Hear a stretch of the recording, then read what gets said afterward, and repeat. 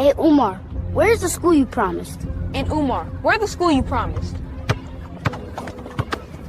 Hey, Umar, where's the school you promised us? We're still waiting for that school. Hey, Umar, where's the school you promised us? Where's the school? Is the school gonna open, Umar? Where's the school? Is the school gonna open, Umar?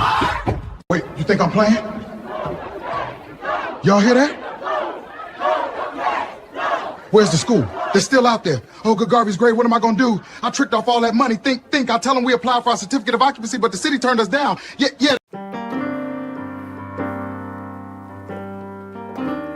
All right, welcome everyone. Thank you so much for tuning on in. Appreciate your presence. Hope everything's going well with you all. We got quite a bit to get into. Quick break, that's undefeated. Let's go. FDMG is coming. FDMG is coming. FDMG is coming. It's coming. FDMG is coming. FDMG is coming. FDMG it's coming. It's coming. It's coming. It's coming.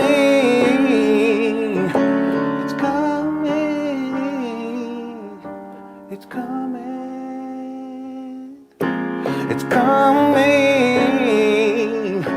It's coming.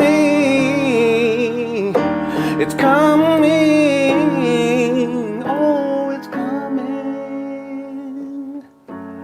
FDMG is coming. FDMG is coming. Thought his personality be twerking. It's twerking.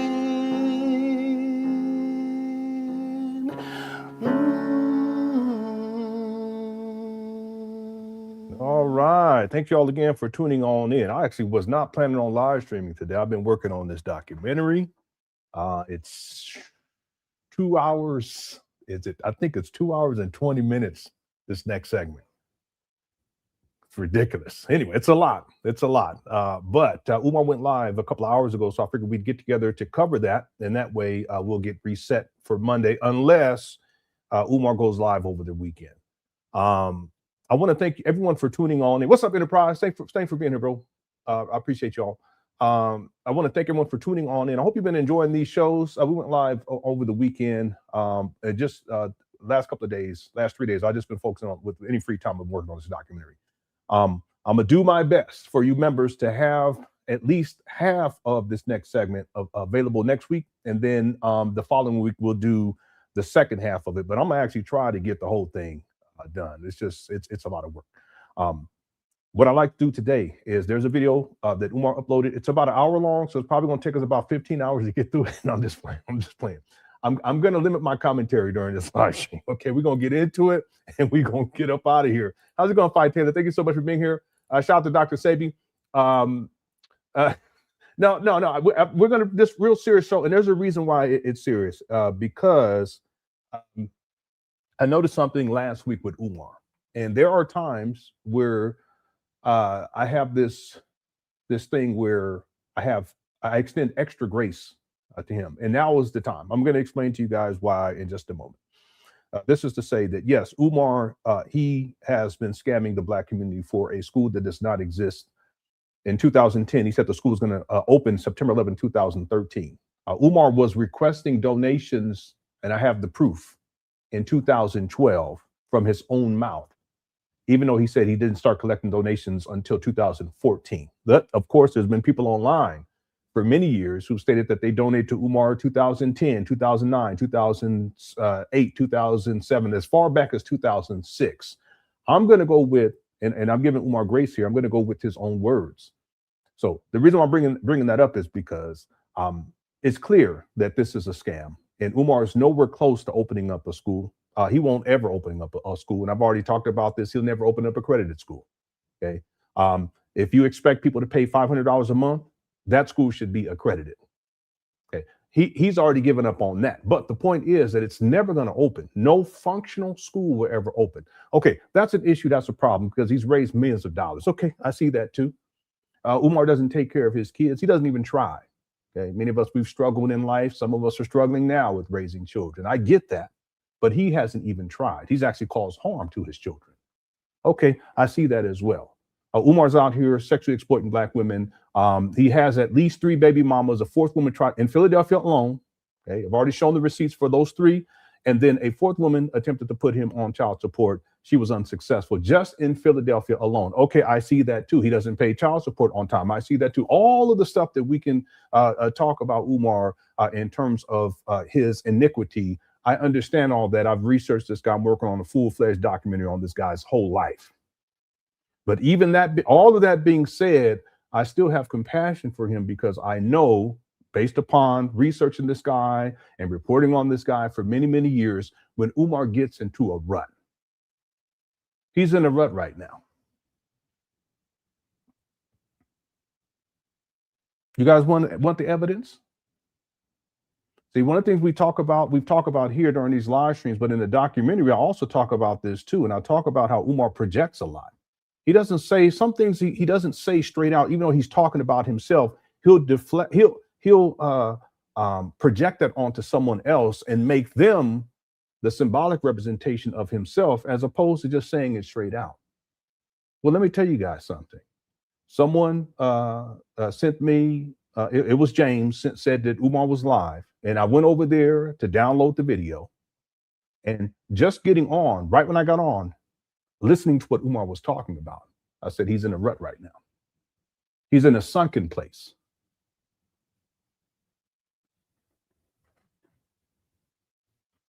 I didn't watch the video. I just saw that part. When I first got on, it was only about, when I got on, there was like 300 and something people. We got 621 right now. Who's the struggle streamer, Umar? Okay, but I'm going to give grace. I'm going to give grace, okay?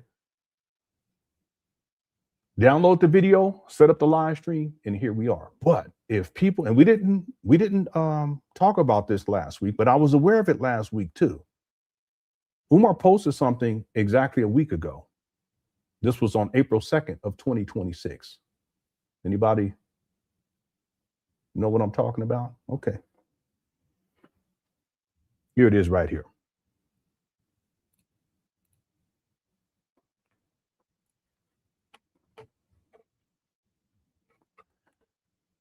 Umar put this up. Beware of the unalived demon. I'll just use that term. Unaliving ideation is very high in the Black community right now. Or overindulgence in what? Lust, that's Umar. Greed, that's Umar. Materialism. Now, on the outside, Umar talks about how he's not into materialism, but in point of fact, he wears the fitted caps, he wears the dashikis, he wears the starter jackets. That's what those are called these days. That's what they were called back when I was a young person. Umar Johnson, he's traveling all over the world. He rents cars. Relatively speaking, to someone who's unemployed and who has not worked since 2011 consistently, and given someone who's been homeless since the end of 2019, he lives a relatively lavish lifestyle, eating good, eating out, living in and out of hotels, motel rooms. So he talks about how he's not into materialism, but in point of fact, he is. If he wasn't into materialism, he wouldn't be inside of Black people's, watching Black people's pockets all the time. Hit the one. He wouldn't be telling Black people what they should be doing with their money that they earn from their job or from their place of business. Hit the one. This is Umar projecting. And see, when I clicked on the video that we're going to get into today, he was doing the same thing. And that's when it clicked. I said, wait a minute, what about that post from last week? I said, oh, I see what's going on here. And I've seen this before with Umar. And it's during these times where I have grace, I lay off of Umar. Excuse the pun. Let me say that another way. Nowadays you got to be careful. I disconnect from reporting on him a bit. I've done this many times throughout the years. But this is Umar projecting, and he does it inside of the video, okay? So this is from a week ago. Unaliving ideation is very high in the Black community right now. Our overindulgence in lust, greed, materialism, and spiritual decadence. Well, he's the one who's always talking about, you know, these spiritual ideas and mama yo oh ya and blow the phone off and, you know, I got to do this ritual or I got to pour these libations or you got to make the offering or ephod this or, you know, the netters, the abusums, the netteru, the list, the ancestors, the list goes on and on and on. Thank you. Oh, you're good. So this is all Umar projecting. Lust, greed, materialism, and spiritual decadence has invited a host of demons into our village to hunt and devour the weakest of souls. Well, he's the weakest of souls because he's not living a righteous life. He's not even attempting to do so. I'll propose that the demon is actually him.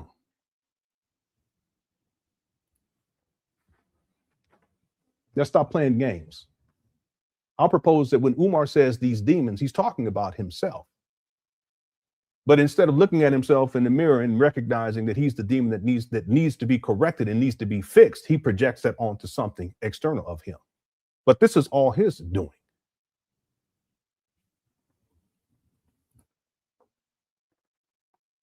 That voice in your head that's telling you to take your own life is not yours. It belongs to the demon of unaliving. Okay, Umar's having these thoughts right now. Okay, I've already talked about this with Umar, that he struggles with what is the term?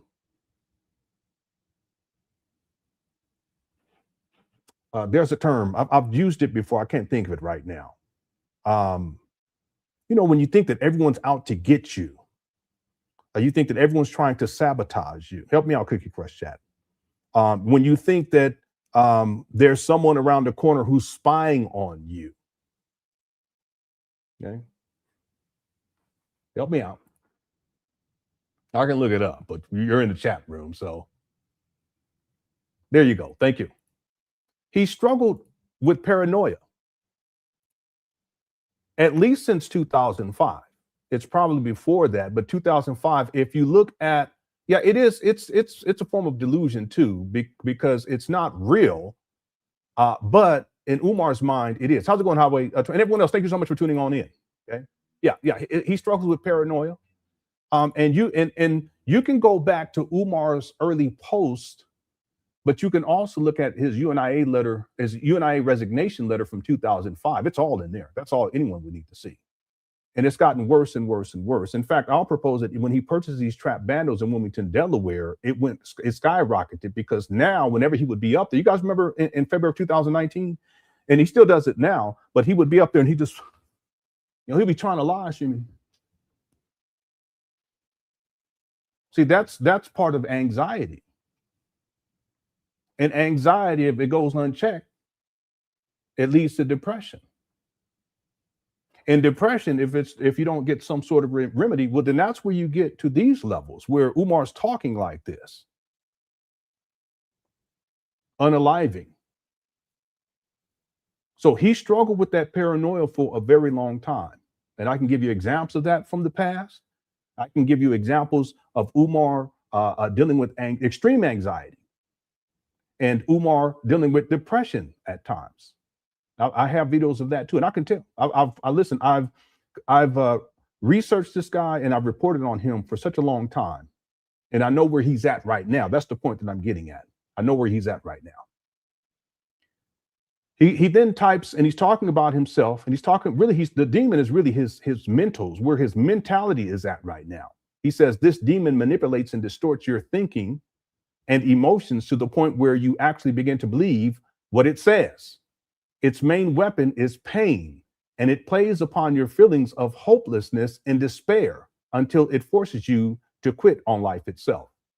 And let's be clear about something. In my opinion, I think what Umar is dealing with right now is everything, and it's not just the FDMG, it's everything. I think life is really is I don't want to say it this way, but it's whooping on him. 2025 was a difficult year for Umar. Every year is a difficult year, as we've covered the Umar Johnson saga. But I think things at the age of 51, things are starting to catch up to him to where, and it's starting to really impact how he perceives his reality. The truth is, though, it's all his own doing. And the truth is that it doesn't mean that he can't make changes now to rectify this, but he has to come. He really, what it is he needs to humble himself. And if he can humble himself, then he can recognize exactly why it is that he's where he's at now. And it's really him. He's 51. It's not anyone else. He can't use paranoia. He can't use the anxiety. He can't use the depression. He can't use the thoughts of unaliving himself. He can't use any of that. He has to recognize that it's him. All of the dirt that he's been doing now for decades, it's on him. He's responsible for it. He goes on to say, deliverance comes from knowing that life is about highs and lows. See, he's dealing with the lows right now. And I'll propose that he's also incorrect about this, because if you want to be delivered from this state of mind, if you will, you have to hold yourself accountable in the first place. You also have to humble yourself enough to go and get the help that you need. Yeah, Blondie, it could be a midlife crisis that he's going through. It's possible. Again, he lives with his mama in Section 8 housing, but living off of his mama. He's 51 years old. He doesn't have his own vehicle. He's a deadbeat dad. He doesn't take care of his kids. He has at least 3 baby mamas in Philadelphia alone. He don't even pay child support on time. He's strapped with this. Really, it's a mega project for someone who is simply a bum from Philly. And I'm not saying that to be mean, because I recognize where he's at. I'm just stating the fact that this mega project that he calls FDMG, it weighs on him. And it's weighed on him every single day since the time he acquired these trap bandos in February of 2019. That's a heavy weight. And then all of the shenanigans that Umar Johnson has to go through just to keep this shit going. You guys don't think that doesn't wear on a person? If over the last 7 years and 2-3 months, you have to constantly put on airs and come up with all of these false narratives and all these lies, and really you shucking and jiving, because when you up there trying to act like you're getting work done, you're really just shucking and jiving because you really ain't doing shit. But you got to do the dance. You see what I'm saying?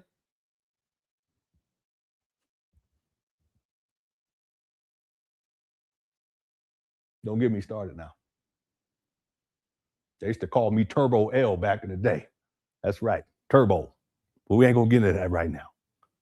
But if you have to spend 7 years, and then prior to that you spent, well, let's put it all together. If from 2010 you make the announcement, promises in 2010 to begin laying the groundwork for the Frederick Douglass Marcus Garvey Pan African School for Black boys specializing in learning disabilities, disruptive behavior disorder. This will be a private school, and yes, you will pay in order for your son to attend. Grand opening September 11, 2013. This is chess, not checkers. We're talking about 16 years of this shucking and jiving. And every day you got to figure out a way to get money out of people. And so you got to concoct lies. You got to concoct false narratives. You got to blame the Cookie Crush chat. You got to blame LenonHonor. You got to blame the struggle streamers. You got to blame the city of Wilmington. You got to blame Brother Jose. You got to blame, you got to find something over and over again every single day. Perpetual survival mode. That's going to wear on anyone. And you can ignore it all you want to. You can ignore that monkey that's on your back, FDMG. There's other ones too. You can ignore it as much as you want to, but it's always going to be there. I'll propose that in addition to Umar, the demon is FDMG. Now that's some deep shit. See, Umar, he's come up off of FDMG, this school scam. That's how he's been able to live his life and live out his self-destructive lifestyle. I've been telling people this for many, many years. He's destroyed himself. See, that which giveth Umar, and I'm talking about financial gain, getting the donations for FDMG, is that which has taketh from Umar. And now it done taken so much that he's where he's at today. Umar, you got to humble yourself. And if you don't do it, the universe is going to do it. If you don't do it, God's going to do it. And you don't want that. Trust me, I know. But you got to humble yourself in the first place. You want to fix this? You got to humble yourself in the first place.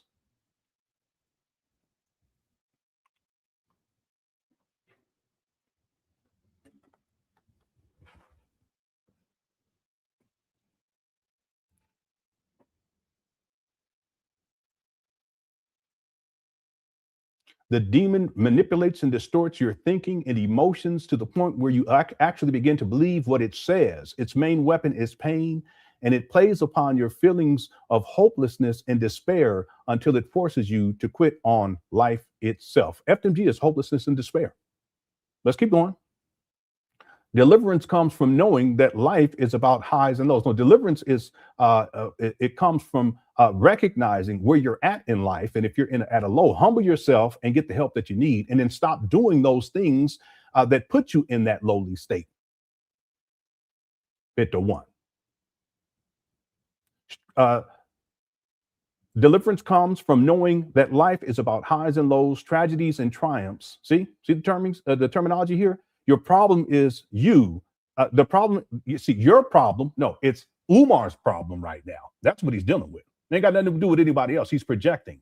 Your problem is you don't have enough patience and spiritual strength to remain steadfast until the storm passes. Umar's talking about himself. And no, he's never been a man who's had patience.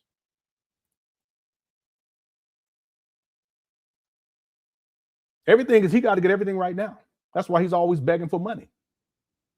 Get on your cash app. Just desperate. No patience, just desperation. Get on your cash app. I need that money for. No, it's. See, this is that monkey on the back. He's never been patient. See, if you was patient, you would settle down with a woman. But you see that the whole thing with Umar is that lust. He wants to crush them cookies as quickly as possible. I propose that that's part of his coping mechanism with all the other stuff he's dealing with emotionally. But then after he done hit it and quit it, he's right back into a lowly place. It's only a matter of time.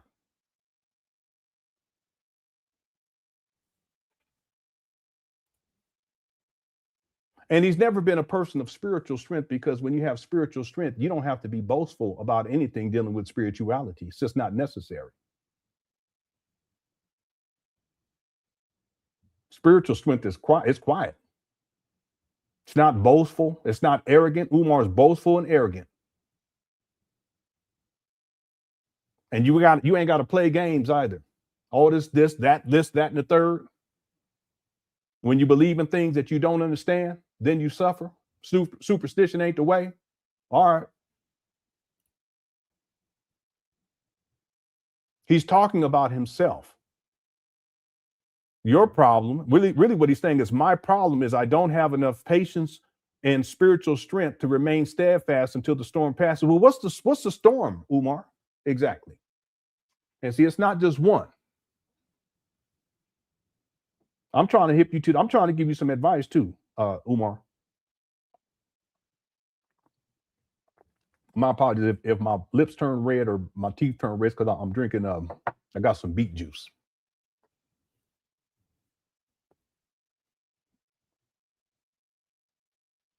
Which storm are you talking about? I'm trying to give you some advice, because now is the time, homeboy. There's a number you can call too, by the way. It's 988. Humble yourself and make the phone call.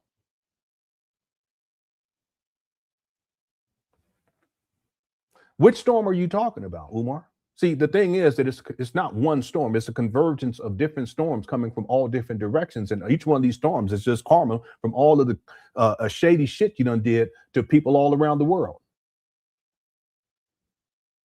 So which one are we talking about? This includes FDMG. That's probably the biggest storm. See, you've gotten tired of getting up here shucking and jiving to get money out of people. You done turned yourself into a minstrel show. You gotten tired about that. And that's what I can tell, because in the last video, not just the last video, because you noticed you wasn't going up there for a while, but then when you get up there, you be upset. Any little thing, you get upset, but you should be joyful, right, if renovations are completed. You should be so joyful and happy and excited and exuberant. That's not what we see when you up there. You get all upset and dejected and start cursing people and talking crazy and talking reckless, no patience. Well, that's the biggest storm. But who created that storm? No, it wasn't the white man. It wasn't the white lawyer. It wasn't the Archdiocese of Chicago. It wasn't whoever it was hiding the blueprints back in the day. It wasn't the HVAC man. It was you. You created that. And inevitably, it all comes back around. See, the real question, Umar, is what you gonna do? I don't want to hear all this. Okay, I listen, I empathize and I sympathize, but I don't want to hear all this. What you gonna do? The number is 988. If you need to talk to someone, call the number. If you too arrogant to call that number, and you got someone you can call on, a family friend, I don't know, somebody, now's the time. What you gonna do?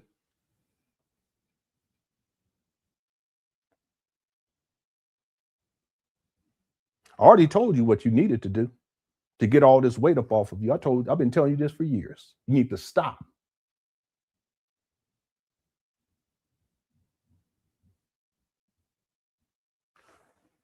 The last part right here. You are being tested. What he's saying is, I am being tested. All of us will be tested. Don't fail the test by listening to the clever voice of the great deceiver. And there it is right there. Who's the great deceiver?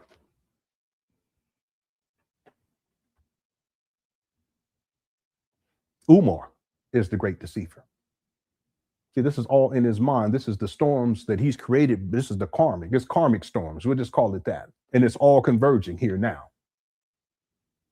But he wants to project it onto somebody else. He's talking about, all this is about himself, but I already told y'all that he's the great deceiver of our time in the black conscious space. Hit the one. See how he's using the terminology? And he's done this before. See, Umar, you're saying what I already said about you, and you're using the exact terminology. Maybe there's a glimmer wherein you're opening up your eyes and you're finally seeing yourself for who you are, but you're just unwilling to humble yourself, to call yourself for who you are, or call yourself who you are, and instead you want to project it onto something else. You're the great deceiver. You've been lying to black people, and I'm not just talking about this FDMG school scam. You've been lying about all kind of crazy stuff. ADHD don't exist. I was watching a video today where he's talking about that from 2012. ADHD don't exist. And yet you admit that you have ADHD, that it's undiagnosed. I have the video. It's in the next segment of the documentary. You're lying to giving people horrible advice, and they're making decisions about their children based upon your lies. Well, that's another karmic storm. So what you gonna do? That's all it come down to. And then, ironically, Umar says, trust in God.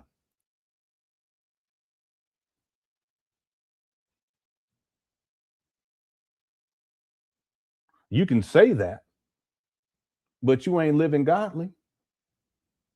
You ain't even trying. How could you be when you don't even take care of your own kids?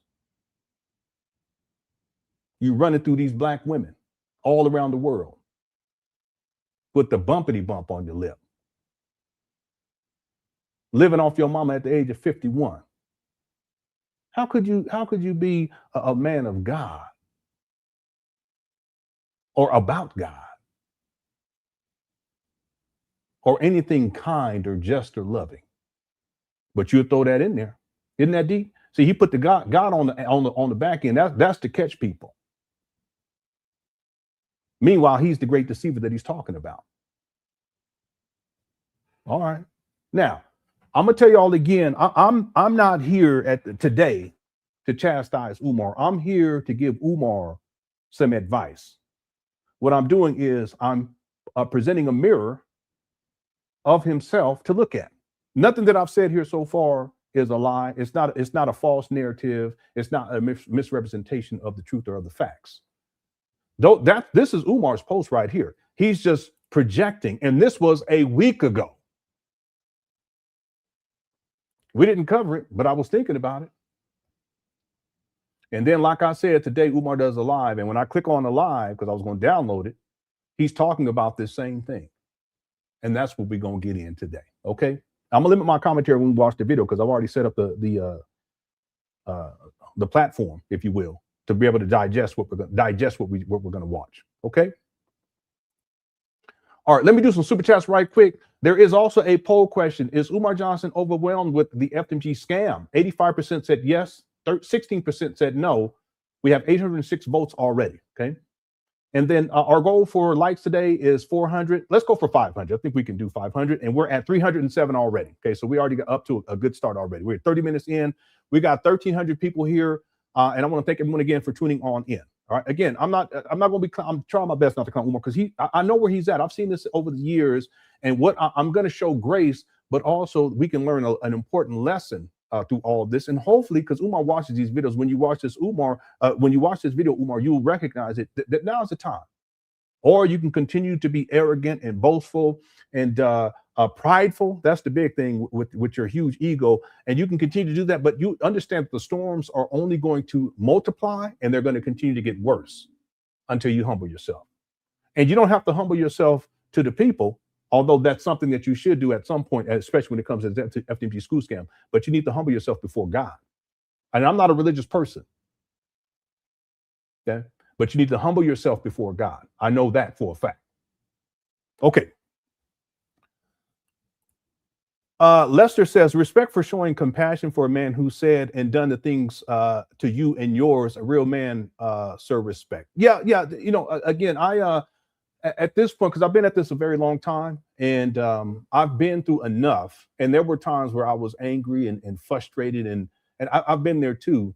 But once you get through all of that and you grow from it, you see things differently. And that's for me. Like, I'm going on Umar. I can pull up listen, if I wanted to, I can pull up a video every single day of Umar and go in on it. I could.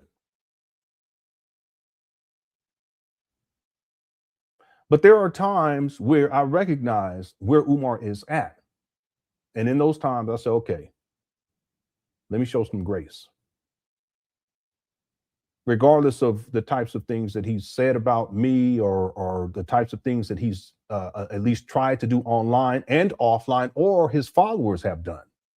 And he's mobilized them many times over the years. Some of you guys have been around a long time to get them to do his dirty work. I still don't have animosity towards the guy. I don't. I want to see him do better, but he's not going to do better if, on one hand, anyone placates to him and treats him like a little boy. He's not going to change, and he's not going to change unless he humbles himself in the first place, right? And then in that process, yeah, I can have some compassion for the guy. I think it's perfectly okay. Again, it's still all his situation is his fault. He's 51. He can't blame anybody else. How do you have 6 degrees and you're in this situation? You can't blame anyone else. But we can have levels of compassion to a degree, I should say. Okay. And if y'all don't, that's okay too. But I'm just saying for me. All right. Anyway, thanks, Lester, for the super chat. Library Blockchain says, hey, here is a donation to make Umar mad. Keep up the good work. Yeah, I don't think the super chats make Umar mad. I don't. Umar's the kind of person, he probably feels jealousy, right? Because I don't ask for it, but he probably feels jealousy, but I don't think it makes him mad. See, the jealousy, because Umar, he feels like every black person, and I'm assuming that, and I should be making assumptions, but he assumes that any black person out there, that their money belongs to him and they shouldn't be giving it to anybody else, even if it's to go get some groceries or some grits. That's crazy, right? But he feels entitlement to other people's money, and that's part of the narcissism. But I don't think when you guys send me super chats or anything like that, that he feels mad about. Well, maybe he does. I don't know. What do y'all think? He might, he might. I don't see why he would, though. I don't see why he would. But the thing is that I know that he probably, at the very least, you could be right. Okay. But at the very least, I'm sure he feels a level of jealousy. Again, when I went on to his live stream, if memory serves me correctly, there was about 360 people there. And he has over 1 million followers on Instagram. Okay, do the math. That's a struggle streamer. Okay, right now we got 1,300. What do I have? Like 80,000 YouTube subscribers. 80,000 versus over 1 million. You ain't raised 1 million. Let me stop. You may be right. He may get mad. I don't see why he should. I don't see why he should. Jealous for sure. I'm pretty sure he's jealous though. And I don't even like talking like that. But especially when he sees levels of success in other black people. It's not specific to me. I was not to get sidetracked.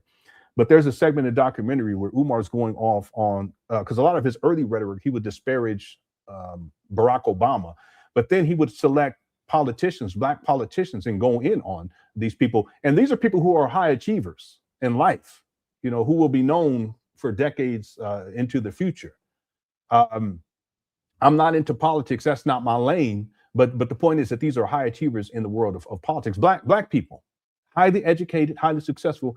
And he always took the time to disparage them unnecessarily, he would just do it. So I think part of it with Umar is that he's just a very jealous type of a person. He's envious, you know?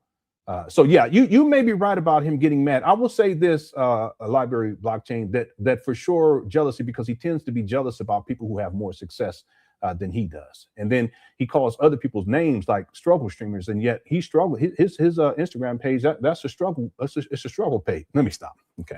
I'm trying to have some grace tonight. Okay. We got 1,400 people in the building. Shout out to everyone in the Good Question Chat. Thank you guys so much. I wouldn't even plan on live stream today. Again, I recorded the voiceovers over the last couple of days, and then I only was able to do half of them because it was so long. The documentary is like 2 hours. I want to say 2 hours and 20 minutes, 2 hours and 20 minutes, something like that. And then I took a break because I had to let my voice rest, and then I edited all of that in. Then I told myself I was going to get back to it, and I may still later on tonight to do the second half. And then after that's done, I'll edit that in, and then we can get to that next week. But there's segments in there even now that I'm looking at from 2012 videos where you see this. Umar, he's a very jealous person. Okay? Yeah, that's something I never understood, because it's a thin line between, at least people say this. I don't even necessarily agree, but that there's being jealous of someone and being inspired. And I've read in books like self-help books where people who get jealous of other people, it's just that they see in other people things, levels of success that they want for themselves. But it's not that they're angry at that person. It's just they misdirect their anger at themselves for not achieving what they have the capacity to achieve, which is success. And in this case, and I don't even consider myself to be a widely successful a vlogger, if you will. But for what we do here, I'm blessed. I'm so thankful. Thank you guys so much. Okay, I don't take any of it for granted. I'm so blessed. But the idea of being jealous about someone else who gets more views or you know, has more support or has more people showing up in their live streams, I don't get that. I don't get that at all. But Umar, he's that way. He's always been that way, going way back. Okay, thank you, Library Blockchain, for super chat. Enterprise says, Cook Chat, I designed Where the School At shirts. I'm going to order samples. Then I'm going to post them on my channel for sale. We can rock them for good. All right. Yeah, that's the big question, you know. And again, we can see tonight. It's more, or tonight. It's more for me. It's about trying to teach a lesson about compassion, but then also to show Umar that whatever it is that he's dealing with, and it's a lot. It's not just FDMG. I think I'm bringing that up mainly because that's what my focus has been on. That's what I've been reporting on for years. But I'm hoping that Umar will learn something here. FDMG is the biggest. It's one of the biggest issues. It's the biggest storm that's been brewing in Umar's life since 2010. He conceptualized it in 2004. So the real question is, where's the school at? And Umar, he'll say stuff like, you know, people keep asking me, where's the school? Because people have been asking that for Umar going all the way back to 2016. Based upon my research, where's the school at? Because he started collecting money for the St. Paul's College, allegedly started in 2014, the spring of 2014. No, he was actively requesting donations in the form of buildings. I have the proof. Back in 2012. So people have been asking that question for such a long time. And then here we are in 2026, and Umar pretends that he has a school, and he has followers who believe it too. It's called shared delusion. But those aren't schools. They're abandoned buildings that haven't even passed any inspection. And Umar is still delaying. He's delaying the process of inspection because he knows that renovations aren't complete. And then what he does, he blames an alleged Jamaican immigrant. And that it's possible, as Umar, and I'm paraphrasing, that it's one of those black immigrant hate against black Americans as a free man. Anyway, that's the question. Where the school at? All right, thanks, Enterprise. Thanks. User Dubai says, poll question, is Umar lying about the ideations? No, I don't think so. Because this is very rare. It's very rare with Umar. See, it's not that he hasn't had these issues more consistently than I even know about. I just think that sometimes it gets so bad. It's like for Umar, it's like he's too prideful to just come out and say, hey, listen, I need help. I'm not talking about financial either. He's too prideful for that. So he has to frame it as if he's trying to give an inspirational word to everyone when really he's talking about himself. So this is to say that when this happens, and I haven't seen it that often, but I've seen it often enough in my research of Umar Johnson to recognize what it is. I knew what it was last week, but then this video today that he posted confirms it. But the question becomes, U225, are there times where Umar Johnson is dealing with this where he doesn't post and projects online, that he's just dealing with it himself in his own little personal situation? And the answer is yes. This is a long-standing issue with Umar. See, well, I'm gonna leave it right there because I go on and on. Yep. Thank you, Dubai. Fi Taylor sent in a super sticker. Thank you so much, Fi Taylor. I appreciate it. Jay Civic says it's called The Music Has Stopped. Yeah, I think that's part of it too. The other thing too is that in February 2019, things look brighter for Umar, and you guys can go back and go look at the videos. They were brighter because he acquired these abandoned buildings and he was excited. I think there was a part of him that felt, oh, maybe I can pull this off now. Even though he never had any intention of opening up a school, because after collecting millions of dollars, you'd been opening up something by now, right? He conceptualized this in 2004. Okay, that's what is 22 years ago. Come on. You can get something started in 22 years.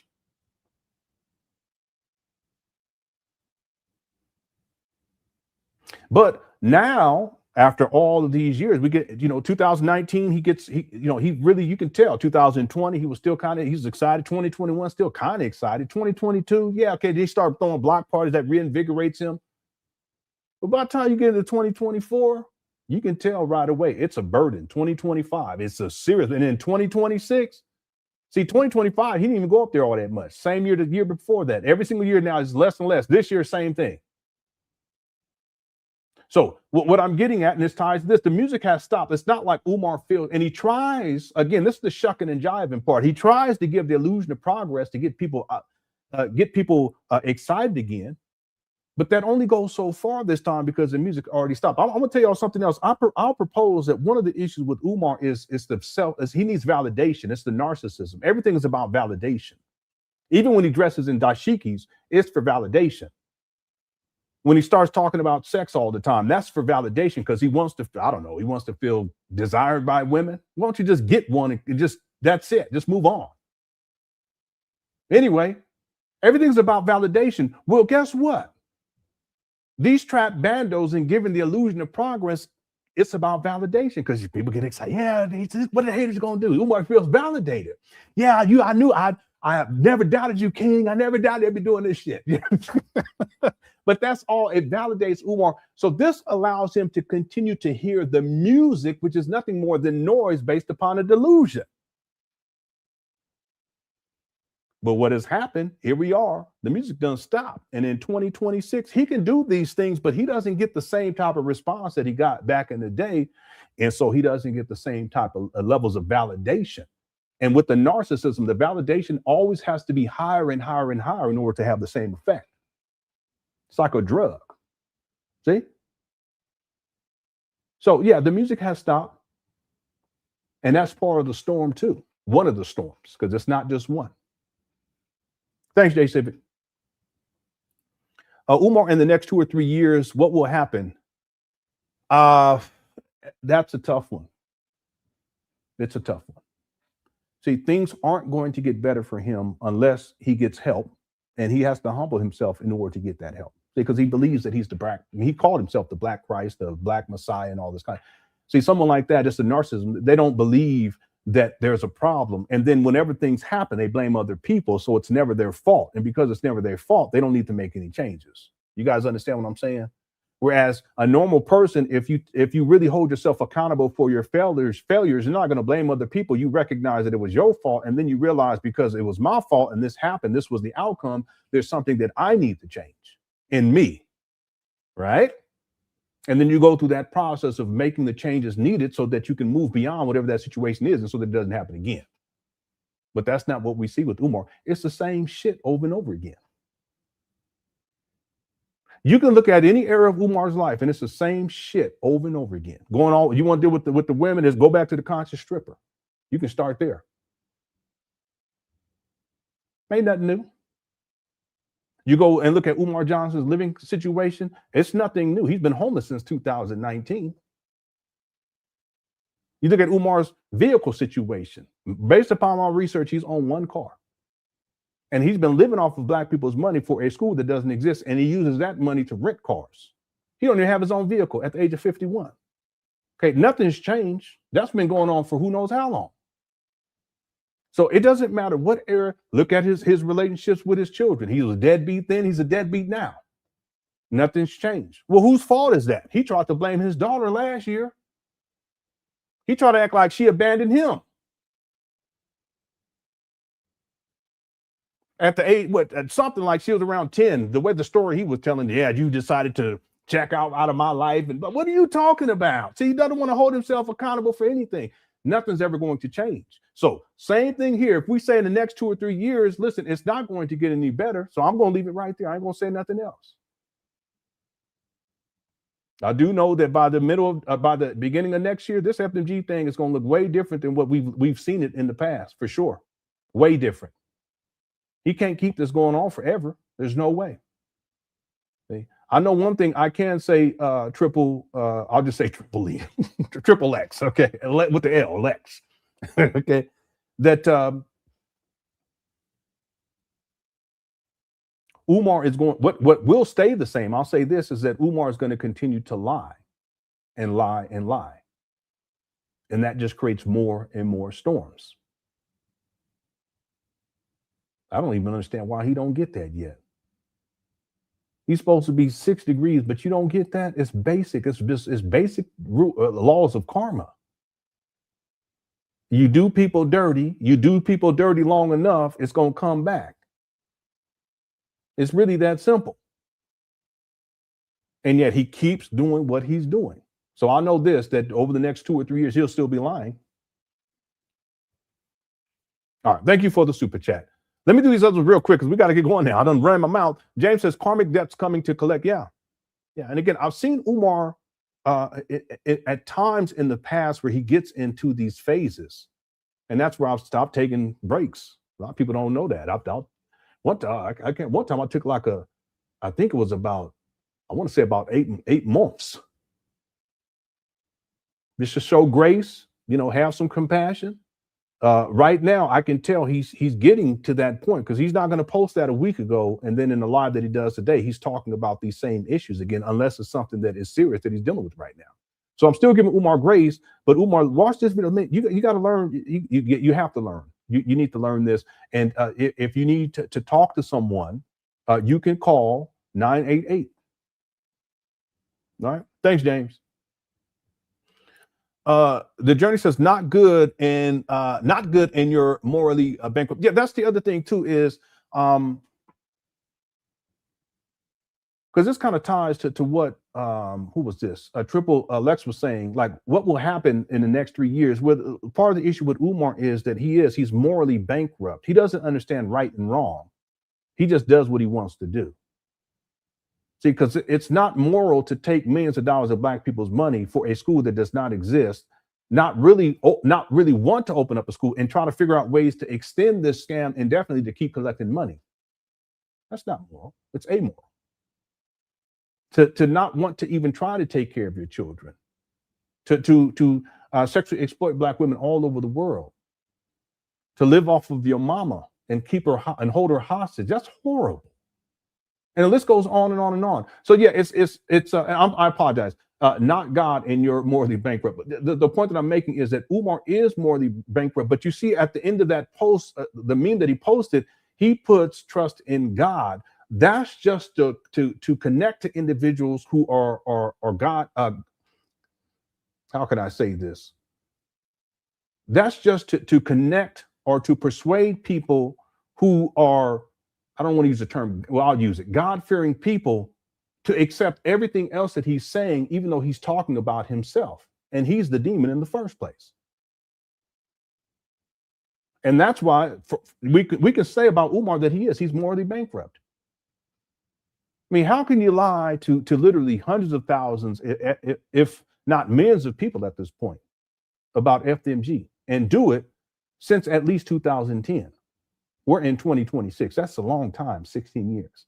And collect millions of dollars, live off of the money mainly, and just take money here and there to keep the scam going. Okay, that ain't got nothing to do with God. Okay, that has to do with Umar's moral bankruptcy. Okay. Now I apologize. I read that the wrong way earlier. CJ says tonight's game, take a drink every time Lenon refers to someone as homeboy. I don't say that a lot. I don't think I say that much, CJ. Okay, thank you for being a member for 17 months. Okay, just relax says another one to make him mad. No. I don't think he gets mad. He may, but I don't see why he would. Okay, but with Umar, you never know with this guy. I mean, he get mad if the video get a like. That like belonged to me. That's how Umar is. The sense of entitlement is crazy. Thank you for the super chat, y'all. Real quick, the poll question today during this live stream is: Umar Johnson overwhelmed with the FDMG scam? 85% said yes. 20% said, 85% said yes. 15% said no. And our goal for likes today is 500, and we are already at 475. So we'll get that here shortly. We got 1,400 people, almost 1,500 people here. My goodness, thank you guys so much. I appreciate y'all. Cookers chat definitely undefeated. Thanks, just relax, fam. 2024. Umar, he said, no, I'm not gonna do that. I'm not gonna do that because we got to have grace tonight. Okay. Thank you for the super chat. Afropunk says people are very jealous of the money you make on YouTube. From what I've seen, you're a genuine content creator, Lenon, and people should take note. Yeah, well, that if that's the case, if there are people who are jealous, that doesn't have anything to do with me. There are people on YouTube who are doing far better than I am, like astronomically better than I am. But I don't have jealousy for people. I'm inspired. That's I was going to make this point earlier. No, I did make the point already that it could be a thin line. People say this between being inspired and then being jealous. And if you're counting people's pockets, it's probably a jealousy thing. It's probably an envy thing though too, because you would like to have that type of support, but you won't get that type of support hating on other people who are successful. It just never works. I've been on YouTube a long time. Okay, there's some things I've known about dealing with YouTube and I've been very careful with how I operate here on YouTube, because the Lord give, the Lord take it. And the subtle things that you can do that's really rooted in jealousy or envy or hatred, or you want perpetual drama. That's the best way and the easiest way. Those types of things, that's the best way, easiest way to destroy your credibility and destroy your YouTube page. I've yet to meet one person who's been successful at that by operating that way, right? Anyway, if that is the case, listen, I would hope that people would look at it differently, just be inspired and try to do better. And what's crazy to me is I don't even consider myself to be a widely successful YouTuber at all. There are people who they live stream or they do videos, they upload videos, or they do both, and they'll do that throughout the day, doing crazy numbers. Again, I got about 80,000 subscribers. There's people got 2 million, 4 million. You ain't raised $1 million. And making crazy money. No need to be jealous. Be inspired. I always said a long time ago, there's enough success to go around for everyone. But if you're focused on, what other people's success, and then you're envious, you're jealous, and you whatever. Okay, if people are doing that, understand you'll never reach whatever level you're looking to reach, because that's not how life works, and it definitely doesn't work that way on YouTube. Okay. Anyway, thank you, Afropunk. What's up, Guillermo? Hope you're doing all right. Says I've been down with you since conscious, just a throwback. Peace one, brother. Peace. Yeah, you've been around a long time. I remember you back in the day. You was around when I was a broke bum. Okay, so thank you so much for hanging in there with me. Okay, okay. Thank you for the super chat. Daniel Alvarez sent in the super sticker. Thank you so much, Daniel. I appreciate that. Okay, you guys are very kind and gracious. Thank you. Vinny Chino says, just saying, hey, y'all. Well, hey, y'all to you. Okay. Thank you for being a member for 8 Mom. Jam Jack says, sup, Lenon, I'm late because a Jamaican immigrant sold me an Obama phone. Here we go. Every time. Here we go. Sup, Lenon, I'm late because a Jamaican immigrant sold me an Obama phone without internet. Been trying to get on YouTube for 30 minutes. Boy, that's wild. Okay, Jam Jack. Shout out to Michael Jordan, the greatest of all time. Thank you for the super chat.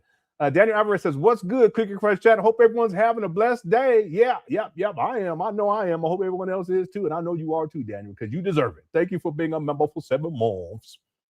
Okay, Peter sent in a super sticker as well. What's up, Black Bar? Says, what wants to see any harm? So you're saying, I don't want to see any harm to come to Umar. Only to do right by the people that donated to him. This whole project was unrealistic from the beginning, and you're absolutely right. Okay, and I've never wished to harm on Umar. There was times where I was really mad at him because he had doxed my home address and told his followers to come to my place of residence. And I got a family, so I don't appreciate that. And you never know who's listening. You'll never know what one of these crazy, because Umar has different tiers of followers. But one of the crazy ones, you never know. He's done other stuff too. He's doxed my wife, and I've had people email her, his followers email her, and all kind of crazy stuff over the years. We can do a whole show on the crazy stuff I've had to deal with. But I've never wished harm on him. Okay? And yeah, he needs to do right by the people. And I've already told him what he needs to, because again, the storm that he's seeing and he's experiencing now, it's not one. It's a culmination of many different storms, and they're just converging all at the same time. And they've been lingering for a long time. He's always dealing with something, but that's because of how he lives. He lives a shady life.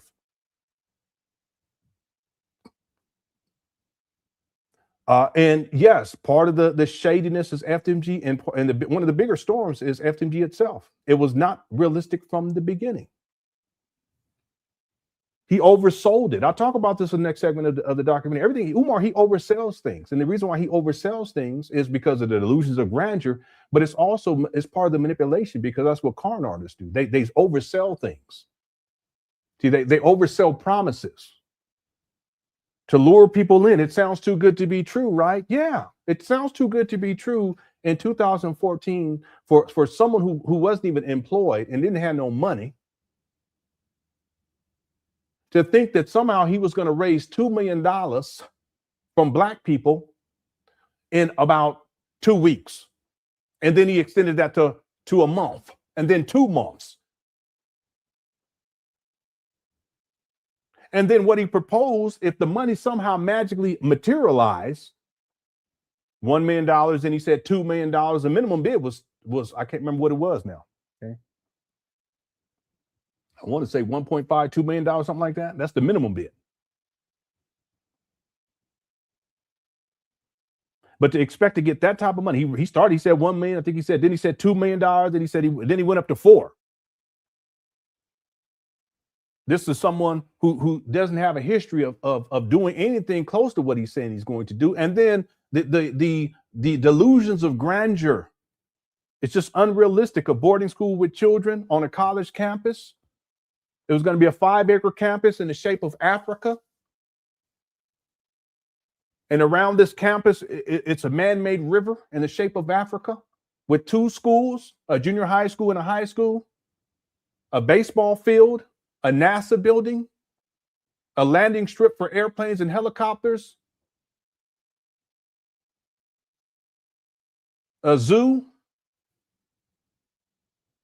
marine life, some shit. I think he said marine, some kind of marine shit with the dolphins. I don't mean, I'm sorry. I'm so be serious tonight.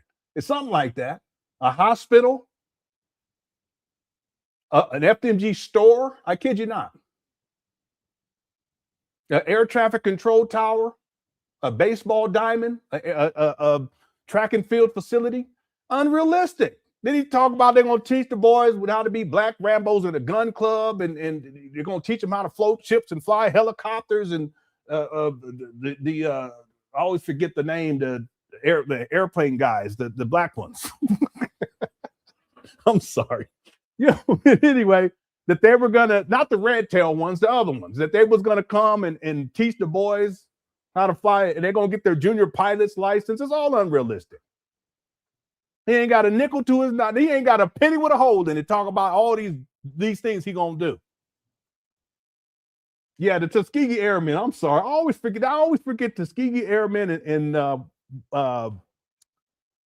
Underground Railroad. Always, for whatever, I got a mental block on those two things. Yeah, no, he said air traffic control tower. I can pull it up and show it to you all, but I don't want to get blown off. Okay, anyway. Here, I'll just show it real quick because Black Mar, you're absolutely right. And that's what I'm saying. This is part of the oversell. Right? And Umar, he's done this from the beginning, specializing in learning disabilities and behavior, whatever disorders, all this stuff. Let's see. Let's go to 2000. It was in 2014. And let me take something back. I said Umar did work in 2014 as a principal for about 2 months.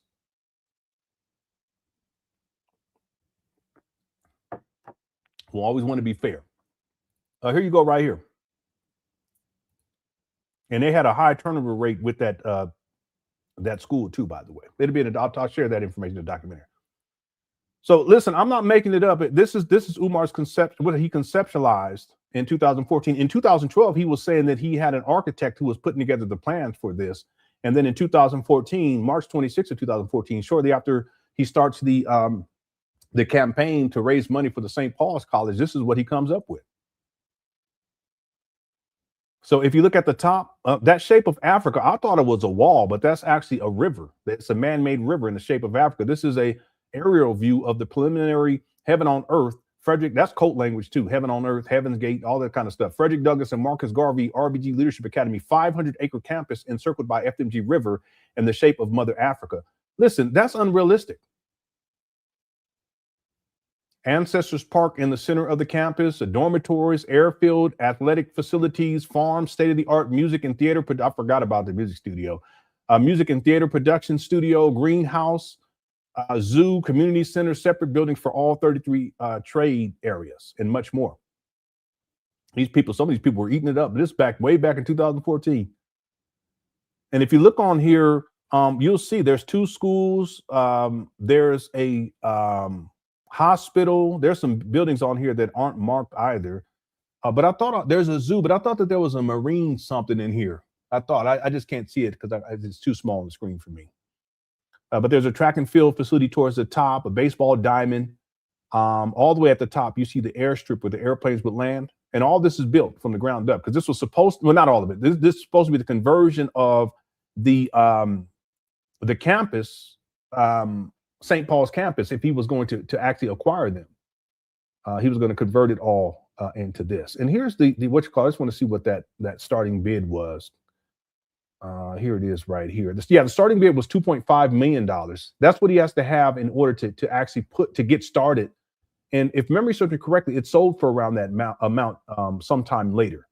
But Umar initially, I think he was saying 1 million, and he went up to 2 million, but the starting bid was 2.5. He actually said that he put in the bid, but he never put in the bid because in order to put in the bid, you have to have $2.5 million. He's a liar. He lies so much. There was one other thing I want to show you from that particular time period. Give me 1 second. Oh, is this it right here? Yeah, here's the actual flyer for. Oh wait, it didn't work. Hold on 1 second. Yeah, here's the flyer right here. St. Paul's College. So it's an entire 137-acre academic campus. But if you look next, it says new student center and adjacent 434 acres plus or minus. So if you put all that together, it's going to be around 500. It's a sealed bid auction. So it's it'd be about 500. So if we go back here, that's why Umar comes up with that number. Area view of preliminary Heaven on Earth, Frederick Douglass and Marcus Garvey RBG Leadership Academy, 500-acre campus. So he was going to expand on what was already there and use the land that would have been the student center and adjacent acres, 430 acres, and convert all that to make this 500-acre campus in the shape of Africa, and that thing, it's a river, a man-made river. Okay, that's thoroughly it's actually ridiculous, but again, delusions of grandeur. And Umar, he oversells. He was overselling things back then. He was overselling things back in 2010. And then there was one other thing I wanted to, not to belabor this, but what was it? Okay, I think it's inside of this other folder right here. It's not this, but I want to show you all this real quick. This is the original FDMG logo right here. Okay, it's subliminal. In the middle, it's a gorilla face, and then to the left of that gorilla face is Frederick Douglass. To the right of that gorilla face is Marcus Garvey. Yeah, some people can see it, some of you can't. I know when I first saw it, I couldn't see it. People in the chat were saying, "No, that's what it is." I said, "I don't see it." And then finally, I was able to see it. Once you see it, you cannot see it, if that makes sense. Okay, because it's subliminal the way that they did it. But that was the original logo for FDMG. Yeah, that's from January of 2014, and then expanded by May. He had this one going. ADAG. This is the Anna Douglas Amy Garvey Leadership Academy for girls, because he sold that too. That was another oversell, but at a certain point he abandons that completely. And then of course there is the FDMG logo that came around that same time. This was about 4 months after the original logo, which is this one right here. But that's not what I want to show you. I want to show you all this right here. So if you guys look on, well, actually, I might have to show you three more. If you guys look on this, it's really what this is a cult compound. Okay, and I've studied cults. This is cult. That's why, and you guys will hear it inside Umar's rhetoric from like 2012. I'll start outlining that inside the documentary, and then as we move forward in the Umar Johnson timeline, I'll explain more and more the cult aspects of this. This is a cult compound. There's one way in, which is a security booth down at the bottom. Okay, if you look at the bottom of this shape of Africa, and towards the right, that's one way in, one way out. Okay, that's a problem in and of itself. Okay, egress issues, OSHA regulations, so forth and so on. But this is how Umar conceptualized it, because it's more like a cult compound than anything else. But along with this, he posts this right here, June 7th of 2014, FDMG Future Redemption Campus Dormitory photos, aerial, vertical, and lobby photos. This is a long-term facility transformation plan. See, so this is a transformation plan after we acquire St. Paul's College, as we will eventually need more dorm space that's than currently available. Okay, that's unrealistic too. Okay, he doesn't have faculty, he doesn't have staff, he doesn't have any children enrolled, he doesn't have any prospects for children being enrolled, he don't even have no money, but that's how he's talking. Okay, totally unrealistic. Okay, so I want to show you guys just how over the top Umar is with all of this. So if we go back to the original aerial view, if you guys look on here, let's see, let's say look towards the top and then come down to where you see the track and field facility, and you look to the right of that, at least it's my right, it could be your left based on how this is streaming. You'll see 4 circles, and inside of these 4 circles, or connecting these 4 circles on the center, is a square. Okay, if you guys can see that, hit the 1. So you'll see 2 of those, okay, 4 circles in a square, and then next to it, 4 circles in a square. And then it looks like next to that is a road, but then next to that, it looks like maybe some basketball courts, or maybe tennis courts there. There's a farm below that, farmland. Okay, but if you, and then if from where you see those, which it kind of looks like basketball courts, and then you see farmland, if you just scroll down, or not scroll down, but just look down and go south of that, you'll see some more circles, 4 circles with a square. And there's 3 of those there.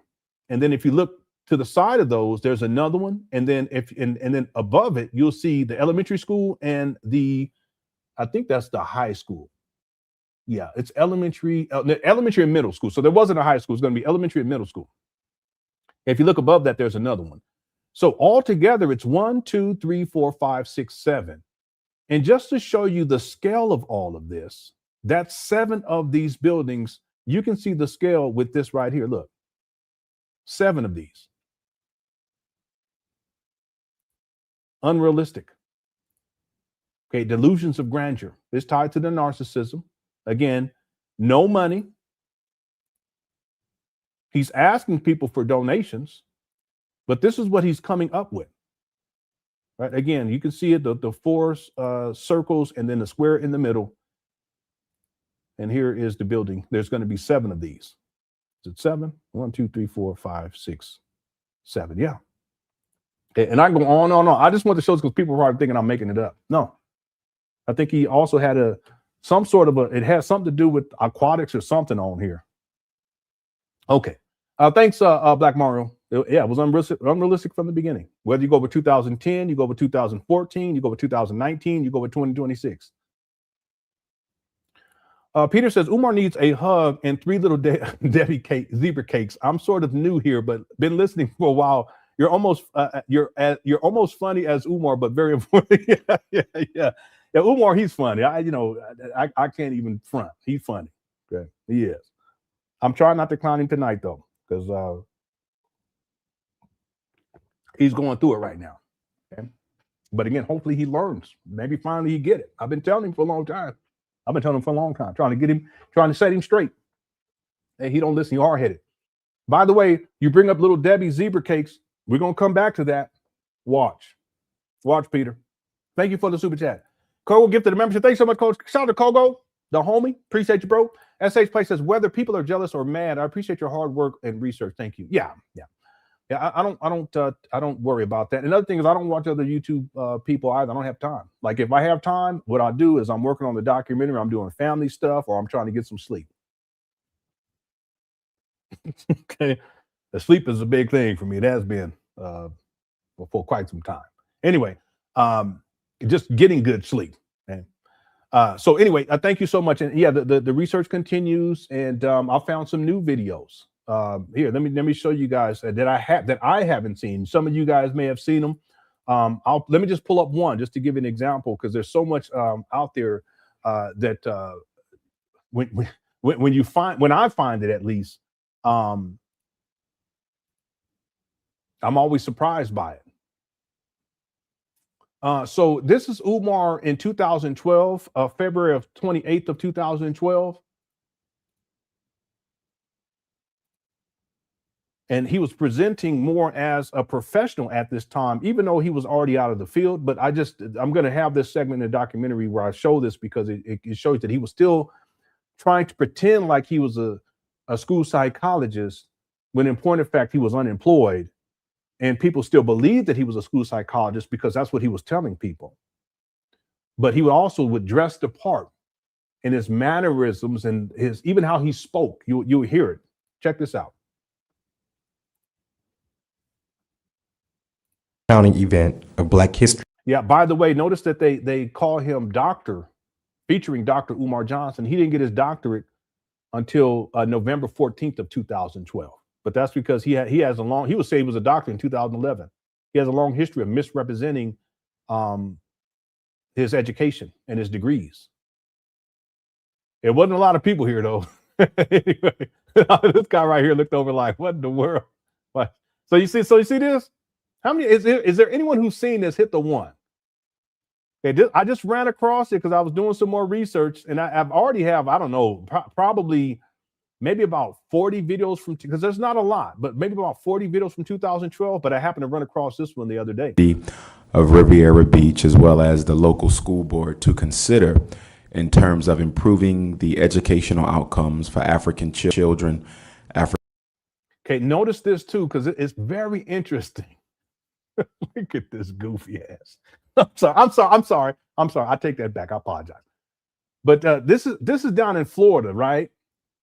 Somebody down from Florida with the Gators and stuff, because I think it's Florida.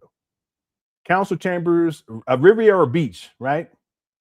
But what I found fascinating is that during this, Umar kept referring to Black and brown students, but he doesn't use that rhetoric anymore because he's so divisive. You know, like Latinos. Now he disparages Latinos. Same thing. Now he's disparaging Black immigrants. You know, he's disparaging Jamaicans. See, but in this particular video, I was tripping because he kept saying, he wasn't saying it a lot, but he was saying, I know. Yeah. All right, let me get out of this chat room. You guys crazy. But he was saying Black and brown students and Black and brown kids, whatever. And my name is Dr. Umar Abdullah Johnson. and I would like to speak about a few things that I think would be very important for the city of Riviera Beach, as well as the local school board, to consider in terms of improving the education. That brother right there said, "What the fuck are you talking about?" Y'all seen? He looked over like, I think this is in Florida, because I think Riviera Beach is in Florida. Watch how he look over at Umar. Local school board to consider in terms of improving the educational outcomes for African children, African American and Hispanic boys in particular. First issue relates to the classroom instructors. The research tells us, and it's very clear, that teachers tend to pay the most attention to the children in the classroom who look the most like their own.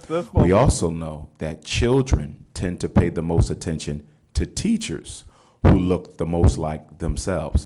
When we look at the dropout rate of African American children, and particularly African American and Hispanic boys, we have to begin to understand that that dropout is not exclusively due to a lack of concern for their education on part of the learner.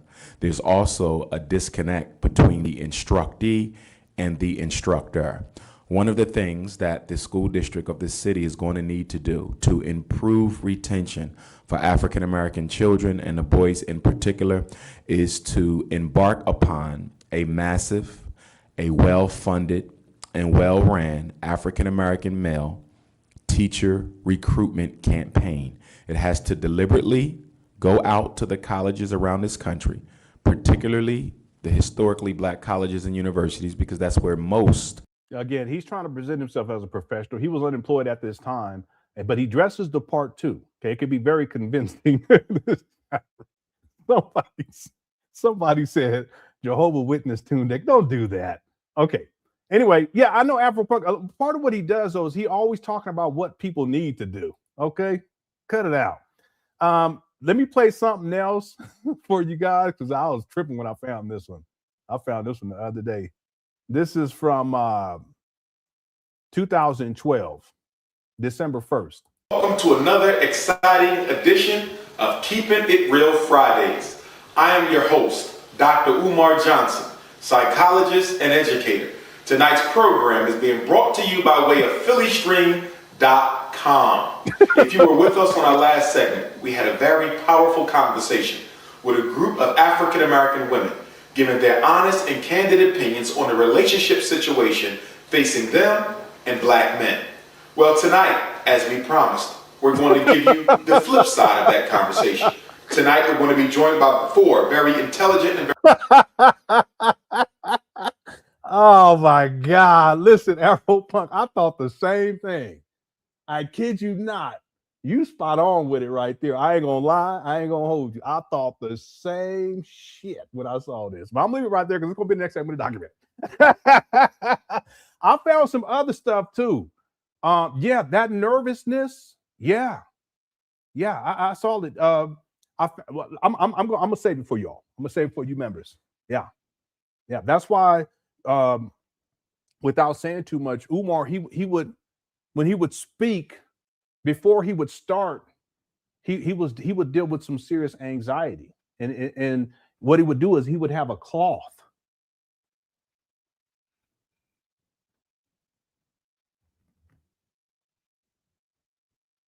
and he would rub on the cloth and touch on the cloth, and it gave him comfort.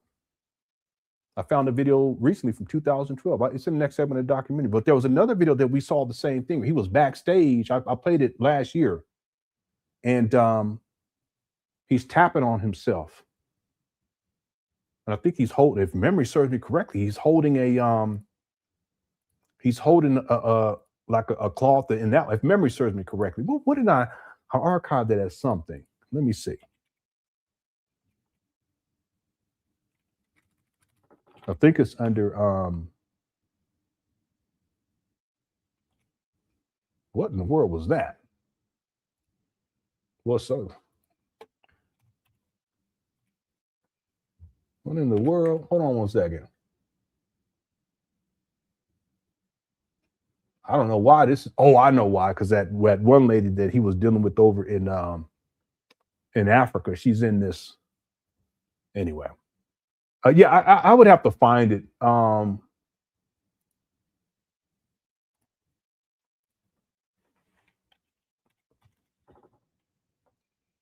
on one sec. Here it is, right here. Yeah,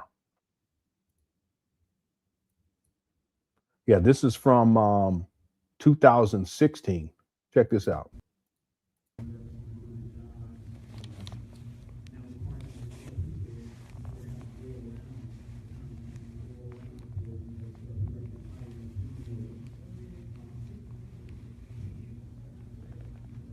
Yeah, I never understood why he felt the need to live stream this, because you would think that he would not want people to see this. But I also think that the way that Umar looks at social media, it's like his way to connect to people. It's his only way to really connect with people. So this is like a moment where he's dealing with this anxiety, maybe potentially some paranoia too, but anxiety for sure. And he's going to be speaking. So this is, yeah, it's self-soothing behavior. It's called stimming. And I'm thinking maybe, again, I'm just trying to figure it out, that he's trying to connect with people who are watching, maybe so that they can kind of connect with him, I guess, or to know what he's dealing with. But what's interesting though is oftentimes with Umar, what I've noticed is that instead of him saying what he's dealing with or how he feels, I think he probably thinks that it makes him look weak if he did.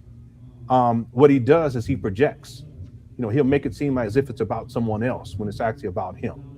Okay, that's kind of like the theme for today.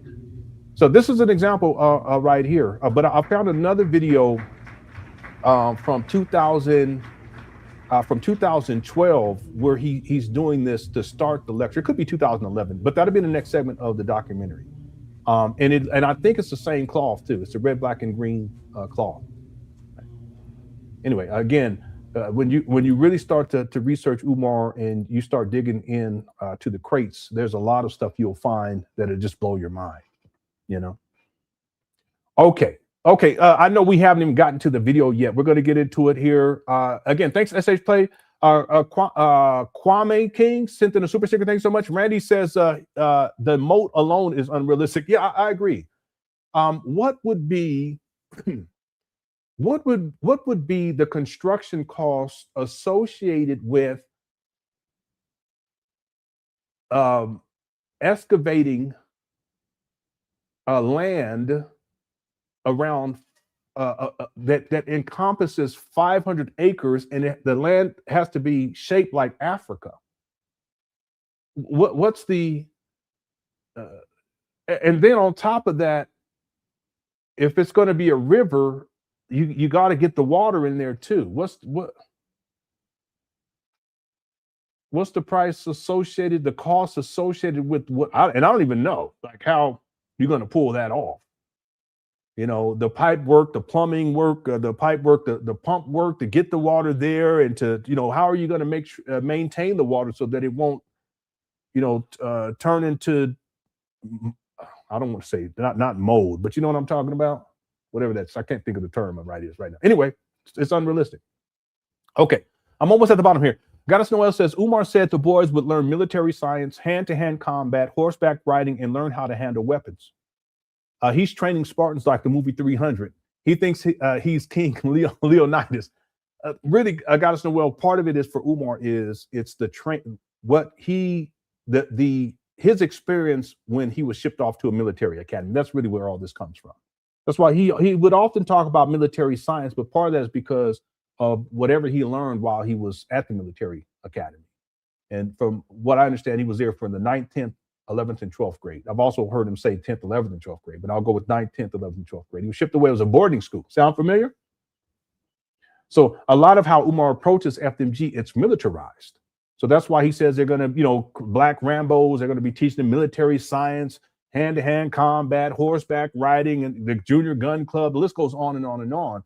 But that's really Umar kind of reliving his childhood traumas, and he's trying.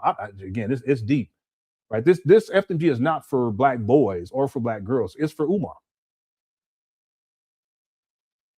And see what it's turned into. It's a monkey on his back, but also when he puts it out there, when he gets validation from his followers, it makes him feel better. But the validation that he's receiving these days is not like how it used to be.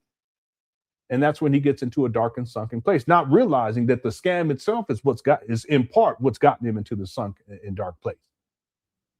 He has to start dealing with each one of the storms and getting these storms out of his life one by one in order to start to see light again and hopefully get himself in a better mental state.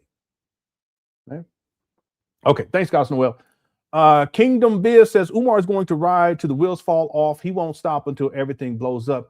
That's what I think. You know, he's been doing this for such a long time, and he's been at it for such a long time. You would think that he would be tired of it. And I think he is tired of it, but I don't think he sees another way. See, and then on top of that, if he's in this really dark place, if you're in a dark place like that, you're not thinking of better possibilities. You're stuck in the middle, muck and mire. You know, you're probably seeing things way worse than they actually are, even though they may be bad. You're not thinking long term. Okay, it's going to get better long term. This is what it's going to happen long term. This is what I'm going to do. These are the steps. Anything like that. I don't think Umar is in that frame of mind right now. He's going to ride this until the wheels fall off. I agree. All right. Thanks, Kingdom Biz.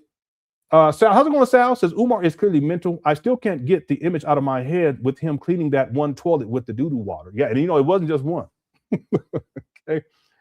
Yeah, that's all anyone should need to see to recognize there's something wrong. See, here's the thing.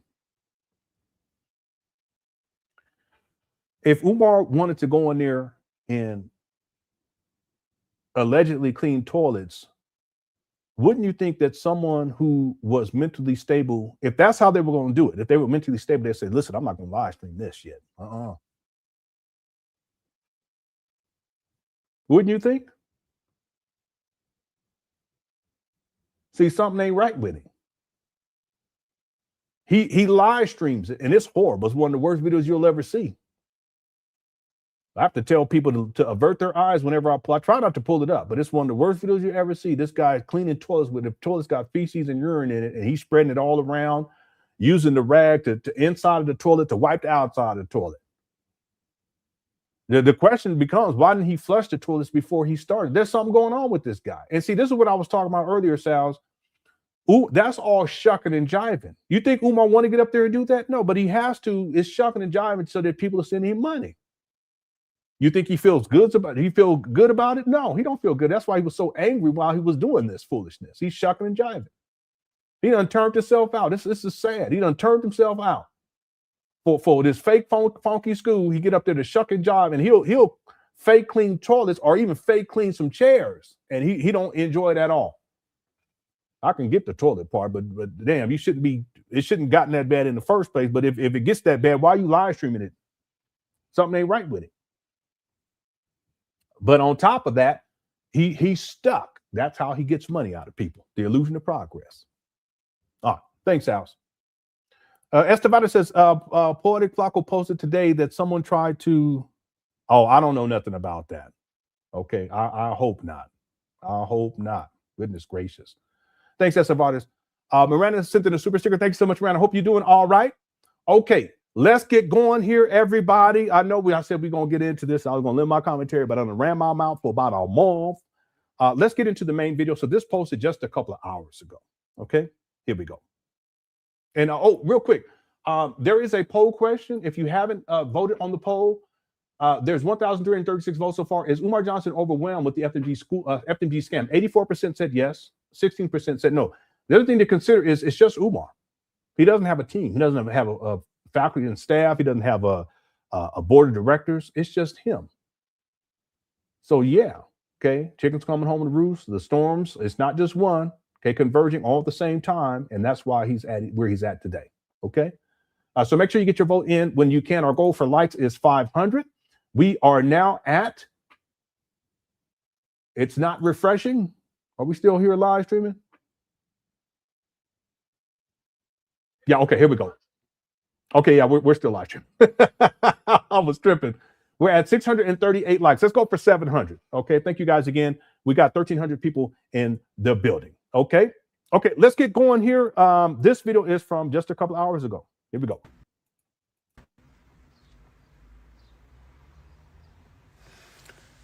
Yeah, so let me just say this real quick. You can tell Umar he has a speaking engagement because he's manicured himself to where he looks presentable. He's dressed the part as well. Okay. Peace and Pan Africanism. Peace and Pan Africanism. Peace and Pan Africanism. Peace and Pan Africanism. Peace and Pan Africanism. Peace and Pan Africanism. This is your big brother, Dr. Umar Tunde Oguntade. Coming to you live and direct from the streets of Camden, New Jersey. Dirty Jersey, where you at?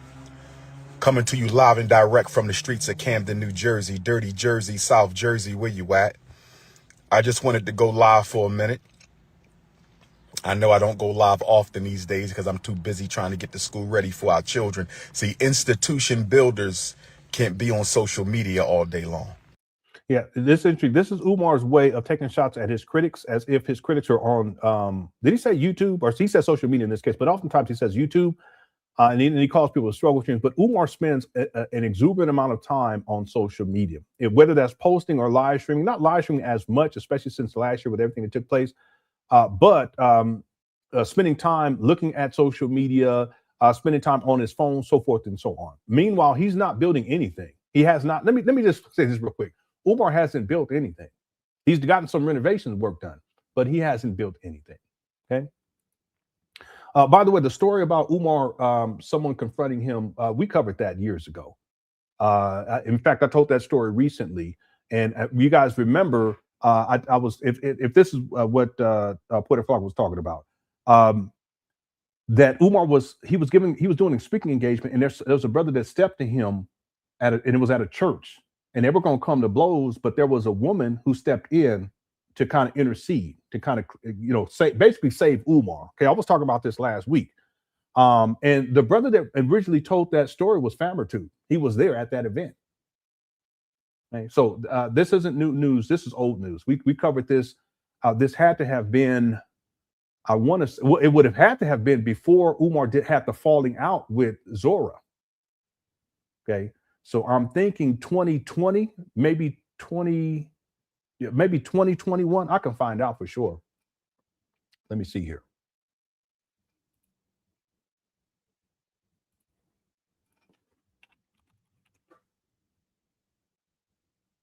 Yeah, he had the falling out in 2022. So it would have had to have been before that. So probably in 2021. I don't know if I have the video where Famertooth initially told the story.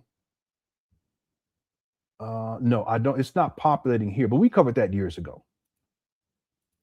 Anyway, so what ended up happening is that Zora stepped in and interceded to basically function as a bodyguard for Umar, and then pushed him back in because they was getting belligerent. They was going to fight, and pushed him back in to the church and then locked the door. And that's what happened with that. Okay, and I don't know if that's what wasn't even talking about or not, but if it is, we covered that years ago. Okay, here we go. Institution builders can't be on social media all day long. Institution builders can't be on social media every day, all day. But I want to let my South Jersey family know that I'm doing a free Black Parent Know Your School Rights Boot Camp in Camden, New Jersey today. If you are a Black mother, Black father, grandparent, auntie, uncle, big brother, big sister, if you are a child advocate, parent advocate, education advocate, if you just want to learn how to fight back against the miseducation machine regarding our children, pull up in Camden, New Jersey today. Pull up in Camden, New Jersey today. We will be at the Imani Community Fellowship Building. We will be at the Imani Community. Yeah. Umar always talking that mess, but he be on social media. He sure do. And then he posts incessantly. I mean, this guy, he will post anything. How's it going, Saturday, man? Thanks for tuning on in, Sports Best in that building as well. Let's keep on. Here we go. Fellowship Building, 3901 Westfield Avenue in Camden, New Jersey. 3901 Westfield Avenue in Camden, New Jersey today, 4 p.m. until 8 p.m. Today, 4 p.m. until 8 p.m., we will be at the Imani Community Fellowship Building, 3901 Westfield Avenue, Camden, New Jersey. If you don't know how to protect your children from special ed, if you don't know how to protect your children in special ed, you need to be at my training today. That's right. Salem, New Jersey. By the way, these trainings aren't new. Umar was taught, he was doing this during COVID. If anyone was around back then, hit the one. He was doing the same thing. See, he should have been focusing on renovations because that would have been the primary time to just focus on that, not travel or anything like that. But what was Umar doing? He was trying to figure out ways to get money out of people. And one of the things, and I apologize too, I have beet juice, so if my lips look all red and stuff, or my teeth, please don't want people. Anyway, he started doing these Black parent training boot camp things, and he said he was going to do a 50-state tour or something like that. Once I don't know what he said, once a month or once something like that. He would be in a different state, but this is what he was doing during COVID. And that's primary time. He should have been working on these trap banners. Well, that's what he's doing now. See, this is primary time where Umar should be focused on getting a certificate of occupancy, right? Willingboro, New Jersey, Cherry Hill, New Jersey. Don't you start, East B. You funny. Okay, Jersey, Trenton, Newark, Jersey City, Elizabeth. I'm talking New Jersey. I'm also talking Philadelphia. You're only right over the bridge. West Philly, North Philly, Southwest Philly, Germantown, Mount Airy. He's just trying to get people to come to the event too. And I don't think there was a lot of people there either, because there was another video. We'll see. Chester, Darby, Yaden. If you are a parent with a child in special ed, if you a parent with a child who's not in special ed but catching hell through the school system, if you the parent of a child who's always being suspended, if you the parent of a child who they want to put on psychiatric medication, today we're going to get down to the get down. Today we're going to get down to the get down. Today is part 1. Next Thursday, April 16th is part 2. What we cover today, we will not cover next Thursday. What we cover today, we will not cover next Thursday. I want to make sure y'all clear. If you missed the training today, you can still come Thursday. If you missed today's training, April the 9th, you can still come to the next training, April the 16th, 4 o'clock till 8 o'clock. But I'm not going over the information twice. Sometimes you have to prioritize your children. So I can't do that. In the meantime, you can get. Sometimes we got to prioritize our his GPS telling them children. Sometimes we have to prioritize the babies. Okay, but Umar is a deadbeat. He don't take care of none of his kids. And so today, I'm. Yeah, I heard about that. Yeah, I real talk. I don't feel any type of way. Normally, when people pass, like but in this case, it is what it is. Okay, because of the allegations, and I believe them to be true. So, hey, it is what it is. Let's keep going. Not talking about the Snow Bunny crisis today. I'm not talking about diaspora wars today. I'm not talking about the economic crisis or the political devastation today. In Camden, New Jersey, at 3901 Westfield Avenue, we talking about the learning disability. Yeah. Again, Umar, he a trip prioritizing the babies. Like he, out of all people, he ain't got no business. All right. We talking about autism. We're talking about the psychological evaluation. We're talking about the 504 plan. We're talking about the IEP. We're talking about the outside evaluation. We're talking about the behavior support plan. We're talking about the clinical evaluation. And most of all, brothers and sisters, today's training is all free. If you're not registered, you can still pull up. If you're not registered, you can still pull up. You homeschooling your children or you home fooling around with your children? Here you go. We're going to talk about it today at 3901 Westfield Avenue in Camden, New Jersey. I said, are you homeschooling your children or are you home fooling around with your children? I'm going to say it again. Are you Umar, you ain't taking care of none of your kids, so cut it out. You exactly, sports bet. You ain't Umar, you ain't doing either one, so cut it out. You deadbeat. homeschooling your children, or are you home fooling around with your children? Because some of you are not homeschooling. Some of you are not homeschooling, you're home fooling around with them babies. Some of you are not homeschooling, you home fooling around with those babies. Make sure you hit the PayPal. See that? He got to go back to the money. This is all shucking and jiving. Okay, we got 1,500 people to put in things out. So y'all so much for tuning on in. I appreciate it. This is all shucking and jiving. PayPal.me/FDMG Academy. Make sure you hit the PayPal. PayPal.me. I should export this segment right quick of the documentary, the next segment, because I break this down how Umar back in the day, he was real supportive of homeschooling, but then he does a total 360 or 180. /FDMG Academy. Make sure you hit the PayPal. PayPal.me/FDMG Academy. The Prince of Pan Africanism will be pulling up in the building in Hampton, Virginia. Where my 7 cities Virginia Africans at? Where my 7 cities of Virginia Africans at? I'm pulling up in Hampton, Virginia. At the Hampton Event Center on Friday, June. Yeah, homeschool, they do exist, unlike FDMG. It don't cost millions of dollars either. Okay? Of donation money. Cut it out. June the 19th. I want to see all my Norfolk Africans. I ain't seen y'all in a long time. I want to see all my Chesapeake Africans. I ain't seen y'all in a long time. I want to see all my Virginia Beach Africans.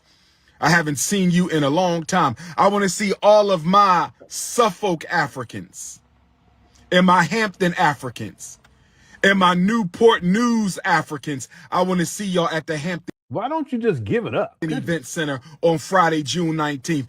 King Kong consciousness is taking over the Tidewater. King Kong consciousness is taking over the Tidewater region on Friday, June the 19th, and then on June 20th. Where my Alabama Africans at? Yeah, Victor. Where my... Yeah, I noticed that too. I mean, he's cut his hair. I mean, he's groomed himself, but you can tell in his eyes. I can tell he's in a bad spot right now. Real talk. Alabama Africans at. I'm taking over Dothan, Alabama on Saturday, to June the 20th. I said I'm taking over Dothan, Alabama on Saturday, June 20th. I said I'm taking over Dothan, Alabama on Saturday, June 20th for the Juneteenth, brothers and sisters. That's right. I'm coming to Dothan, Alabama for the first time, and I'm coming to Hampton, Virginia in a long time. I'm coming to Dothan, Alabama for the first time, and I'm coming to Hampton, Virginia for the first time in a long time. Let me give y'all the contact information. All right, let me skip through. You want to email 757juneteenth@gmail, or you want to email 757juneteenth@gmail. And then for Dothan, Alabama. For Dothan, Alabama on Saturday, June 20th, the Prince of Pan Africanism is taking over the city. You want to call 334-452-7961. You want to call 334-452-7961. You want to call 334-452-7961. I'm sorry. Or you want to email June. Where are my Battlestar Galactica African? Battlestar Galactic Africans. Where are my Stargate SG-1? Yeah. I just love me some Battlestar Galactica. The original one, I like the second, the reboot of it too. It's all right, but I like the first one. And then SG-1, Stargate SG-1.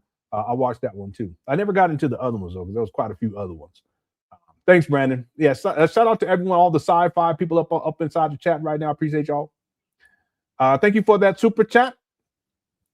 Peter says, is any of the information Umar gives in regards to navigating the school system, is it relevant or current, or is it antiquated? I'm a Jamaican immigrant. Okay. Umar was antiquated back in 2012. Remember, he gets his PsyD in 2012, but prior to that, he was working in the school, Philadelphia School District in 2000. He started in 2001. But see, by the time he gets his PsyD, he's not working. He's given up his career by that point. Okay.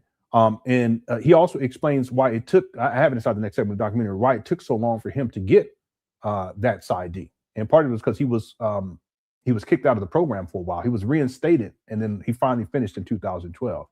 But his you can hear it. You hear it in his language. In 2012, he's calling children retarded. Okay. Now, I'm not saying that everything that Umar Johnson was talking about back then, or even that he's talking about these days when it comes to the school system or special education or misdiagnoses. I'm not saying that everything is incorrect. What I'm saying is that Umar Johnson has not kept up on continuing education, and he was behind in 2012, because that's where I'm at in the documentary. It's clear to me he don't know what he's talking about. The same talking points that you hear him in the first video that I've been able to find of Umar from 2005, he's the same talking points in 2012, same talking points in 2014, 15, 16, 17, 18, 19, 20, 21, 22, 23, 24, 25, and 2026. See, the thing is that in any field, you figure from 2005 to 2026, over the course of 21 years, there's going to be changes, massive changes. And just in the tech industry, massive changes that take place. Umar's never kept up. See, Umar was more interested in becoming some sort of a great black leader. And that's why he spent most of his time traveling. He wasn't even teaching anywhere. He gave up his career as a school psychologist in 2010. By 2011, he's not even employed. Prior to that, he wasn't working consistently. He was in the charter school system working inconsistently. His child support documents show that. His child support dockets show that. You can figure it out in terms of when he was employed and when he was not. Generic order, or over and over again. The point is that one of the problems with Umar early on, if we go back to when he first starts to make inroads into the Black conscious space, is that he presented himself as if he was this professional, and that as if he was working in the field. He's still doing that in 2012. He's saying, when I diagnose children, he wasn't diagnosing children in 2012. Because when I meet with parents, he's saying that in 2012, he wasn't meeting with parents in 2012, not to any professional degree, because he's traveling around the world.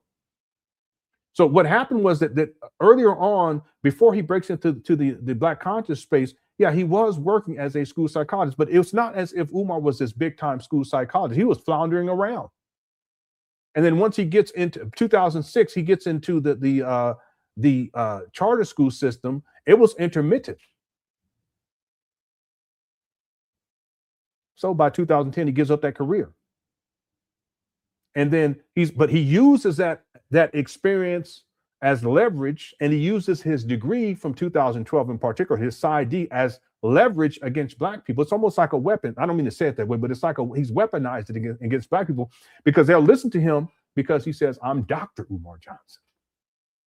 Even though practically speaking, he's not operating as a doctor anywhere. He's traveling around the world. Okay. Nowadays, he still travels, not as much as he used to, but it's not, because he used to tell people that he was a therapist. He's never been a therapist. He told people that, when one time he says, when I'm at the clinic, he's not at no clinic. What clinic are you talking about? See, so the dangerous part about Umar is that he leveraged his early career experience, and then he extends it as if it's still going on today.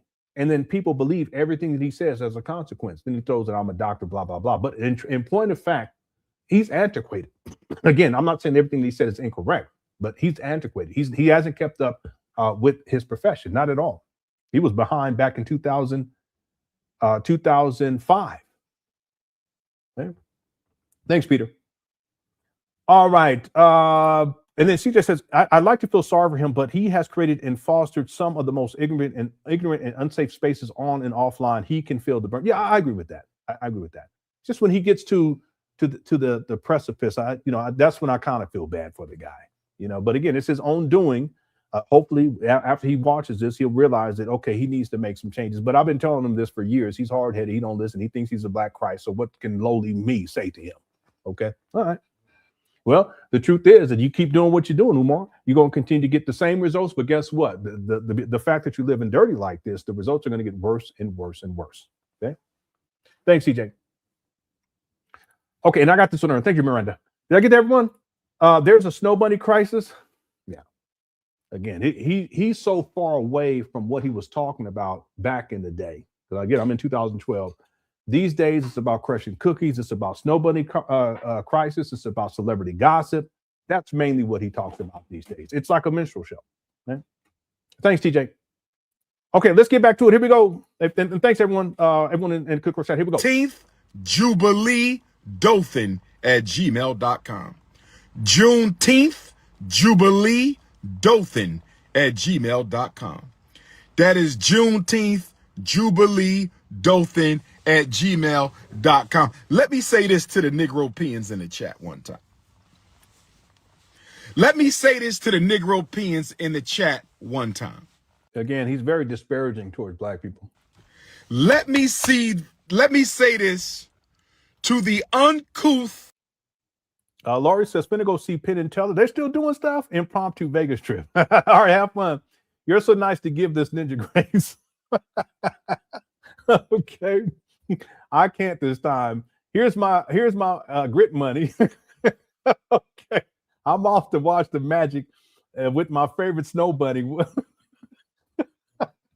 Okay, now this will make Umar mad.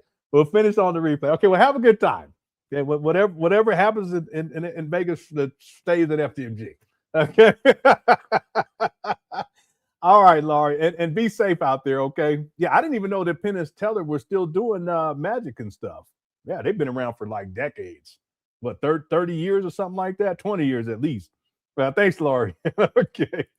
Brandy says that's why he doesn't need any IT setup, because he is going to use only typewriters in his school. Listen, I found this video the other day, and I hadn't seen it before. Umar is specific. I should pull it up. Umar is specifically asked about using computers. Hold on, let me see if I have it, because I have my main notes, and then I have ancillary notes for each year. So for 2012 videos that I haven't seen or that I've just watched that aren't in a documentary that may be segments in it from these. But let me see if I have this right here. Because he's specifically asked about, he talks about homeschooling too, talking reckless. No, you know what? No, he talks about homeschool. Oh man, yeah, but I'm not gonna play that part right here. Yeah, here is the part that I was talking about. Okay, let me pull this up, Randy, right quick, because I was tripping when I saw this video. I said, man, he a trip.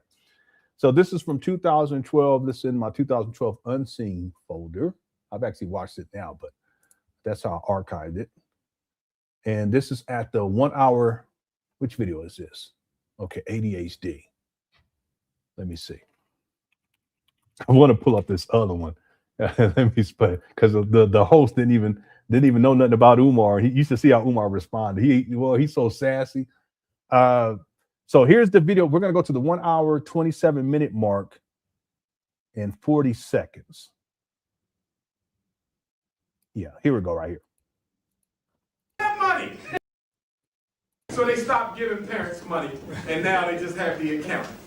Okay, rims on. How you get rims on a minivan? Yeah, this is May 28, 2012. Right.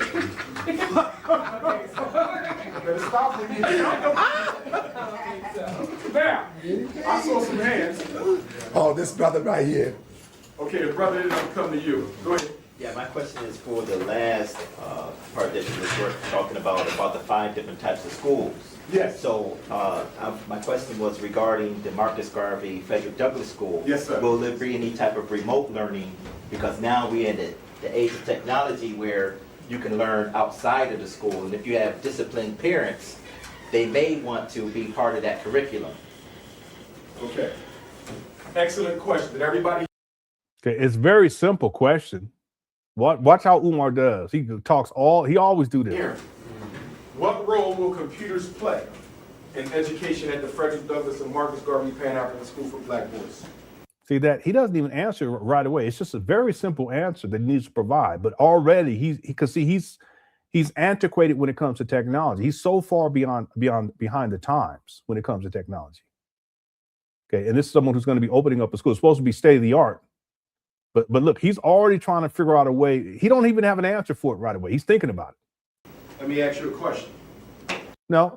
There's no need to ask someone a question after they ask you a question. See, this is all stalling tactics. But watch the answer. It's not even an answer. Watch this. 85% of everything that was invented in America was invented by black people before we were allowed to go to school with white people. 85%? Where are you getting that? Where's the statistics on that? Where's the research on that, Umar? What are you talking? I don't know. Maybe he's true. Maybe it's true. I don't know. He says 85% of the things that were invented were invented by black people before we went to school with white people.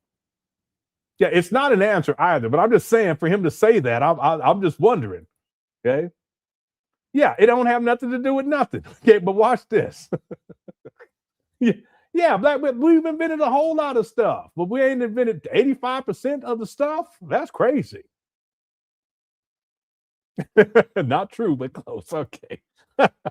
Yeah, trust me, bro. 85% of us, 100% of us, we created 85%. Let me stop. I told myself not tonight. I ain't gonna do that. We invented 85% of everything before we went to school with the white people. What that got to do with anything? Anyway, let's go back because I want to hear Umar. Play in education at the Frederick Douglass and Marcus Garvey Pan African School for Black Boys. Let me ask you a question. 85% of everything that was invented in America was invented by black people before we were allowed to go to school with white people. What? Man. Wow. All right. Are y'all with me? See, he says, "Are y'all with me?" Because he know people ain't buying that bullshit. The self-lubricating engine. Okay. Helicopters. Okay. Okay. Mr. Frosty ice cream truck. Most of y'all. Yeah, you know about that. The ironing board, walkie-talkie, internet. All these are black inventions. Internet was a collective. Anyway, Umar, let me stop. Man, this guy. Ever since we started going to public school with white folks, we ain't invented nothing late. Okay? My point is this. I think this. Okay, listen to this. He says, I think. This whole new technological age is dumbing our kids down. I'm totally old school. Are y'all with me? The kids will be taught how to type. They will be taught how to do research on the.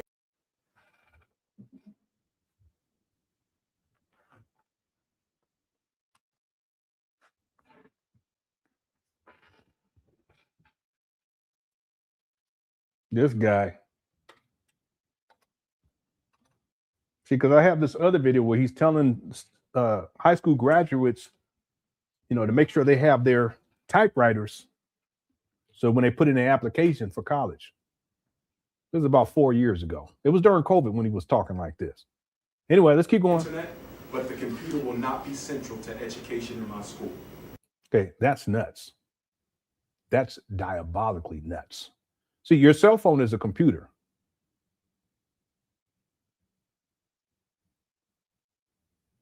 It has a CPU, got RAM, cooling system in most cases, I would think. Yeah. May not necessarily be a fan, but the way that they're structured is so that there's, it has to be one. A heat sink, I should say it that way. You can access the internet. Well, nowadays, Umar, you don't know this because you work in the public school or in the charter school as a school psychologist, but you don't know this. Children have Chromebooks. Those are computers. iPads, those are computers. Laptops, those are computers. Tabletops, those are computers. So what are you talking about? He's so antiquated.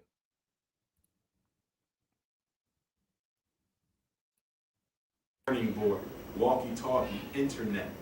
All these are black inventions. Ever since we started going to public school with white. Yeah, watch this. If you can listen, yeah, you're absolutely right. Watch it. My internet service provider, they've been trying to get me to get one of those, what's called it. Well, I said, no, I don't need that. The phone is enough for me. It's all we'll give it to you for free. But I said, no, that's okay. He said, you sure? I said, no, I don't need all that. That's got smart watches. Y'all tripping. Typewriters and floppy disk and papyrus. It is. What people talking about. Let me tell y'all something. My smartphone, and I don't even have a good phone. I just got the bare minimum because I don't be on the phone like that because the screen is small, you know. And I'll text, but we be texting to the family and stuff, but I don't really make phone calls or nothing. I'll check my email. I like to have a big old screen. I got two. I need a third one, real talk, but 2 screens. I like to have power, you know, because I got a bit of a beast. My computer is a beast. I like that power, that raw power. Let me stop. This is where you tech people. You know what I'm talking about. You just it's not practical, okay? But anyway, you want, that's what you want. I was going to make a point. Oh no, this is the point I was going to make. My cell phone in 2026, I got it in 2025, but the 2026 is far more powerful than my first tabletop computer, my first PC. And I got my first PC in 1999. It could have been 2000. I'm gonna say 1999. And it was huge. Big back monitor, you know, but the computer itself I think the RAM was like 64 megabytes or something like that, if that. The cell phones nowadays far more powerful than the PC that I had back then. It was considered to be a decent, it was entry level PC, but it was decent enough to run some games. Anyway, let's keep going. Then there's nothing late.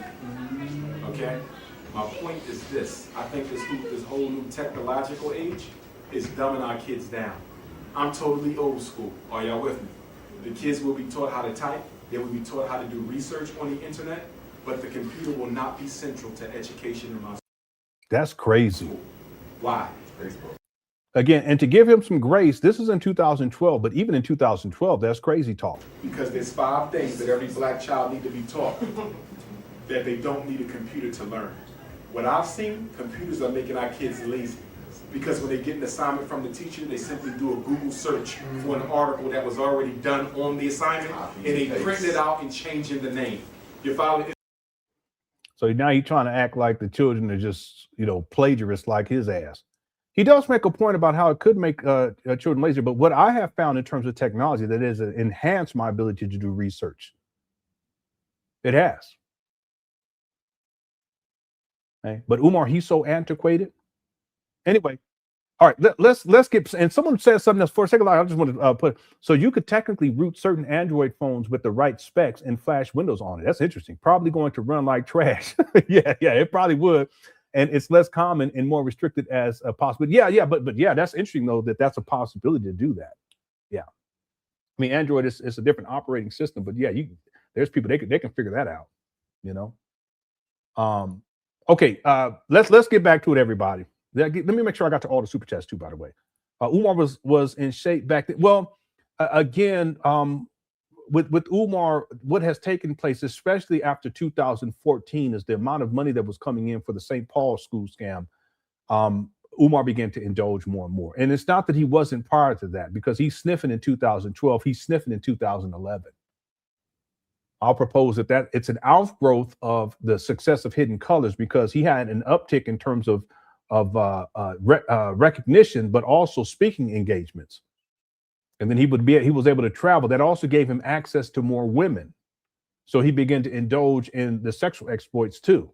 And in my opinion, I think that goes hand in hand in terms of Umar's trajectory over the years, is that his indulgence into the lustful aspect of his life also filtered into him engaging in substance abuse too.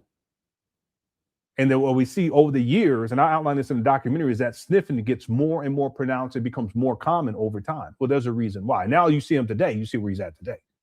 Okay? But again, part of the issue too was the food. That's another aspect, the greed. You know, he would indulge in more food. Again, eating out. He's in hotel rooms more and more because he's traveling. So he's eating more unhealthy food. Not that he was eating healthy before, but he's sedentary. He's sitting inside of hotel rooms, chilling. He's drinking, he's eating food, room service. He got women coming through, whoop-de-whoop-de-whoop, as we used to say. Okay. Thanks, TJ. That messed up hairline is distracting. I noticed that too. I didn't want to say nothing because I'm trying to give Umar some grace tonight. Either he's going bald or his barber turning his head down. I have no comment. I think he did it himself. Okay. Whenever it gets that edge up look like that, I think he do it himself. Okay. Thanks, Rocky Nasaki. CJ says calling Umar dumpster fire would be an insult to dumpsters and fires. Okay. Let's have some grace. I know CJ said, I don't want to hear all that. He said, Leonard, you too nice. I don't want to hear all that. Okay. Thanks, CJ. Okay. Okay, and thanks to Randy too. That's how we got blowed off on the IT thing. But I have other videos where he's talking like that. You know, he's antiquated. And there are people who are like that. Like that's not their thing. The tech isn't their thing. And I get that too. You know, there's certain stuff that, you know, like there's certain. I don't even get trying to think of something. I can't even think of it anyway. But there, you know, everyone there's things that you think I don't even want to bother with it. That's Umar when it comes to tech. He can go on his phone though, and he can live stream. Right, but that's because that's how he gets his money. Right. Thanks, Randy. And then Peter said Marcus Garvey is our national hero, the very first of our 7. It's a darn shame him using his name for all this nonsense. Yeah, but Umar he's used many black leaders' names over the years. I actually talk about it in the next segment of the documentary. That what he does is he seeks to associate his name with people who are in high esteem. Okay, that could be Frederick Douglass, that could be Marcus Garvey, that could be Malcolm X. And Umar does exactly that. He also tends to associate, for instance, I give the example of his book release. He associates the book release date. He changes it though, because he as he always does. He either changes the date or he abandons projects. Okay, his documentary, I thought it was supposed to premiere in 2014. No, he said it was going to premiere in 2012. Shit. He's collected money for it, and it still doesn't exist to this day. I'll break that down next segment of the documentary and why it is that he tried to do that in the first place. Okay, it's very clear.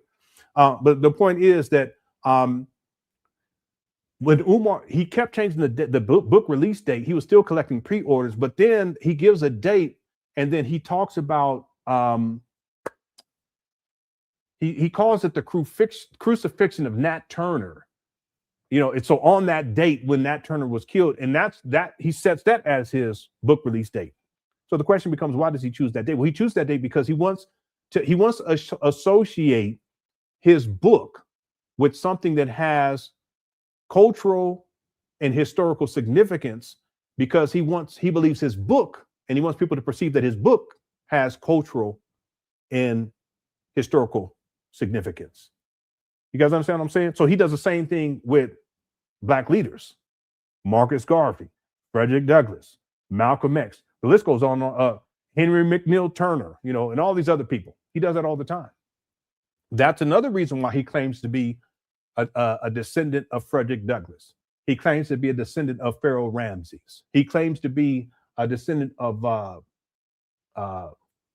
just had him in my mind. Booker T. Washington. He's not a descendant. That's not his ancestor, but that's what he says.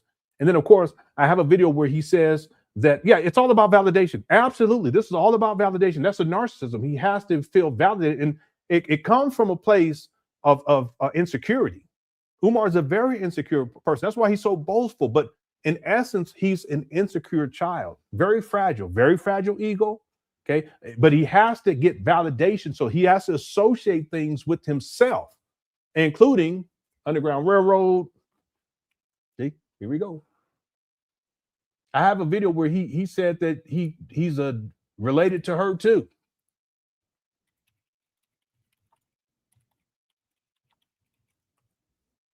Harriet Tubman. I'm sorry, I always have a mental block. I need to take that and put it on my screen and just stick it on there right there. Harriet Tubman. See, it's all about validation. So that's why he does that, Peter. That's why he does it with Marcus Garvey. He does it with Frederick Douglass, so forth and so on. Matter of fact, here, let me show you guys. I'll show you guys right now. Bougie gifted 5 membership. Thank you so much, Bougie. Appreciate that. Okay, whoever received that, make sure you thank Bougie. Y'all, man, the that's the best. I said it last week, man. You guys, you know, if I didn't have this documentary, I would have more time. Okay, but I got to get this done at some point so I can move on. Okay, I can free up some time in my life. But if I had more time, I would get up on here every day. It wouldn't just talk about Umar, even if just get together for 15 minutes or 15 months just to hang out. Okay, you guys are the best. Okay, so let me see. Harriet Tubman.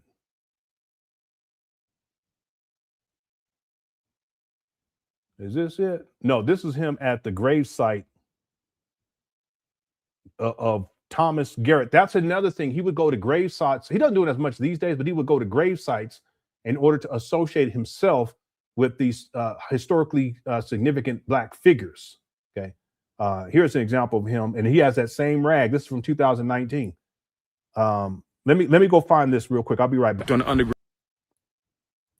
including the Honorable Frederick Douglass. So I just came to salute him, and the reason I'm coming to salute him is for what he did for Queen Mother Harriet Tubman and the Underground Railroad, but also he was born on my birthday, August the 21st.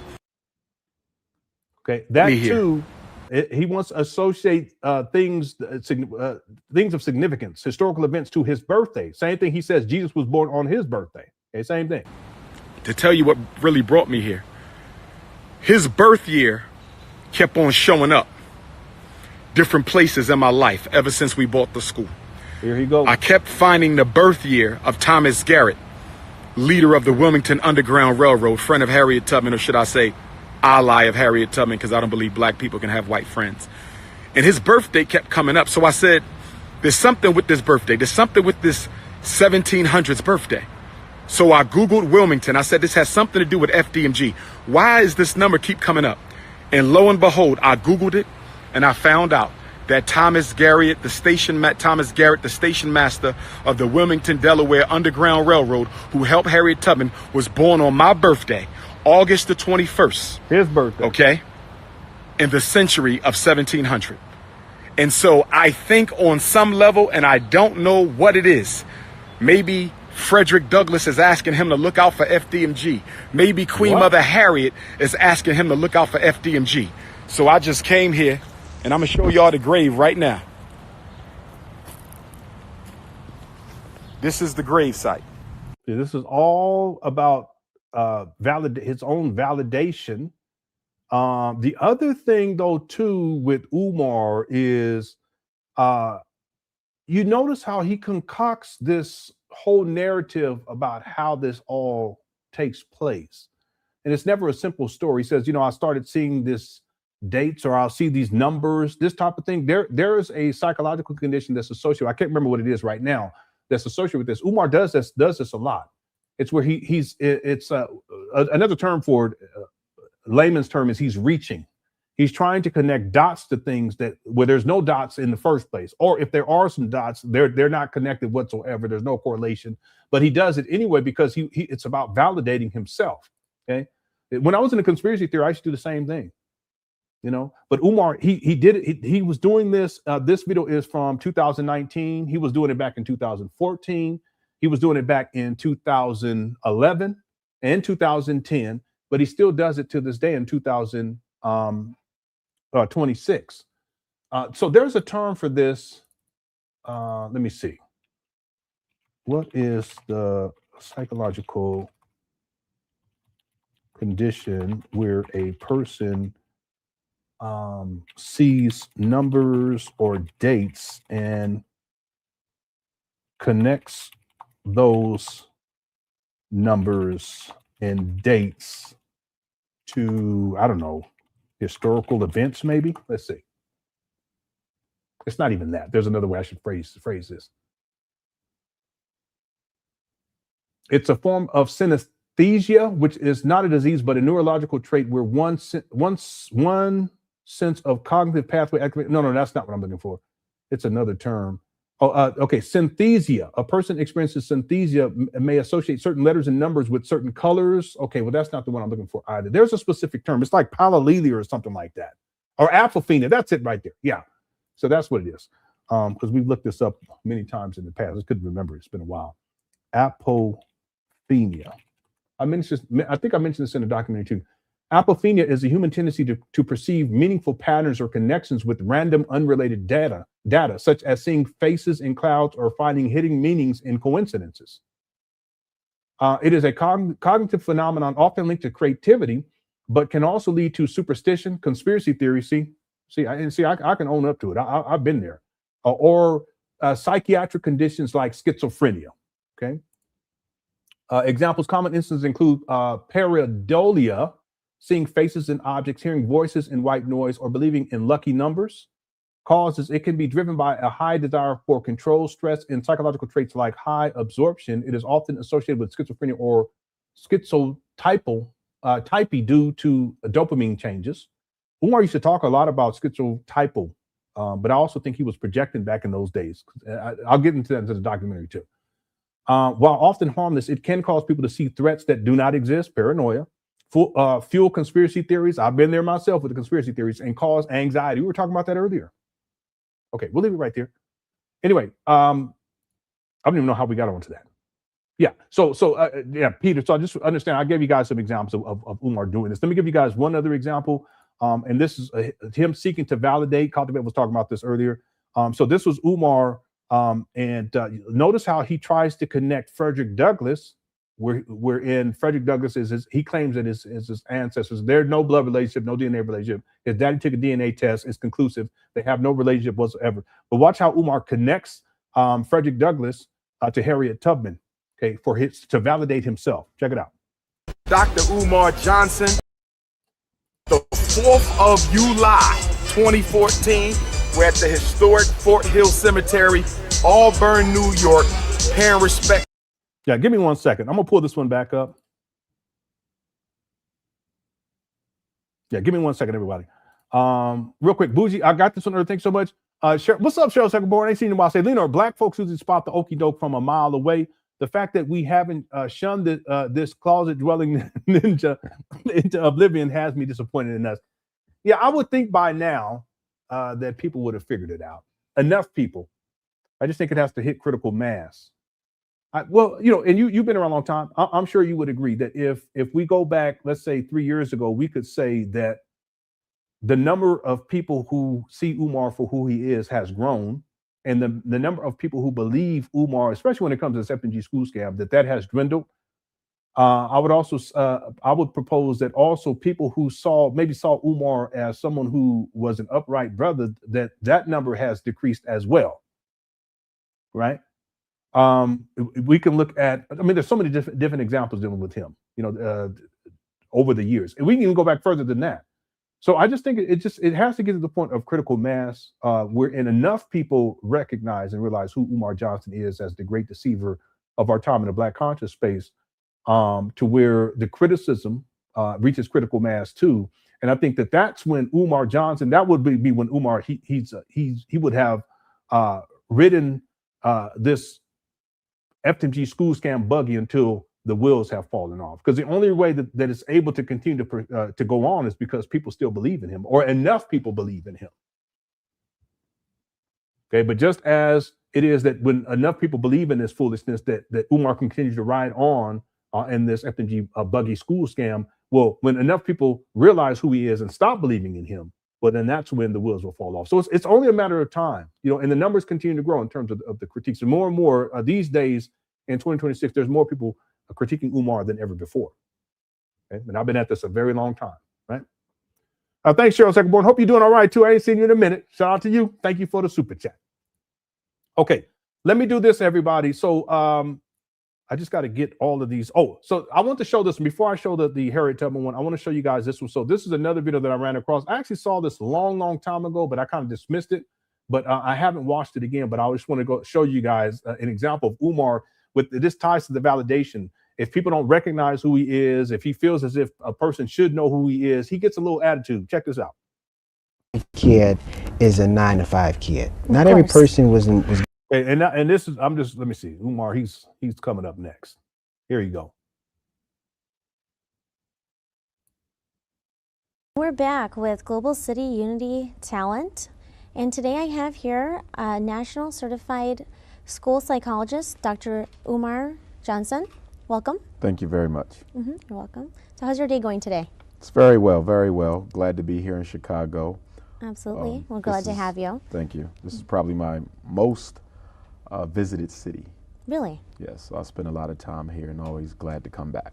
Well, good. I'm glad to hear that. So tell us a little bit more about what it is that you do. I'm a nationally certified school psychologist by training. My doctorate degree is in clinical psychology. And I'm also a child therapist and a political scientist. A school psychologist is the gatekeeper of special education. A lot of people. Okay, he's trying to pretend. See, in 2012, he wasn't a school psychologist, but he's trying to present as such. Okay, he's not dressed professionally either. Right. People have never heard of school psychology, but they've heard of special education. Of course. Well, we're responsible for deciding which students go in, which ones stay in, and which ones come out. We're also responsible for determining whether or not young men and women are mentally gifted. When you look at the situation facing African American and Hispanic boys, obviously special education becomes a grave concern because African American and Hispanic boys are disproportionately misdiagnosed with learning disabilities, she like whatever, emotional disturbances, mild mental retardation, and more recently, attention deficit hyperactivity disorder, ADHD, which also includes the conduct disorder, oppositional defiant disorder, and disruptive behavior disorders. Those 8 diagnoses represent the bulk of the marginalization of African American and Hispanic males, which is just another way of saying that our young men are often diagnosed with learning and behavior problems that they do not have for 2 reasons. Number one, you have educators and principals real quick, who don't I have to make this point. Them, 1 second. And so they simply ostracize. Yeah, so I just want to make this point. Notice how he says, did he say, I think he said Latino. Again, back then he was pushing black and brown, but later on he doesn't do that. He starts to demonize. I shouldn't say demonize, but he starts to disparage Latinos and people from what we would call the brown community. It also includes the conduct disorder, oppositional defiant disorder, and disruptive behavior disorders. Those 8 diagnoses. Light skin, Fifi. I don't even know who Fifi Dobson is. Yeah, you can tell he's uncomfortable. Represent the bulk Let me go of see who the Fifi Dobson marginalization of African American and Hispanic males, which is just another way of saying that our young men are often diagnosed with learning and behavior problems that they do not have for 2 reasons. I ain't never seen this lady. Yeah, she must be from a long time ago because on here it says she's 41. Yeah, she's an artist, but it says she's 41. Yeah, I don't even remember. Maybe from back in the day I could, if I heard her song or something. Anyway, and principals thanks, don't Brandon. want to be bothered with them, and so they simply ostracize them from the regular ed classroom by putting them in a special education classroom, even when they know they really don't meet criteria for the diagnoses. And the second reason this is done is for financial exploitation. Whenever I evaluate a child and put them in special education, the school gets extra money, thousands of dollars extra per child, and they get it every year. So for example, hypothetically, let's say here in Chicago public schools, the average child receives $6,500 per year for their education, $6,500 per pupil allotment. The minute he's diagnosed with a learning disability, as retarded, autistic, emotionally disturbed, the minute it is determined that he needs special education because of his ADHD or his conduct disorder, instead of being worth $6,500, he's now worth $1,300. Interesting. Excuse me, $13,000. And they get that extra $6,500 each and every year that he's in special education. It is a business of exploiting the miseducation of black boys for financial gain. Wow. Yeah, he don't even let her talk. That's talk. something that I definitely did not know, and that's very unfortunate. Very much so. Absolutely. So what is it that you do to help prevent this type of thing from happening? 3 things. Number one, I believe that prevention is the best intervention. So what I'm always trying to do is educate the parents about their rights, their special ed rights, their regular education rights. If parents stop giving permission for their sons to be evaluated in the first place, when they themselves have not determined that the evaluation is necessary, you can cut out 50% of the misdiagnoses. See, I cannot evaluate a child without parent permission. Before I test your child, you have to give me signed authorization. So if there's no authorization, there's no way I can misdiagnose the child. So I need parents to stop passing the buck, because a lot of this is growing out of the home, where a lot of See, it's always about what she asks him, what are you doing? But it's for him, it's like, well, these black parents ain't shit. Anyway, he always does that. Okay. Public access. Yeah, he used to do quite a bit of public access stuff back in 2012. This is just another example. Okay, I gave another example earlier today, but another one is when he was on Brother Dawa, rest in peace, when he was on his show. So yeah, Umar, he did quite a bit of this back in the day. Okay, thanks, second boy. What's up, Giannis? Says the ninja completely different. Yeah, he was very different. Okay, he's deteriorated for sure. Okay, let me play this other thing, and we're gonna get back to the main video. Here we go. Peace and love, black families. The Prince of Pan Africanism, Dr. Umar Johnson. It is the 4th of July, 2014. We're at the historic Fort Hill Cemetery, Auburn, New York, paying respect to the Queen of Queens, none other than Araminta Ross, a.k.a. Queen Mother Harriet Tubman, a.k.a. leader of the Underground Railroad, a.k.a.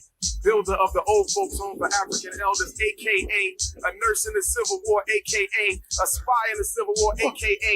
a scout in the Civil War. He always doing too much. And so we paid respects earlier to the Honorable Frederick Douglass, my direct ancestor. Okay, see how he says my direct ancestor? No. First of all, there's no relationship, blood genetic relationship whatsoever. But if you want to go with Umar's lie, and his daddy already told people that they're not related, but if you want to go to Umar Johnson's lie, he's not a direct. Based upon Umar's Fantasyland story lie, Umar is a descendant from I was gonna say Uncle Nancy. Let me stop. Well, Frederick Douglass, Steve. Frederick Douglass's cousin or half brother, as Umar says, Stephen. That's not a direct. But he always doing extra. And again, it's all a lie anyway. But you see that? Go watch what he do. This is all about him figuring out a way to make people think that he's greater than what he really is, a self-aggrandizement, but also it's about validation. He has to feel validated. And he uses other people, in particular, successful black people or black people who are well known and are respected historically. Watch what he does. So he's talking about Frederick Douglass. And it's only fitting and it's only with respect that if we're going to big up the masculine energy, we got to big up the feminine energy. And we know that Queen Mother Harriet and Frederick Douglass were very, very good friends. Some even say may have been cousins, which means I'm related to Harriet Tubman. I ain't going to even get into that right now. Okay? But first of all, you ain't related to Frederick Douglass. But second of all, there is no evidence that proves that Frederick Douglass is related to Harriet Tubman. You guys best believe that if that was true, that would be historical news. And everyone who's done any type of written any books or any documentaries about Frederick Douglass would mention that, or any books or documentaries dealing with Harriet Tubman, or any lectures about these, they would mention that too. But that's his way of connecting himself now to Harriet Tubman. He said he's related to Frederick Douglass, Harriet Tubman, Booker T. Washington, Pharaoh Ramses. I kid you not. Don't make me pull that one up. It's ridiculous. He's just out of control. Always doing too much. The poll question, everybody, is Umar Johnson overwhelmed with the FDMG school scam? 85% said yes. 15% said no. We had over 1,635 votes. Thank you guys so much. Our goal for likes was 500. We're at 761. So thank you guys. So we reached that goal. I want to thank everyone. If you're enjoying the show, hit that like button. It'll take you 2 or 3 seconds, but it makes a huge difference this month. Okay. Anytime I can get a month in, I got to get that month in. All right. Thank you guys again. And everyone also, thanks for all of the super chats. I'm tempted to go pull up the Pharaoh Ramsey things, but let's keep going. Here we go. Of the chat right now. Let me speak to the coons. Here you go. I'm not sure why the ancestors allowed your mother to bring you forth in this world. I'm not sure. Oh, man. I haven't the slightest idea why the Almighty allowed your mother to push you out into this universe. I have no idea why you coons were born. I just want to be honest right now. Here you go. All praise to the ancestors. But I want to be honest, if I may. I don't know why some of you dusty, crusty, goofy, never serious, non-productive, doing nothing for you community coons, I don't know why the ancestors allowed you to come through. But I tell you what, we have a place in Minnesota called Coon Rapids. Yes, we do. There is a city in Minnesota called Coon Rapids, and we're going to buy us some land in Coon Rapids. Oh, yes, we are, brothers and sisters. I have a solution to the coon crisis. I have a solution to the coon crisis. We're going to... Yeah, see, he's very angry right now. Yeah, no. He's already... Well, listen, Katavet, he's already upset, though. Like, he's already upset. He's already angry. Again, he's dealing with stuff right now. It's what, you know, again, I showed this post earlier. If people haven't seen it, make sure you check it out inside the archive. This is just Umar. He's dealing with some serious issues, and the storms are converging, and these are all created by him. And so he's already agitated, and he doesn't know how to cope. So any opportunity he can, he has no emotional intelligence either. And emotional control, emotional intelligence, any opportunity he can get to kind of get some of this off of his chest, he does. And that's what he's doing right here. Yeah, he mad, but he was mad already. 1,000 acres in Coon Rapids, Minnesota. Yeah, he goes. And we're going to go around and we're going to start kidnapping coons. Oh, goodness. We're going to start kidnapping coons, and we're going to have them transported to Coon Rapids. We need a town just for the coons. They're going to have a coon hospital and a coon bank, a coon school, a coon police department. It's going to... One time he said he was going to have FDMG police department too, by the way. He's going to incorporate it into a city. Anyway. Be made out just for coons. It's going to be a prison. It will be a prison. Damn. With electrocution barbed wire. It will be a prison with... Here he go. This is a sadism. I've been talking about this for a long time. He's not well right. I mean, he's already having problems, but he's not well right now. There's a sadism is coming out. I can't find that Ramsey's video. I'm looking for it right now. Electrocution barbed wire, but there must be a place for coons because the ancestors allowed you to be born. So you have a place. There is a place for you. I don't know what it is. I don't know what the place is, but the ancestors allowed you to come through. The ancestors used the ashe of the Almighty and allowed you completely unproductive, degenerate, dysfunctional, artificial Africans. Okay, again, this is Umar. He's projecting here. To come forth into the world. So we're going to get you on up out of here to Coon Rapids. We're going to get you on up out of here to Coon Rapids. But before I go any further, Camden, New Jersey, I'm in the building. I want one of my Camden queens to bring me a pot of mac and cheese.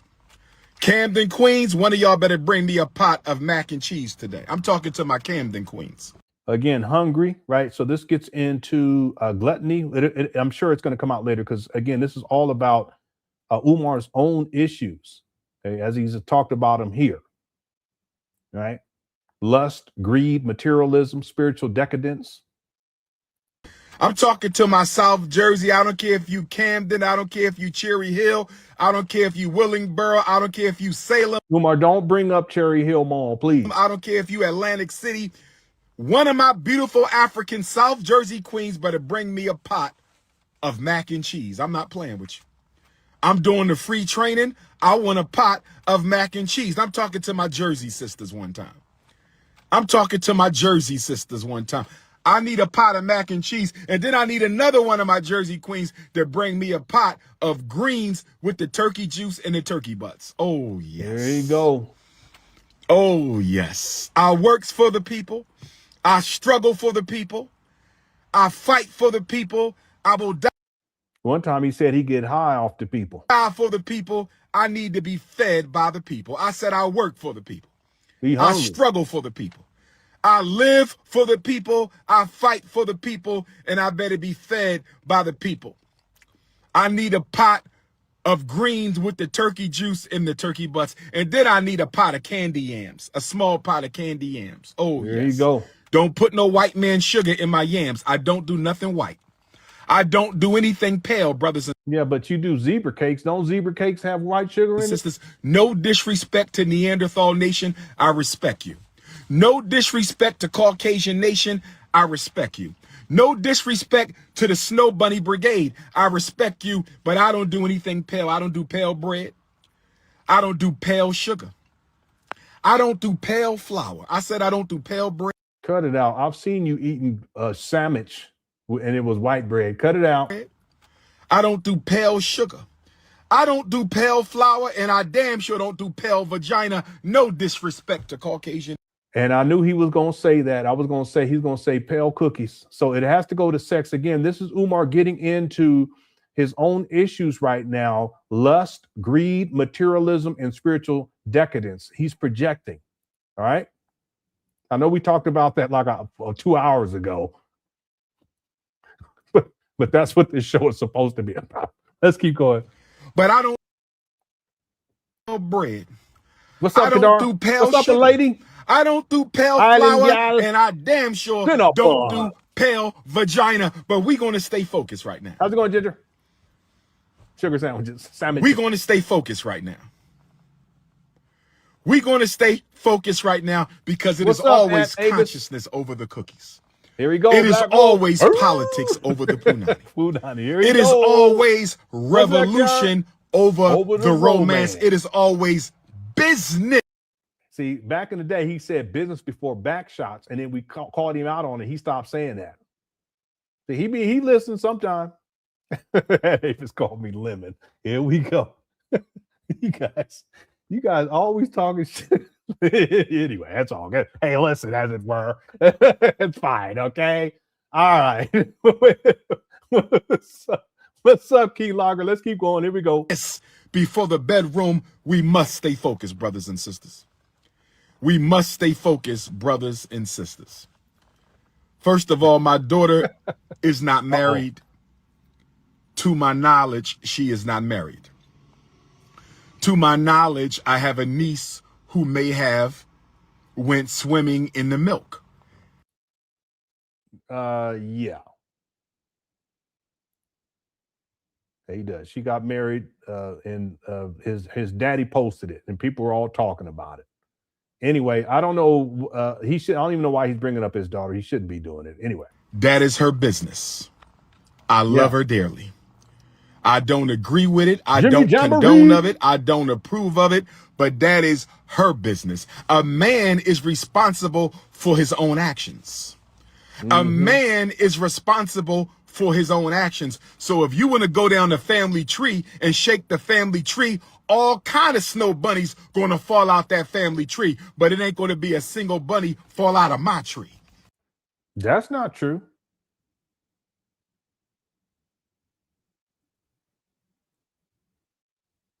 Great-great-grandpa Cicero was a white Cuban. What are you talking about? And you believe that you're related to Frederick Douglass, which you're not. But if we go with your lie, guess what, homeboy? Oh, shit. I meant to not say that anymore in this live stream because somebody said it earlier. And said, how many times Leonard going to say homeboy? I said, I ain't going to say it again. All right. Anyway, too late. Frederick Douglass was half white. So what you talking about? And that's okay. It's okay.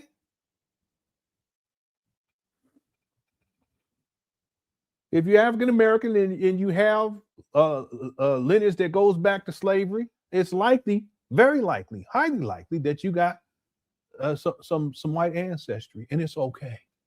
It's all right. You'll survive.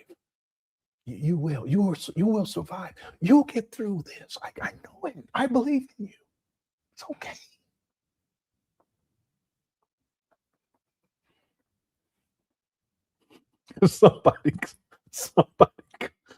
Somebody called him Sammy Sosa Tunde. Don't do that. You probably related to Thomas Jefferson. We shouldn't do that. Let's not do that. I'm sorry. Anyway, here's another person he's related to. Here we go. Answer a question. Let me answer it because somebody asked me, did I become a Hebrew? I did not become a Hebrew. This is African print here, not Hebrew print, but I do support my African Hebrew Israelite brothers and sisters. The African. He said this is African print. If you don't cut it out, Kogo know what I'm talking about, homeboy.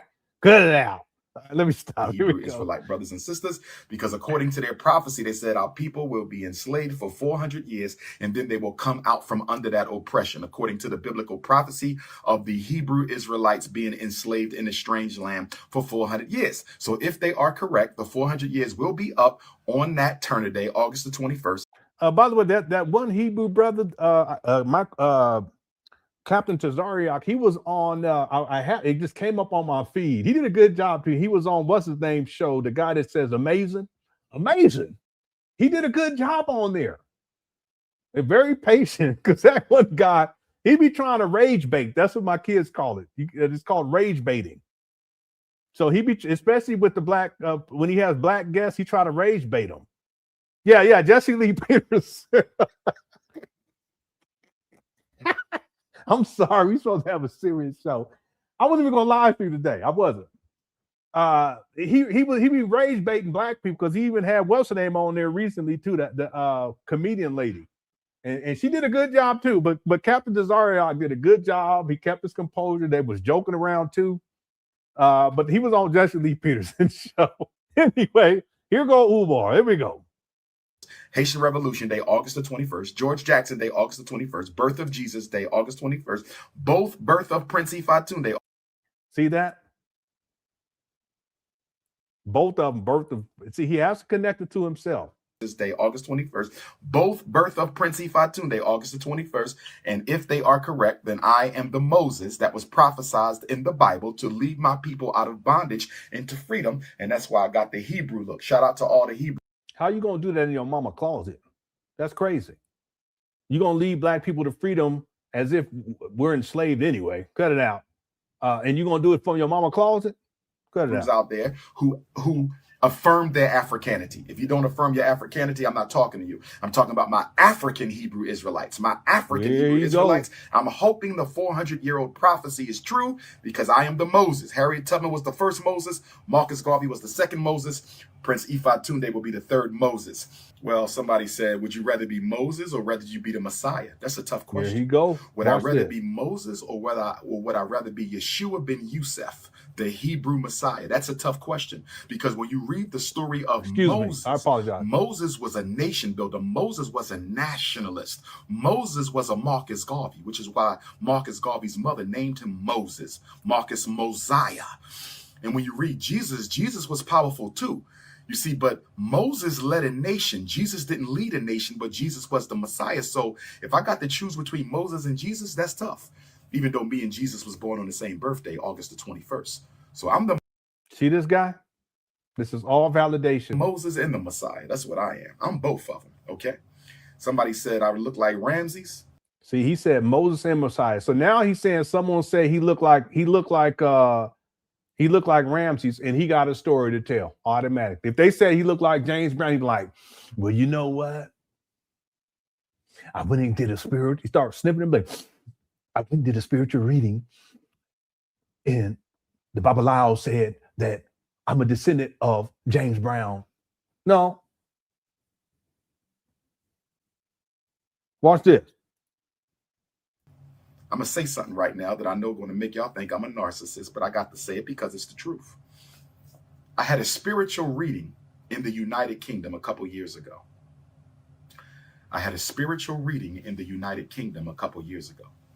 And the sister who did the reading told me that I am a blood relative. Okay? The spiritualist told me that I am a blood relative of Ramses II. Ramses II. That's what she told me.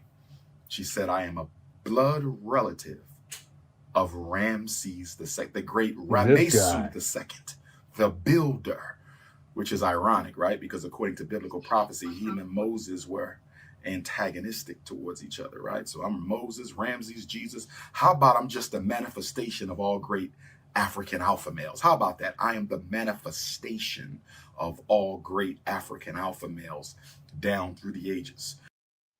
See this?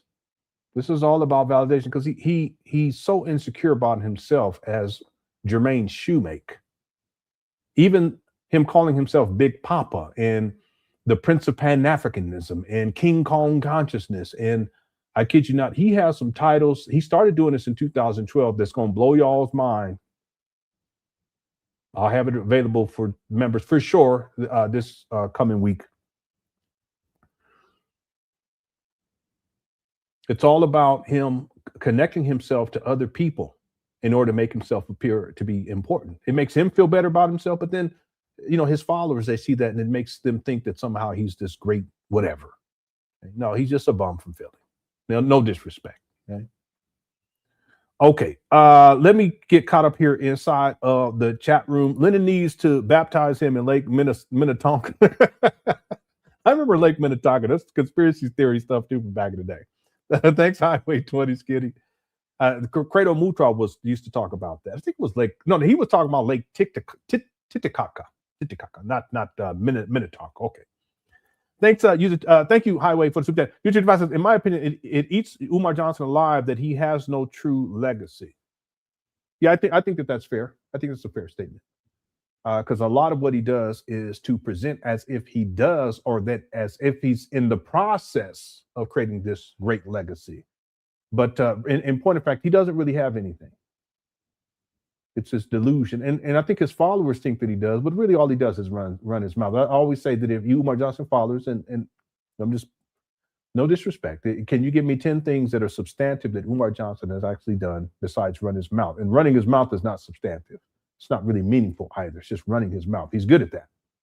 But can you give me 10 things that are of substance that he has actually done? And y'all can't do it.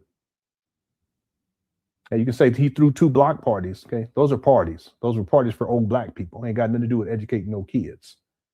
He purchased these trap bandos. That's not an accomplishment because ultimately he used black people's money to purchase some trap bandos that were in disrepair and are still in disrepair over 7 years later, and not one black child has been educated. And he's pocketed most of the money anyway. He's written 2 books. Well, those books, listen, those books, there's no source material. They're not professionally written. They're not written professionally. There's no source material. So can't give him credit for that either. But give me 10 things, and you can't do it. He has no legacy. He can't even say I have a legacy, as a father or as a husband. He can't do that either because he's a deadbeat and he's non-committal to women. Thanks, you, Judah. Highway 20 says Lenon is teaching culinary arts at FDMG. Hit the window. No, I'm not. Nope. Listen, y'all ain't gonna catch me. First of all, it ain't gonna never open. But even if it did, okay. Thanks, Highway 20. YouTube to the pot says Toilet Tune. They've revealed Umar Johnson needed to eat more fiber. It's just crazy. Umar Johnson threw on the weave to work this. I do have Umar. Will he have a wig? He has some wigs on, but I ain't gonna pull that up. That's being petty. Thanks, you to the pot. Matthew says, I saw I saw today that Delaware State has a law that forbids any school, whether public or private, to discriminate anyone due to race. So Umar's new promo will now be FDMG black boys and whites and Asians. Where's my Chinese queens at? Umar knows that he already knew that he wouldn't be able to skate on this whole notion that he was going to have an all-black school. Okay, it's against the law. And so even if we look, because we can set aside even the Wilmington, Delaware school scam, because he had other scams too prior to that. And even in St. Paul's, remember he was going to open up, he was trying to purchase St. Paul's. He was going to turn it into a 500-acre campus for black boys and black girls. But that's against the law too. St. Paul's, that's located in, I think, Virginia. I think it's in Virginia. It's against the law. Same thing, because you can't discriminate based upon race. There's other things too. You just can't do it. See, Umar, in his mind, because he looks at it as a cult where he can do whatever he wants to. He has total power and control and no oversight from the state. That's how he conceptualized all of this. Okay, the seedlings of this go back to 2012. And no, that's not true. The seedlings of this go back to 2005 when he was in the UNIA. He puts in his resignation letter. But we start to see video evidence of this orientation wherein he's in total power and control. And that's why, because he feels like he's in total power and control and he's above the government, he thinks that he can just have a school and do whatever he wants to. The children have to learn Ephod. You can't force a child to learn what he calls a spiritual system. If you want to call it a religion, that's fine too. Make me no difference. Well, the same thing applies to this. It's only going to be black boys and black girls initially. And then he started talking about schools, a school in Detroit, a school in Florida, a school in San Bernardino, California, a school in Houston, and a school in Chicago, a school in New York. I can't remember what borough it is, but a school in Baltimore. The list goes on and on and on. I can pull up Atlanta. So the notion that in any of these places he's going to be able to discriminate based upon race, you can't do that. It's illegal. He knows that. If memory serves me correctly, and I could be wrong, but I think it was a Breakfast Club interview where he was kind of pressed on this, not too hard because they give him softball questions. And Umar admitted, well, that's going to be, I'm paraphrasing, that's going to be something we're going to have to figure out. Yeah, well, that's because he knows that that's not possible. But see, Umar saying that it's going to be an all black boys school, that's him overselling what's possible. He's given a promise that he knows he can't keep legally. So why does he do it? Well, he does it because he's mainly targeting single black mothers who have sons. That's why he does that shit. And of course, in 2010, well, he said black boys initially, 2010, but when the St. Paul's in 2014, now it's about black boys and black girls. The FDMG and the ADAG, the Anna Douglas AD something Garvey school. All black though. He can't do that. He knows that. See? But he did it anyway, and he still pushes it to this day. Why? Because his main target demographic is black people, and more specifically, it's single black mothers who have sons. Okay? Thank you, Matthew. And yeah, I mean, people, Umar Johnson fathers really need to think about that, because what Umar's promising, it's not even legal. You can't do that. All right. Thanks, Matthew, for the super chat. D Nice says Umar the Prince of Pulled Pork. I've heard that one before. Okay, I don't even know what does that mean? Pulled pork. I don't even understand that. Okay. I've heard it though, but I don't understand what that is. Why? What does it mean to be pulled? I don't know. Thanks, D Nice. YouTube device says, what if Umar Johnson said he's a reincarnation of LenonHonor? All hell to break loose then. All right, I don't even want to think about that. What if he was like, I'm a descendant of LenonHonor and the Cookie Crush? I said, oh shit, he done finally lost it. So he done finally lost it 100% this month. Okay, thank you, YouTube device. Cheryl Secondborn says, I just talked to Jesus. He told me Umar is on that stuff, and he doesn't know him like that. I shouldn't be laughing at this, but it is funny. I shouldn't be laughing. Okay. All right. Thank you, Cheryl Secondborn. I believe you. No, just okay. Tim Anir says, Tim One Ear says, is he wearing boxers on his head? I don't know. I can't call it. I don't know. It looks like, because when we was kids, we would do shit like that. You know, we would take a black t-shirt and wrap it so that it looked like a ninja. You can only see the eyes. You wrap it around your head. So I can't remember how we would do it, but you know, that's Umar. He's cosplaying. That's what Umar be cosplaying. Jesus was powerful too. You see, but Moses led a nation. Jesus didn't lead a nation, but Jesus was the Messiah. So if I got to choose between Moses and Jesus, that's tough. Even though me and Jesus was born on the same birthday, August the 21st. No, he tripping. It actually looks like one of them things where you go to sleep and you cover your eyes with it. That's what it reminds me of. But I don't know. I have no idea. Thank you for that. What's up, big man? Shout out to big man. FDMG fraternity or delusional sagging marriage. What in the world? FDMG fraternity of delusional sagging mammary. Garbos. Okay. All right. Thanks, big man. I hope you're doing all right, bro. Okay. Cheryl Secondborn says, hey, Matthew, let me hold something, fam. You got a couple buck. Okay. Thanks, Cheryl Secondborn. Congratulations, too, on the because didn't the Eagles win last year? The Super Bowl? Anyway. Just Relax fam says, at this point, you guys is crazy. Just Relax says, at this point, Umar should just transition to starting a cult and purchase a compound because this is bizarre. Yeah, no, I think that's what he always wanted. That's what I think. I talk a little about, because you can really start to see it in 2014. I'll suspect that when I get into 2013, I'll see more of it. And then when you get into 2014, when he starts showing this cult compound, that's where it's clear at this point that that's what he wanted. It's about power and control. It's about separating children from their parents too. I'll break this down in the next segment of the documentary. See, I wanted to use footage from what's the guy, the cult guy? I mentioned him. I think I mentioned him on Sunday. His main target demographic was Black people too. I can't remember his name right now. Somebody in the chat. I know one of y'all know who I'm talking about. But that footage is owned by this university, so I don't think I would be able to actually have it inside the documentary. But there are things for comparative analysis. Yeah, Jim Jones for comparative analysis. Jim Jones actually had his fathers who had, because he would have the children call him father or dad, and he would talk about our children as if those children belong to him. Umar does the same thing.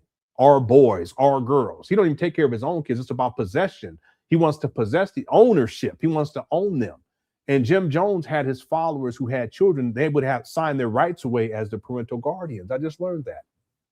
I don't know if I'm gonna have that inside the documentary or not, but in 2012, you start to see the early stages. At least it's clear to me, the early stages of Umar, what he really wanted, and then it just grows over time, so that by the time you get to 2014, it becomes very clear how he perceives even FDMG, these trap battles in Wilmington, Delaware, is like a cult. He expects blind loyalty. You can't challenge him. And if you challenge him, and if you're not loyal, because he even uses those terms, you can't even, one time he said, you can't even apply for FDMG in 2012. You can't even apply to FDMG unless you come to my speaking engagements. So what that would do, it would cause people in that city, because he would say, I'm looking for FDMG in that city, they would come. But the ones who didn't come, he said, hey, listen, you can't even put it in an application. Because he wants the blind loyalist, because that's about power and control. And he doesn't like to be challenged. He doesn't like to be questioned. And if you don't have that level of loyalty, you're not part of this cult, in essence. See, people challenge me all the time. People clown me and all that. I just go along with it. Ain't no big deal. But Umar, his approach to this has always been about controlling people and controlling people's children. That's what you got to watch out for.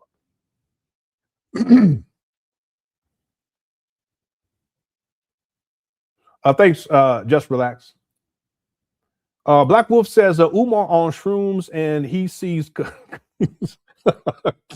All right. I don't know what he on exactly, but something ain't right. I know that. I know he be turning that heat down. I do know that for a fact. Okay, thanks, Black Wolf. He says he's on shrooms and he see cool. All right. I don't like using that term, that C word. Okay, even though I probably shouldn't have a problem with it at this point. Big Man says, FDMG for the single mothers gifting me money, turkey wings, and good cookies. That's what it comes down to. That's the other aspect of the cult. See, the cult was not just about owning other people's kids. It was also to be able to have access to Black women's cookies. See, even Umar's conceptualization of polygamy, that's what it really comes down to. It's part of pimp culture, but you'll see that in a lot of these cults. They'll have multiple wives and all these different wives, and then they be just gets P. Diddy type shit be taking place. And then they start messing with the kids. I think his name is Warren Jeff is an example of that. Boy, I tell you. Umar, one time he says, what the, and then not just one time, but he said in 2012 as well, because there's another video where he says this, what the hell I want them coming back home to you for? Talking to the parents. Y'all part of the problem. So he's saying, why would I want really my kids? It's your parents' kids, but why do I want y'all's kids coming back home to you for? You part of the problem. You all got really Lynch all in your system, blonde ass weave, looking like Beyonce. What I want? They staying with me. That's what he said. Then he goes, in the dorms. Well, FDMG was conceptualized as a cult compound with a man-made river surrounding 500 acres. So part of it was access to controlling other people's kids, even though he don't take care of his own kids. But then also so that he can have as many cookies as he wants, whenever he wants. More money, more food, more cookie. That's what it comes down to. Thanks, big man. What's up, Sharif says, Umar looks like he smelled like dirty clothes and Dollar Tree shape.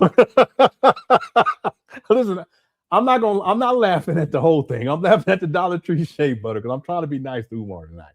All right. But the they don't have no dollar. They don't have shea butter at Dollar Tree. I'll look. Stop. I was there last week. I was looking for it. Okay, I'm just playing. Thanks, Sharif. Okay, let's get back to the main video. We got to make some progress there. Here we go. Again, in case you didn't hear what I just said. I'm going to say it again in case you didn't hear what the Prince of Pan Africanism just said, but I'm going to say it again for the Coon Nation. Here he goes. I'm going to say it again for the Coon Nation. What's up, Derek? If you shake that Johnson tree. Ain't nothing wrong with no Dollar Tree now. It ain't nothing in there worth you can't get nothing for $1 no more, though. They need to change it to like $1.75 store. I went in there one time. There was sitting there that was $10. I said, what the world? I said, what the world? I said, I came in here to spend a couple bucks. Talk about a Dollar Tree. This ain't no Dollar Tree. I kid you not. It was things in there, $10, $15. I said, what is this, Target? Let me stop. So y'all trying to get up to the Walmart level. Then you're going to go to the Target level. Talk about you $1. You ain't no Dollar Tree. All right. So we know Umar's MO is nothing more than cash and ass. I said that one time. I did. I said that one time.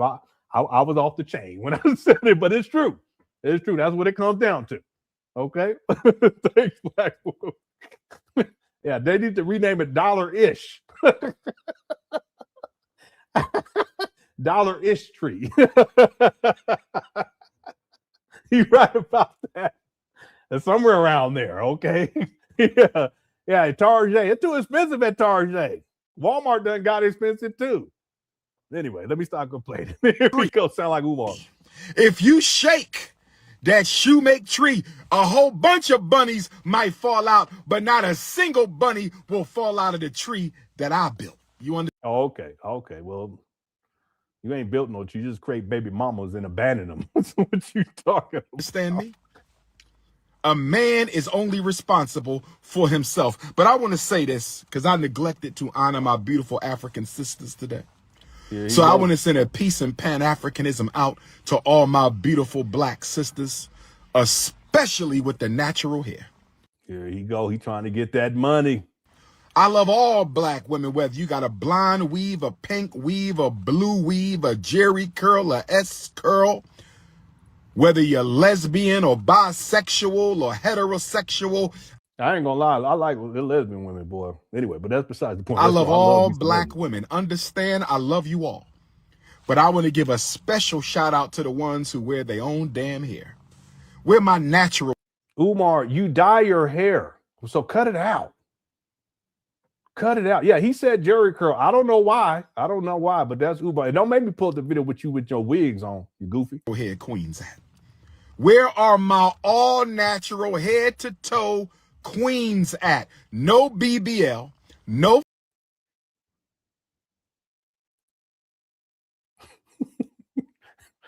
I don't know why anyone would take this guy seriously. Okay? Just look at that right there. Why do people take this guy seriously?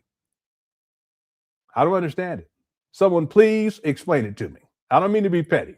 Okay, I'm trying not to be petty tonight because Umar's going through it right now.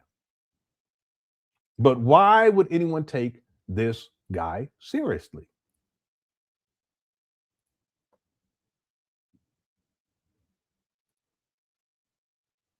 I don't know. I'm trying to figure it out. I don't know what to say about this.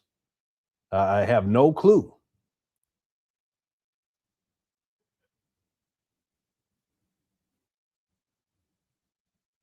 I don't know. I'm not being petty. I'm just saying. Lashes, no artificial breasts. Where are my all natural head to toe butter almonds at? Where my all natural head to toe hot chocolate at? Where my all natural head to toe sweet brown sugar? Where my all natural head to toe mixed race white chocolate queens at? Where my all white chocolate all natural head to toe nutmeg and cinnamon and butterscotch and mahogany? There you go. Oh yes, brothers and sisters. You like BBLs? That ain't nothing but a big blueberry lemonade. I had a blueberry smoothie this morning. There you go. You like BBLs? That ain't nothing but a big blueberry lemonade. I had a blueberry smoothie this morning. I love all black women. Okay, why are you telling us that? I love you all. All of you can come to my events. All of you can come to the Hampton Juneteenth, the Dothan. All of you can come to the training today in Camden, New Jersey from 4 to 8. All of you can come to the training today in Camden, New Jersey from 4 to 8. It's absolutely free. I don't care if you got a wig or a weave or a jerry curl. I just give a special, special, special type of a love to the sisters who said, I'm not going to imitate white folks. I'm not going to imitate Caucasian standards of beauty.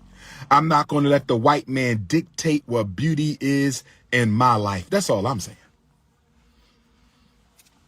Have I ever been on a date with a woman with a weave? Yes, I have. I have. You was dealing with the concert stripper. She had a weave too. You sure was. In the hotel room. Cut it out, Umar. She said she would get on that pole that night so that she can get that FDMG donation money. That's what she said. Don't maybe pull up the receipt. Suki Hana. The reason I've been on a date with a woman with a weave is you got to give women an opportunity to change. Oh, cut it out. You don't want to need to change. But I will not marry a woman with a weave. I promise you that. You ain't married not one woman, period. You're 51. I will not marry a woman with a weave. I promise you that. If he was about to sniff, but he held it back. She ain't happy to be nappy. See that? Well, he was about to do it again. Yeah, he boy, I'm telling you, this poor guy. If she ain't happy to be nappy, we cannot jump the broom, brothers and sisters. There he go. Hit the one. Told y'all. I told y'all. Go on and sniff. Get it done. We cannot jump the broom, but make sure you hit that PayPal for the school. See, he need that money for that so that nose will get fixed. That's what that is. Did y'all catch that? This guy, I'm telling you right now, he started messing with, he's like, okay, get on that Cash App. He was like, get on that Cash App. It's automatic. He's been doing this for years. It's been over a decade. So it's automatic. When he start getting that itch, he start snarling and shit. Right away, I need y'all to get on Cash App. Why? I mean PayPal. I'm sorry. Get on your PayPal. Back then was Cash App. Right now, what's happening with FDMG? Didn't nobody ask you about that? The only reason why you bringing it up is because you having that nostril issue, and you need money to get that nostril issue taken care of. And so what you need to do is bring up FDMG so that you can beg for money so you can get that nostril situation. That's all this is. What's happening with FDMG is we waiting for an inspection that we should have already gotten from our building inspector who does not care for me. We're waiting for an inspection that we should have already got from our building inspector who doesn't care for me. Are you going to mention that he's a Jamaican immigrant too? And that it's the immigrants, the black immigrants against the black freedmen here in the DAFA, whatever he says? We're waiting for descendants of African freedmen association or whatever it is. An inspection that we should have already got, our final building inspection, brothers and sisters. We should have already got it. The school is ready and waiting. No, it's not a final one. I already told people about that. I showed you guys the paperwork. Cut it out. You lying. It's not a final one. That's not how it works. What is the holdup? We're looking into it right now. What is the holdup? You already told us what the holdup was. Anyway, let me stop. We're looking into it right now. You didn't see me in Honey Grow, although I eat Honey Grow. You never saw me in Honey Grow because I've never been to Honey Grow. There's a lot of Dr. Umar lookalikes in the black community. Here he go. There's a lot of Dr. Umar lookalikes in the black community. No, you can mail a check, P.O. Box 9634, Wilmington, Delaware. You're going to get mad. Cut it out. You can mail a check, P.O. Box 9634, Wilmington, Delaware. Here he go. Where you can mail a check, P.O. Box 9634, Wilmington, Delaware. Payable to the FDMG Academy. There's a lot of Dr. Umar lookalikes in the black community, brothers and sisters. But sisters, would you please tell them I cannot be duplicated? Where my beautiful African queens at? Okay, again, this is the lust aspect of this. So if we go back to unaliving ideation is very high in the black community right now. He's talking about himself or overindulgence in lust. That's what this is. Greed, get on your PayPal, materialism, and spiritual decadence. Brothers know. You can put food on there too. You could get your hair cut like me. You could throw the dashiki on. Would you let them know, sisters, there's only one King Kong? There's only one King Kong. Sisters, would you tell them it's only one King Kong consciousness? Prince of Pan Africanism. Brian certified, you a certified coon. I'm blocking your bitch ass. Excuse my language. See that? He's already upset. I hate when men hate on other men. That's a low self-esteem. Look who's talking. Umar, he's spoken so poorly about black males, black athletes, politicians, black comedians. The list goes on and on and on. Coon disease. I hate when men hate on other men. That's a low self-esteem coon disease, brothers and sisters. Okay, he's projecting here. And I'm not calling him the C word, but he's projecting. I want to speak to black women for a minute. And I'm dead serious. I'm hanging up in 9 minutes. It's 2:51. I got to get to my training in Camden, New Jersey at 3901 Westfield Avenue. Who's coming out today? 3901 Westfield Avenue. If you need to bring the children, bring the children. If you need to bring the elders, bring the elders. My college students, my education majors, my psychology majors, my social work majors, my criminal justice majors, my psychiatry majors. You need to come. LC says, who's out here trying to look like Umar? I don't know. I ain't never heard that before. That's the first time I heard him say that. I've never heard him say that. Thanks for super chat. I don't know why he even talking like that. On out to 3901 Westfield Avenue in Camden, New Jersey today from 4 until 8 because I'm teaching. We having a freedom school teaching with Dr. Umar Ifatunde. We having a freedom school teaching with Dr. Umar. There wasn't a lot of people there from what I saw, at least from this video. What I'd like you to do right now is just close your eyes for a moment. Just for a moment. And I want you to think about someone who is not with us anymore, who would be so thrilled at what you're doing. Well, I got the couch on the stage next to it. What's it called? I don't know. They got the couch. I don't mean to be petty. They got the couch and the fake grass, and then it got one of those mobile dry erase boards next to it. I don't mean to be like that, but yeah, don't do that, y'all. Don't do that. Some people call it. Somebody says it's Baba David's brother. Boy, this Umar Johnson saga is crazy. Baba Smurf. I'm sorry. Let me let it. Today, so thrilled that you're here in this space to discuss the most important issue. That's a nice looking plant, though. We got one of those. Yeah, that's the kind that I think it's the kind I have right here. And we got the thing to connect it to so that it can grow up like that. I got another one for this plant back here because it's growing out the sideways. So I want to get it to go straight up. But I haven't put that together yet. Because it all starts with your mind, right? That connects to your soul and your heart. Think about that person. Could be an auntie, a grandma, a mom. It don't seem like a lot of people there. Not with us anymore. And feel free to breathe out their name into the air. Feel free to say their name. There ain't nobody trying to do that. They trying to get to Umar. Cut it out.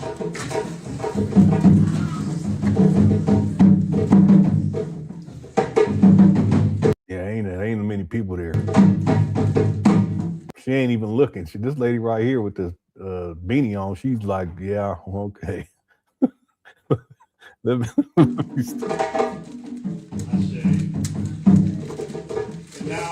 us invoke the presence of the great. He was like, I don't mean, let me stop. I'm being bad. My son reminded me that when we started here at Imani, this was a little plant like this, but we pour libation every week here at Imani, and now look at it. Which is a metaphor of you, of your heart, your mind, your soul, as you keep watering and nurturing it. Yeah, that plant's real healthy too. I can tell. Grow and be incredible, just like this plant. So let us breathe in, and as we breathe in, let's remember the roots of education in this world, in ancient Egypt, in Nubia, in ancient Canaan. There ain't nobody there. Innovations that came out of our ancestors. Maybe it's a bigger space. Like Imhotep in Egypt. The first phonetic alphabet that came from the Afro-Canaanite ancestors in Canaan. The architecture, astronomy, and artwork coming out of Nubia. All right.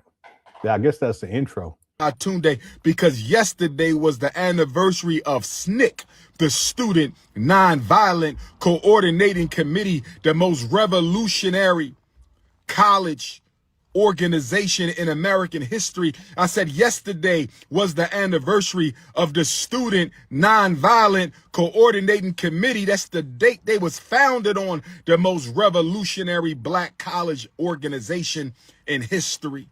Oh, yes. Oh, yes. H. Rat Brown, rest in peace. Listen, I just want Umar to have a good turnout because he's having a difficult time. Black Wolf, that's all I'm saying. You're right, though, but I'm just saying, I hope there's a lot of people showed up and I don't know. Let's keep going. Peace. Kwame Ture, rest in peace. Yes. Yes, brother. Fannie Lou Hamer, rest in peace. Yes. Empress K 333, how you doing? Empress K 333, how you doing? Baby Smurf, I see you. Still waiting to meet you, Baby Smurf. It's been over a year. Still waiting to Yeah, that's horrible. That is so horrible. Meet you, Baby Smurf. It's been over a year. Sister KJ, what's going on? Sister KJ 45, what's going on? My South Africans, where y'all at? I love South Africa. Sabona. I love my South Africa. Where my Zulu queens at? And my Xhosa queens. And my Khoi queens. There he goes. Oh, yes. Yeah, I know. It's horrible. This horrible. My Ethiopian family. You know I love me some Ethiopian food. Where my Ethiopian queens at? My Eritrean queens, my Gambian, my Zambian, my Nigerian, my Togolese, my Benin, my Liberian, my Mozambique, my Angola, my Lesotho, my Basutu queens, my Jamaican and my Haitian and my Puerto Rican African. This is also about validation too. Queens, my Dominican African queens, my Cuban African queens, my Costa Rica queens, my Brazilian queens, my Jersey queens. There you go. Keep going. This is the lust part. My New York queens, my PA queens. You need to cut your nails. My Carolina queens, my Tennessee and Texas and Arkansas, Alabama, my Phoenix, my Minnesota, my Des Moines, my Missouri queens. King Kong is in the building. Shout out to all the unapologetically African alpha males. My Congo queens. I owe Congo a special visit because I had to cancel on y'all last year. That hurt my heart. I had to cancel. That was the centennial of the Honorable Patrice Lumumba's birthday, the independence. I missed out on that. Oh, cut it out, you drama Congo king. government bought the flight and everything, and I couldn't go. I need another invitation. Congo, I'm coming. I got Congolese ancestry. I'm coming. I got Cameroon ancestry. I'm coming. I'm a citizen of Ghana. Yeah, but you don't got no Frederick Douglass ancestry. And I have Ghana ancestry. I'm coming. I got Benin and Togo and Cote d'Ivoire ancestry. I'm coming. My Georgia queens, Jabrika 08. But I want to say this to black women. I got 6 minutes.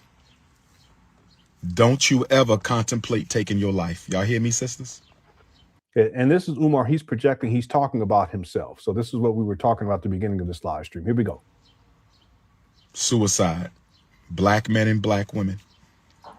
We got to stop the suicide. I need you to hear me when I tell you this. I'm dead serious right now. If you need to reach me, 215-989-9858, text only. If you need to reach me, 215-989-9858, text only. If you need to reach me, 215. Yeah, see, this is he's projecting. This is Umar's way of saying that he needs help and that he needs someone to reach out to him. But I already told him what he needs to do is he needs to make that phone call.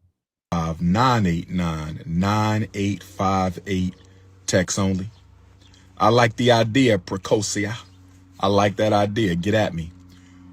There is a suicide demon floating around the black community. Again, he posted this last week, and it's in reference to what he's talking about now, because this is on his mind. He's dealing with this himself, but he's projecting. There is a suicide demon that is trying to claim the lives of black women who have great divine missions. Listen to me. See, he believes he has a great divine mission. Let's break it down step by step. If you are being tempted by the demon of suicide to take your life, it's because you are important to the destiny of African people. Umar believes that he's important to the destiny of black people. Let's keep going. You to understand, overstand, and understand what I'm saying right now. I want you to understand, overstand, and understand what I'm saying right now. If you are being harassed by the that's brother Jose suicide demon, it's because you have a calling so great that the forces of evil cannot allow you to hang around to fulfill your sacred mission.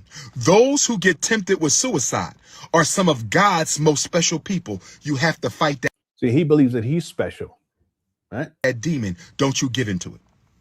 See, the demons of suicide like to play on your mind. The demons of suicide like to play on your psyche.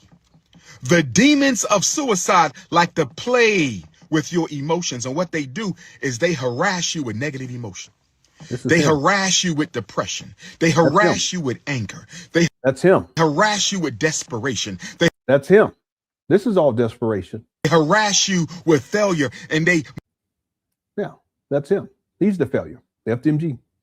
Y'all see? Living in mama closet at 51 years old. Been homeless since 2019. Deadbeat daddy. Don't pay child support on time. Manipulate your emotions so much. And they manipulate your mind so much that they convince your mind that your emotions are so overwhelmingly powerful and unhealable. Yeah. And he's going through it. This is how they get you. This is how the demon of suicide gets you. They manipulate your mind into thinking that your emotions are real.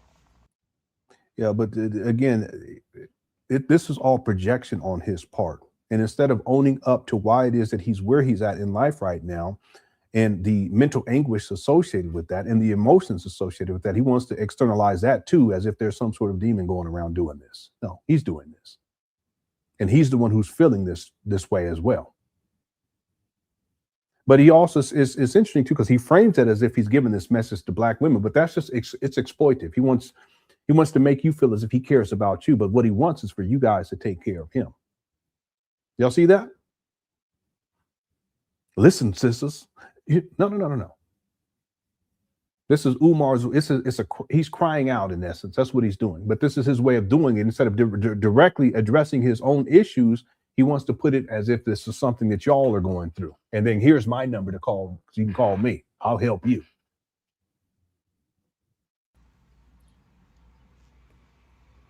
Your emotions came from within you. It's not what happened to you. It's how you are processing it. Your emotions are your own inventions. Let me say that again. Your emotions are your own inventions. We create happiness. We create sadness. We create depression. We create miserability. So let's be clear about something. The reason why Umar is experiencing these types of negative emotions in particular is because of what he has done. And that, in essence, is a creative act. Living foul, exploiting people, scamming, scheming, so forth and so on. The list goes on and on and on. That's why he's where he's at in life today at the age of 51. And this is his own doing. All emotions come from the inside. This is Pastor Papa talking to you right now. So now he's a pastor. That's a new one. Pastor Papa. Okay. Now he's trying to pull on to the demographic of Black women who are, let's say, religious. This is Pastor Prince of Pan Africanism. So if they come from inside you, if you created those negative emotions, you can destroy them as well. That's the message from the Almighty. If you create from the Almighty, who's Almighty? You? Your negative emotions, you can destroy your negative emotions. Don't you ever let something you created make you think it's more powerful than you. Don't you FDMG. You ever let something that you created. This is interesting. Don't you ever let something that you created make you think it's more powerful than you. Yeah. He's called him RBG. He called himself RB Jesus as well. Yep. He sure did. I forgot about that one. Emotions are your babies. Your emotions are your babies. Created from your mind to work against you. A negative emotion is a self-curse. I'm going to say it again. A negative emotion is a self-curse. You are cursing yourself when you are repetitively sad. You are cursing yourself. He's talking about himself. That's why I was saying earlier, I got to give him some grace. I've been trying to. When you are repetitively angry, you are cursing yourself when you are repetitively depressed. You are cursing yourself when you keep on saying, I can't improve my life. Well, I'll tell y'all. I already broke all this down. I haven't watched this video, but I broke this down earlier. That if Umar, in point of fact, wants to improve his life, he has to humble himself and he has to come to grips with the reality that the reason why he is where he's at in life is because of his own decisions, his own actions, his own behaviors. And that nothing will change for the better in his life until such time that he acknowledges that and then figures out a way to start to do things differently. But you're not going to do things differently if you're projecting your own issues onto other people and trying to make it seem as if they're the ones who have the problem and that then you give them your phone number for them to call you. That's not how this works.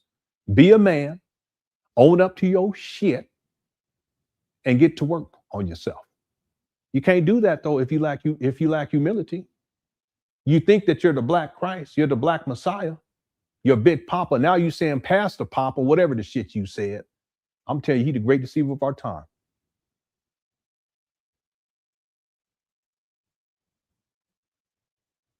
There's a reason why at 51, Umar, you've been homeless since 2019. It ain't got nothing to do with nobody else. It ain't got nothing to do with no demons. It ain't got nothing to do with none of that. It's you. You've raised millions of dollars. You have no excuse to be homeless. Quiet as it's kept, you have no excuse to have your mama living in the situation that she's living into and living off of her at the same time.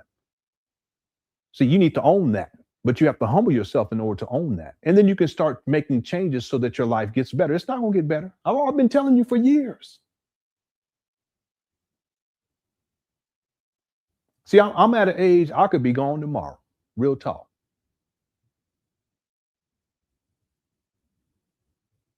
But I've told you, Umar, over the years, what you can do so that you wouldn't have to be living in this type. It's a self-imposed hell. That's you. It ain't nobody else. You can try to project it and as if someone else is struggling. No, this is what you're dealing with right now. At my age, I already know. I told you. Things don't get better until you humble yourself. And if you don't do it, life is going to do it. God's going to do it. The universe is going to do it. And that's not what you want. I have a sense that that's what's taking place right now. And I want to say this, but then I said, don't say it, but I'm going to say it. You're a coward. I know you're going through things, but when you're going through things, if you're cowardice about it, you're not going to address it. You're not going to deal with it. You have to have the strength and courage as a man to face what you're dealing with based upon your actions. This is why you're at where you're at today. And then figure out what you need to do to change. And then your life will start to get better.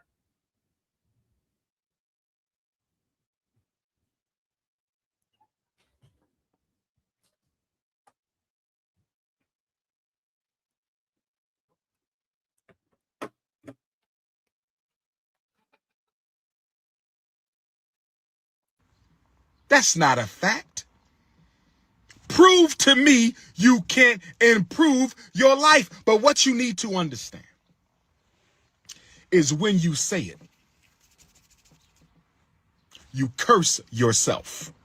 And when you say it over and over again, not only are you cursing yourself, you are programming your unconscious to execute the curse.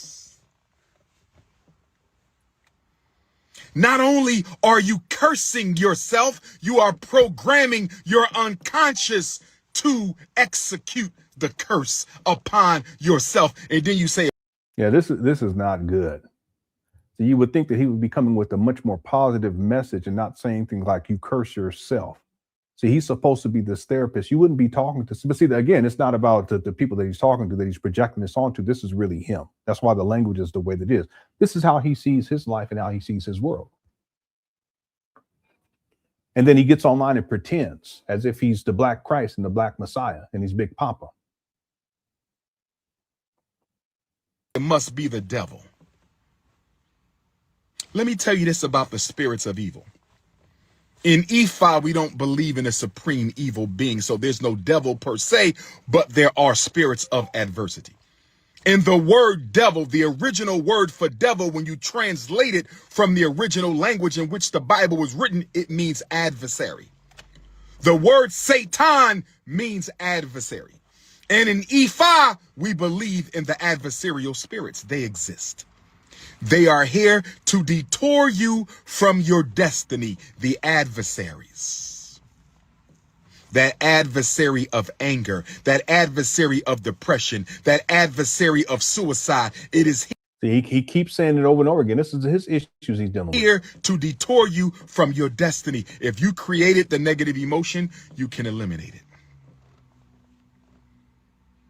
But you're not going to be able to eliminate those curses if you keep hanging around people who support your self-cursing. Some of y'all got brothers and sisters who support.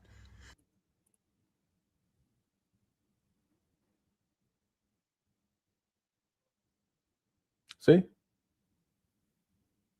part of this is the mother situation and then the siblings and all this stuff. That's what he's speaking to here. He's just projecting it onto his audience. Y'all catch it? Your self-cursing. They help you stay angry. They help you stay negative. They help you stay depressed. They help you stay suicidal. Yes. See that? It might be your wife. It might be your husband. It might be your fiance. It might be your best friend. It might be a coworker. Stay away from people. Okay, we know that doesn't apply to you because you don't work a job. So coworker, no. He said your wife, your fiance, but he could be talking about the many women that he sexually exploited and how all that, a lot of that has come back on him. Okay. Including a very young lady that he was dealing with. More recently. Who have negative thoughts about you. because they are cursing you as you curse yourself. I don't want to be around nobody who don't like me. I don't want them coming to my lectures. I don't want them coming to nothing. I don't want to be around forces of evil. I don't want to be around adversarial spirits, and you shouldn't want to be around adversarial spirits. Don't you let no spirit you created manipulate your mind into thinking your pain is unbearable. You want to talk about pain? You think your pain is something, don't you? You think your pain is something. What about the pain of our ancestors? Imagine somebody defecating in your mouth. Imagine.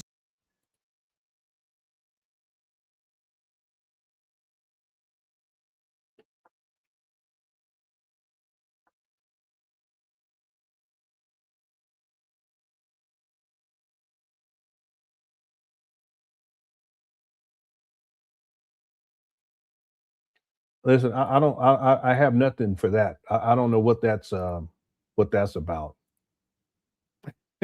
Hey, Nicole, how you doing? I don't know. I don't know what that, because most of the time, my thing is this. Most of the time, I understand what Umar is attempting to say, or what he's saying. It's in a veiled way, or when he's projecting. But when he says something like that, I don't know. I ain't got nothing to say. Nothing. I have no idea. I don't know. I have no idea. I don't know why he said that, where he's going with that. But let's just continue. Okay, we'll continue. Just somebody violating your wife in front of your face. Imagine being pregnant and still have to work out on the fields. Imagine somebody unaliving your child in front of your face because you don't want to give it away. You don't know pain until you know the pain of our ancestors. And no matter what you've been through, African, no matter what you've been through, African, nothing you are going through, have been through, will go through, can begin to compare to what our ancestors went through. You ain't seen pain until you seen the pain of our ancestors. You haven't known.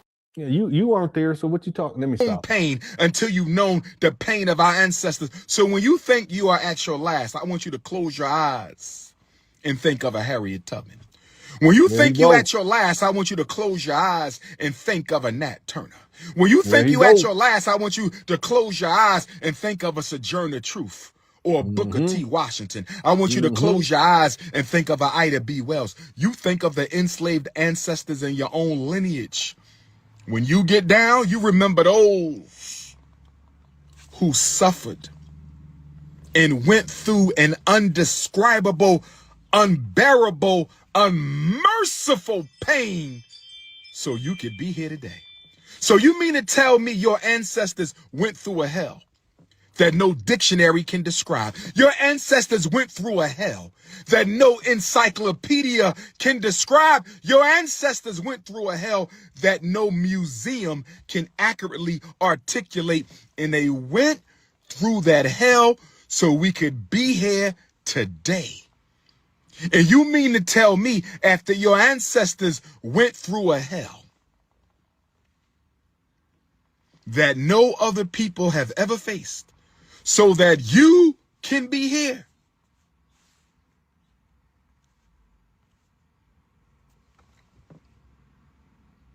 You would try to take your life when you haven't been through half of what they've been through? Yeah, I actually think that what Umar, it's really about him, and he's trying to find a reason.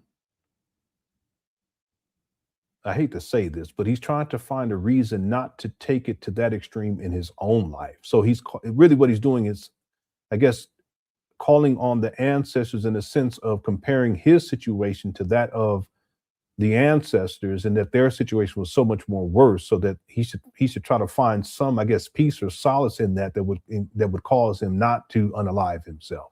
That's what I think. Stop cursing yourself with negative emotions. Stop believing your negative emotions. Your mind is not your friend. Your soul is your friend. Your mind is not your friend. Your mind is a computer. Yeah, by the way, if there's anyone who's dealing with any issues of unaliving yourself, you can call 988, and I encourage you to do so, including you, Umar. That was programmed by your parents, your family, your peers, and the white man. And your mind will produce. Yeah, see, this is, I think this is his way of saying why it is that he's struggling with these things. Let me hear what he says exactly. Mind is not your friend. Your mind is a computer that was programmed by your parents. See, so his parents, yeah, mama and daddy, yeah.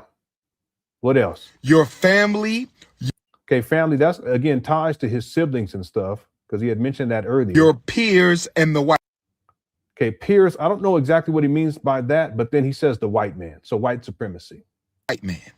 And again, he holds himself, he doesn't hold himself accountable for anything. He's 51 years old. He's supposed to be this great school psychologist and therapist and child psychotherapist. This goes on and on and on.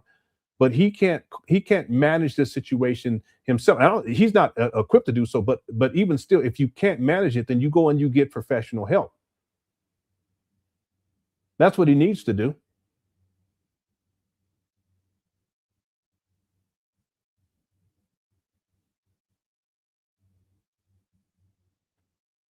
Your mind will produce thoughts and encourage emotions that are largely influenced by the programming of your mother, your father, your family, and your society.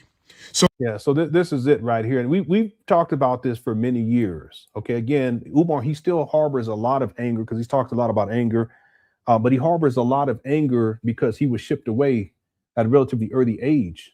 And he was the only way shipped away to a boarding school. Can't remember the name of it right now. School for Veterans Children. Anyway, he was the only one that was shipped away. So that caused. He was already. I think he was, in my opinion, he was already a troubled youth, a troubled teenager, probably troubled child too. But that was a major trauma for him. And he talked about how difficult that was in a particular video. He hasn't talked about it a lot. Yeah, Scotland. Thank you so much, East B. That's what I love about Cougar Chat. Y'all got your research. When I can't remember stuff, y'all tell me. That's it. We got the researchers up in here. The Scotland School for Veterans Children. So I think part of what Umar is dealing with here is just he hasn't resolved a lot of those issues. And again, the whole idea of FDMG is based upon the Scotland School for Veterans Children. The boarding school is military. We were talking about that earlier. So when he's saying family, and it's not just him being shipped away. So he was separated from his mama, separated from his siblings, and sent away. And he was the only one, and that was difficult for him. But he hasn't resolved that. But again, if you're 51, you claim to have 6 degrees, and you're this great school psychologist and therapist. Then if you can't resolve these internal issues yourself, and Umar, he can't. Clearly, he's 51. Then you go and get the proper professional psychological services that you need. Again, but he hasn't humbled himself. The narcissism, the pride, the ego is huge. But nothing will get better until such time that he humbles himself. Rated R4 Robin said he's so desperate. It said, yeah, this whole video is about desperation. See, desperation can also come off as anger. He's angry too, but he's angry for reasons that are unnecessary for him to express in this video. It comes off and it comes out because of the desperation. If this video, let me be more specific. If this video was specifically about helping other people who are dealing with ideas or thoughts of unaliving themselves, then there should not be anger coming out on Umar's part, especially if he's a therapist, right? But because he's really talking about himself, and this is really a plea. His followers don't see it. I'm sure most of his followers don't see it. And he's desperately trying to, he's trying to get help. I get it. But the ego is so great, he's not asking for help for himself. He's acting as if acting like he's helping other people, and they're the ones who have the problem. Umar's the one that has this problem. And that's why he's talking about his own personal experiences. It's veiled, but he's projecting. And that's the sad part, because you can see he's desperate. He's trying to get some help. Now, thanks, Rated R.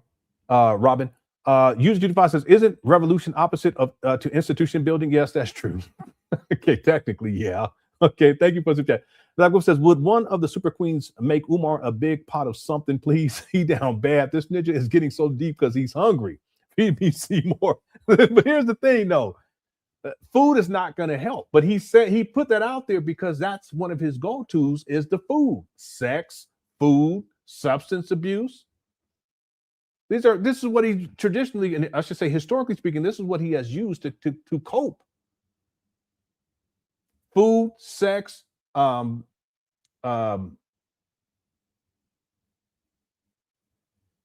it could be argued at this point, alcohol, no gin today.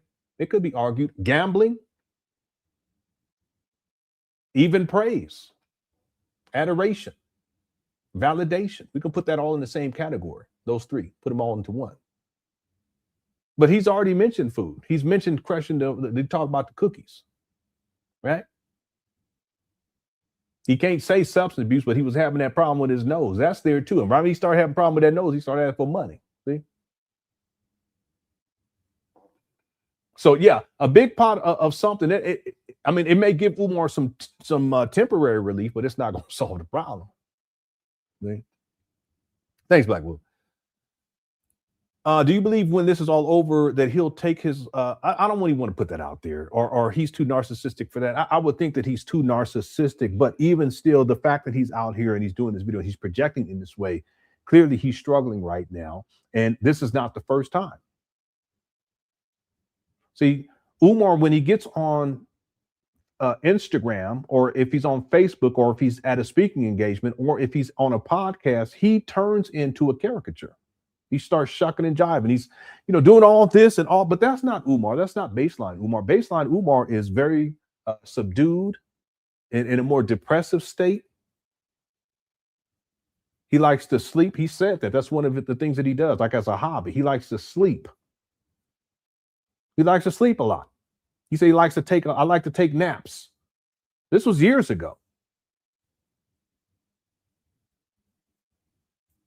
He likes to stay home. He said that too. He said he doesn't like to go out, but he will do that because he has to put on a show to get money out of people. But all the other things are symptomatic of someone who's dealing with anxiety and depression. And if the anxiety isn't addressed and the depression isn't addressed long enough, then you start to get into the unaliving ideation. But again, on top of that, you have this aspect of narcissism and pride and ego. But even that, let's just set all that aside. If you need to get help, go get help. Make the phone call. It ain't gonna hurt you. See, so at the end of the day, that's what I'm more concerned about is, whether or not he will humble himself enough to get and he needs professional mental health services, and that's okay. So it's a big stigma amongst, and it's not just Black people, but Black people, we have this issue about, therapy and therapists and psychologists and there's another term, I can't remember what it is, but it's a whole big thing. And for a lot of us who have gone through a whole lot of bullshit, that's what we need. And Umar, he's needed this for a long time, going back to childhood. So anyway, I don't want to put some of this out, this terminology out there. The help is there if Umar can humble himself enough to get it, and I hope that he does. That's all I can say. But again, we can't force. He's a grown man. He's 51 years old. And he's not special in regards to dealing with these types of issues. He's not special. There's plenty of people that's gone through stuff like this. Humble yourself, get the appropriate mental health services, and then keep it moving. Yeah. Thank you, Rated R4, Robin. Yana says, what about your daughter? Yeah, a ninja. Yeah, again, that's a whole nother thing, I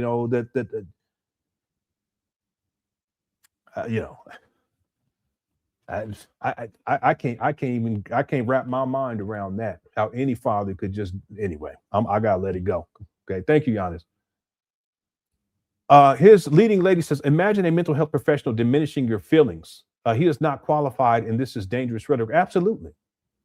And then on top of that, he's actually talking about himself. I mean, that's the thing. It's like, because he doesn't want to deal with what he's feeling, it's almost like he wants to project that, and he doesn't want y'all or his listeners to be feeling what they're feeling. And so, no, that's just him. The truth is, he doesn't want to feel what he's feeling. But the fact that he's feeling it, it should be cause for him to do what needs to be done in order to get proper mental health services. But he's supposed to be a mental health professional. It is dangerous. You know, anytime you got someone projecting their own issues on the other people on this level, and you're dealing with a sensitive topic like this, it's very dangerous. Thank you for the super chat. Thanks, Giannis says, well, Derek says, imagine telling kids their minds aren't their friend. I know. He's not a professional. It's crazy. A lot of his rhetoric and even the terminology that he's using, it's toxic, but that's because that's what he's dealing with right now. Thanks, Derek. U225 says, I made braised beef, none for Umar Johnson, Lenon. I don't even know what braised beef is. I have no idea. Someone said pulled pork. I don't know what that is. I don't know what no braised beef. Like, what are you, a blood or what? What are you talking about? Braised beef. Anyway, Umar Johnson knows it'll only be jail or streets for him. Yeah, well, technically, he's a street. He's on the streets. It's just he lives with his mama when he can. He lives inside his. I mean, I shouldn't say it that way. He lives with his mama when he can. He rents cars when he can. But it's not like he's stable. Like he's stable on his own, right? Thanks, user 225. And that's true. He's not stable as a man. He's not stable on his own power, on his own 2 feet. Okay, he needs his mama because that's a residence of Section 8. But then he also needs his donors and supporters so that he can have food to live his lifestyle. Right? And if he didn't have either of those things, he'd be on the street or living in a vehicle. Thanks, you 225. R4 says, when the walls start to close in on him, I think he starts talking like this. Yeah, I agree. That's why I think right now, and he posted this post last week. It was last Thursday, and then he comes out with this video a week later. This is stuff that he's actually dealing with right now. It's just that in the video and in this post, he's trying to project it onto other people. Yeah, the walls have been closing in on him, and he starts talking like this because the pressure is too much and he doesn't know how to handle it. But the other thing is he doesn't realize that this is all his own creation.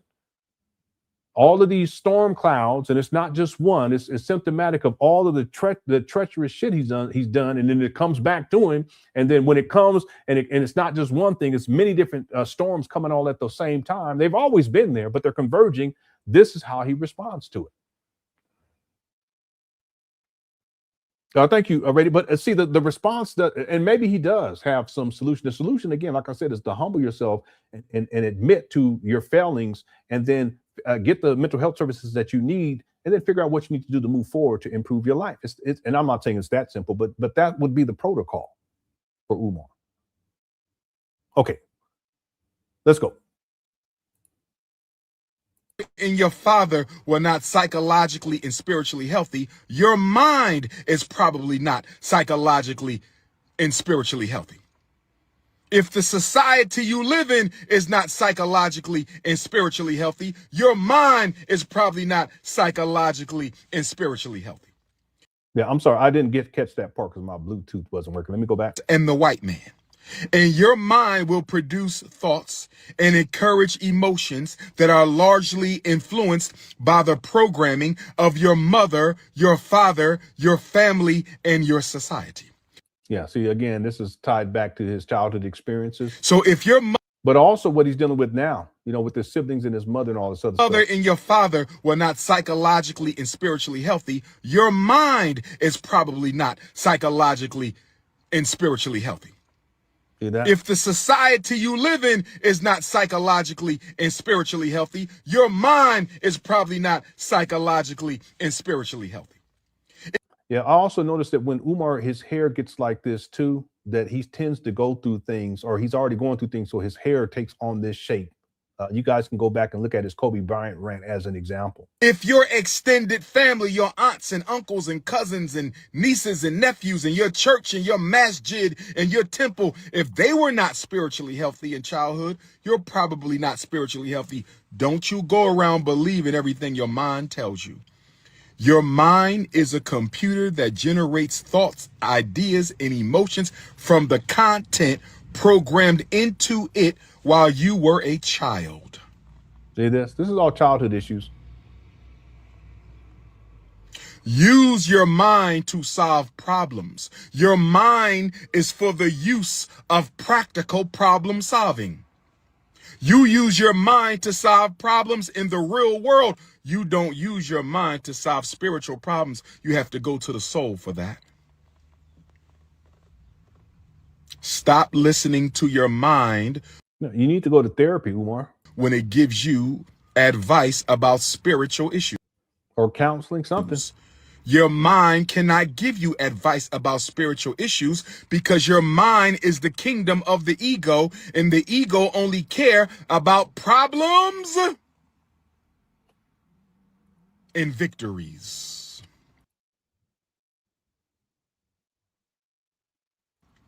Your ego only cares about problems and victories. That's why all day long, all you thinking about is problems and victories. The bills you gonna pay. See this? The woman your husband sleeping with.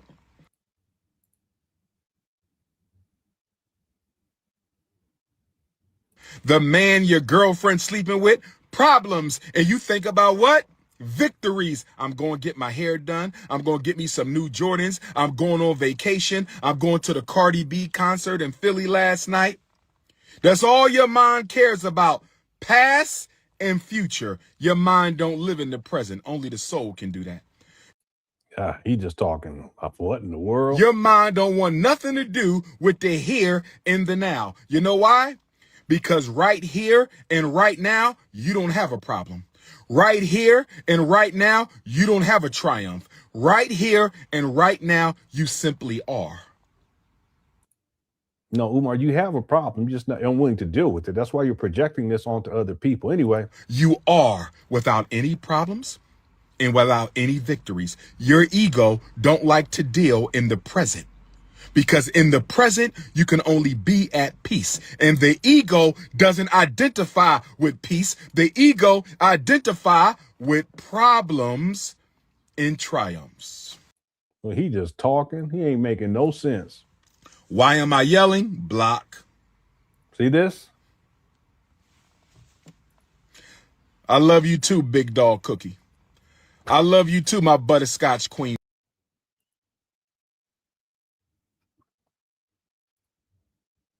Umar, let me just tell you something right quick, homeboy. I don't know where you come from, but where I come from, anybody you call big dog, you don't say I love you. Hit the one. I don't know, maybe, anyway, I'm just saying. I'm just saying. He said big dog cookie. Nah, bro, we don't do that. We don't do that, but let's keep going because we got to wind this down. My goodness gracious. Big dog cookie. Wow. Big dog cookie. Miss Queen is in the building. Okay. So I'm just giving y'all a word to my sisters because I got a couple text messages over the past 2 weeks from black women who feel like they can't go another day. No, he's talking about himself. So I'm going to start doing my For Sisters Only. I think I'm going to start For Sisters Only seminars even without the book. Cut it out. This book was supposed to, I have it in my notes. It's crazy. He's talking about this book from 2011 or 2011. He was taking pre-orders for it. I think it was in 2021. Anyway. I think I'm going to start doing my For Sisters Only seminars even without the book being finished yet. I think I'm going to start doing my For Brothers Only seminars even without my For Brothers Only book being finished yet. No, cut I think I'm going to start doing my Brothers Only seminars even without my Brothers Only book being done yet because I don't want no more Africans unaliving themselves. Not in Africa, not in South America, not in Europe, not in Asia, not in Australia, not in Canada, not in the Caribbean, not in Central America. There he go. Not in the States, not in the South Pacific. Suicide is one of the worst fates you can place upon yourself. Don't you do it. All right. Again, if anyone is dealing with any issues of unaliving yourself, you can call 988. It's a suicide and crisis lifeline. Yeah, I would encourage you to do so. Don't listen to your mind. Don't listen to your ego. The universe does not calculate wins and losses the way that you do. The universe don't care about the car you drive or the clothes you wear. The universe don't care whether your hairstyle costs $500,000 or $500. The universe don't care about none of that. The universe. It costs $5,000 to get your hair did these days. That's crazy. Only count. That's like the dollar store. Damn. Wins and losses based on your impact and influence on the world around you. That's it. That includes your children. That includes your family. That includes the universe. Wins and losses ain't got nothing to do with money and materialism. Wins and losses ain't got nothing to do with money and materialism. Wins and losses are all about your impact on the world.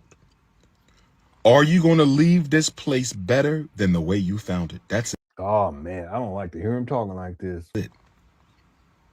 Did you fulfill the destiny you promised God to deliver? That's it. You chose a purpose in heaven. That's the only reason why you're here. If you are here, you are on divine assignment. I don't care if you're a foster child. I don't care if you're an adoptive child. I don't care if you was raised in a house full of prostitutes, drug dealers, or drug addicts. I don't care if you've been homeless your whole life. I don't care if you don't know your mom, you know your father. I don't care if you got one leg or two. I don't care if you got one eye or two. I don't care if you're deaf or you're blind. I don't care what situation you are in. I empathize with your situation. No, you don't. You don't have empathy for anyone. You don't have empathy for your own daughter. What are you talking about? It's a narcissism. They pretend. You're a pretendian.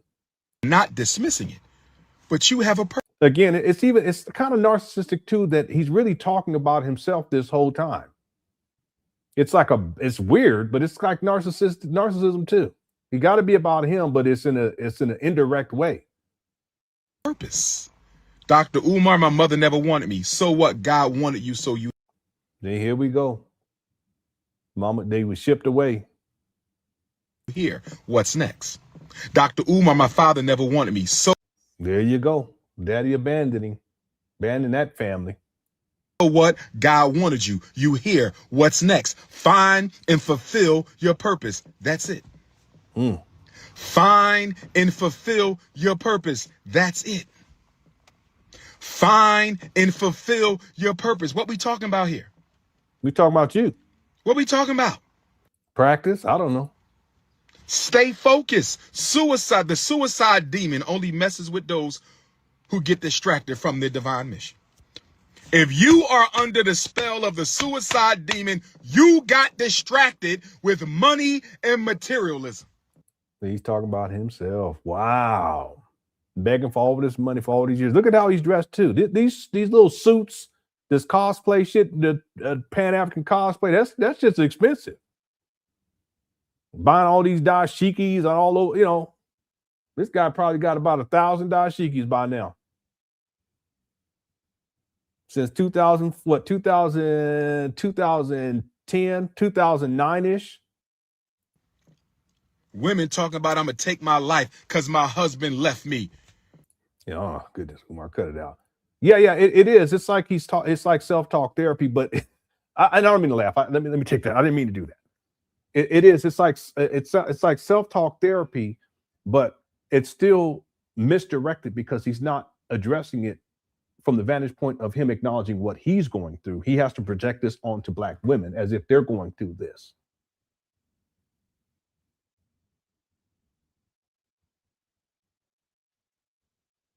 So he needs to sit down with a therapist and address these issues with a professional. That's what he needs to do. See, we can't say that he hasn't had the money to do it. We can't say he hasn't had the time. He's lazy. But again, the ego and the pride and the narcissism is so great, he won't humble himself to go and get the help that he needs or even ask for the help. Thank you, Young Money. Your purpose was not to marry him. God didn't send you here to get married and that's it. You have a greater mission than that man who left you. Build your spiritual shield. Build your spiritual strength. See, he's telling them to build theirs, but you look at the body language, he's pointing and poking at himself. You guys catch that? Build your inner power because we're going to need it for what we got coming up as African people. So he's saying we. It's okay to mourn for a minute. It's okay to cry for Yeah, he going through it for a minute because we're human. I'm not saying you can't hurt. I'm not saying you can't cry. See, again, he's talking about himself. The body language betrays him. He's trying to act like it's about these black women, but he's pointing to himself. He's touching himself. He's tapping himself. Self-soothing at the same time. I'm not saying you can't take a week off, but there needs to be an expiration date to your self-pity. Because the longer you bathe in your self-pity, the more open your spirit is to be hijacked by the suicide demon or the crack cocaine demon. Here we go. See? Or the black and mild demon or the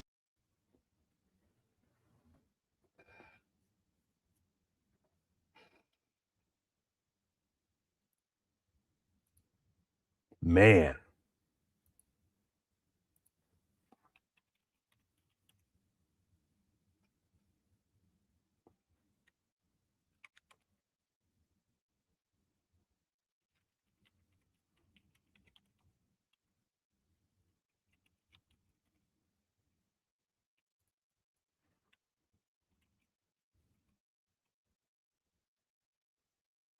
I was trying to find the video where he was out. I played it recently, actually, where he was out in front of these trap bandos smoking, and it was a package of Black and Milds. cigarette demon or the alcohol no gin today demon or the overeating demon. Already told y'all. Already told y'all. All projecting. Demon or the oversexing. As we wind this down.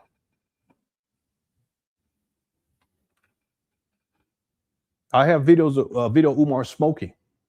And there's a pack of what is it, Black and Mild.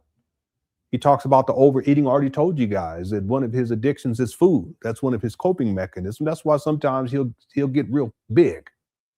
Then he'll lose a whole bunch of weight and get big again.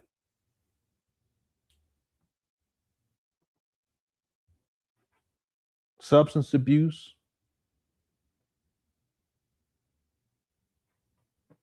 He talks about the alcohol. Okay, no gin today. Then he gets to the cookies, food, sex. He's talking about himself. It's what you call projecting. You can look it up. It's a psychological thing.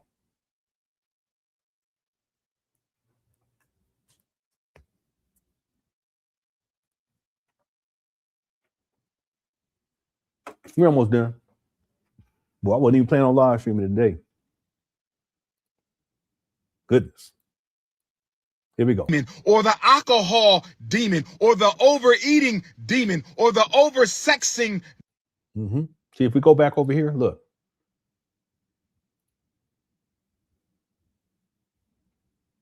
Unaliving ideation is very high in the Black community right now, or overindulgence in lust. That's the cookie question. Greed, materialism, and spiritual decadence has invited a host of demons into our village to hunt and devour the weakest of souls. That voice in your head that's telling you to take your own life is not yours. It belongs to the demons of unaliving. This demon manipulates and distorts your thinking and emotions to the point where you actually begin to believe what it says. Its main weapon is pain, and it plays upon your feelings of hopelessness and despair until it forces you to quit on life itself. Deliverance comes from knowing that life is about highs and lows, tragedies and triumphs. Your problem is you don't have enough patience and spiritual strength. He's talking about himself not having enough patience or spiritual strength to remain steadfast until the storm passes You are being tested. All of us will be tested. Don't fail the test by listening to the clever voice of the great deceiver. And he is the great deceiver. Let's finish it. I mean, these are the demons in our community, brothers and sisters. See the sniff? And there you have it. He's been holding that back for a while, but there go that sniff. Get on your cash app. Get over it and get back on track. Alignment with your higher self. You must be in alignment with your higher self. The Bible ain't gonna tell you about this. Here he go. See, I was gonna pull up this other video. I had it pulled up, but I took it. Maybe I should pull it back up again. Watch this. The Quran ain't gonna tell you about this because this is tens of thousands of years older than Jesus and Muhammad. You have a higher self in heaven. The real you is not here. You're just a hologram. Let me say it again. And then I got to get ready to get off because I got to go train my parents today. Listen, you are not the real you.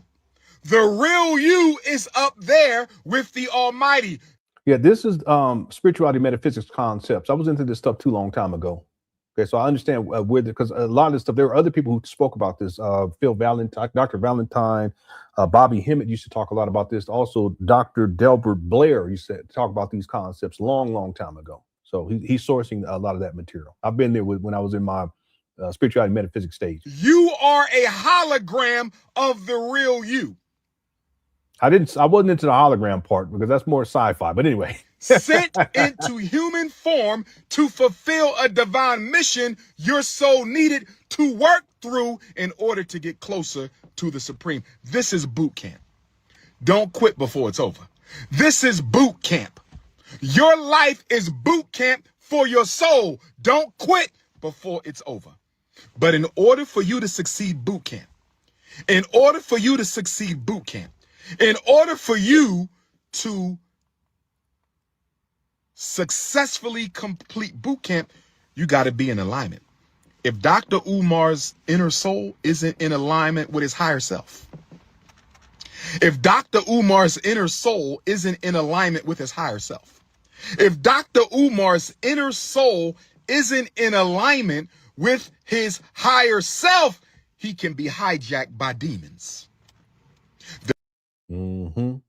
Told y'all. The demons of lesbianism, the demons of homosexuality, the demons of bisexuality, the demons of transgenderism, the demons of overeating, the demons of alcohol, the demons of murder, the demons of violence, the demons of family dysfunction. Wow, you saying too much. You saying too much, Umar. What in the world? I did not curse my LGBT brothers and sisters. I love them too. I did not curse my LGBT brothers and sisters. I love them too. But they are under the influence of an alien force. I'm just going to call it what it is. Black women running around with a bunch of blonde wigs and weaves. You are under the influence of an alien force. That's all. Addicted to European brand name merchandise. You are under the influence. Yeah, but what about all your fitted caps and the Nike shoes and the jackets and all that stuff and the jeans? Cut it out. Of an alien force. Dr. Umar's spiritual boot camp coming this summer. No, it's not. He just be making up anything he can. We almost done, y'all. Dr. Umar. If you haven't hit that like button, you're enjoying the show, go on and hit that like button as we wind this down. We got about 2 minutes on this. Umar spiritual boot camp coming this summer. Dr. Umar spiritual. We're not talking about 5'5" thick in the thighs right now, my brother. See?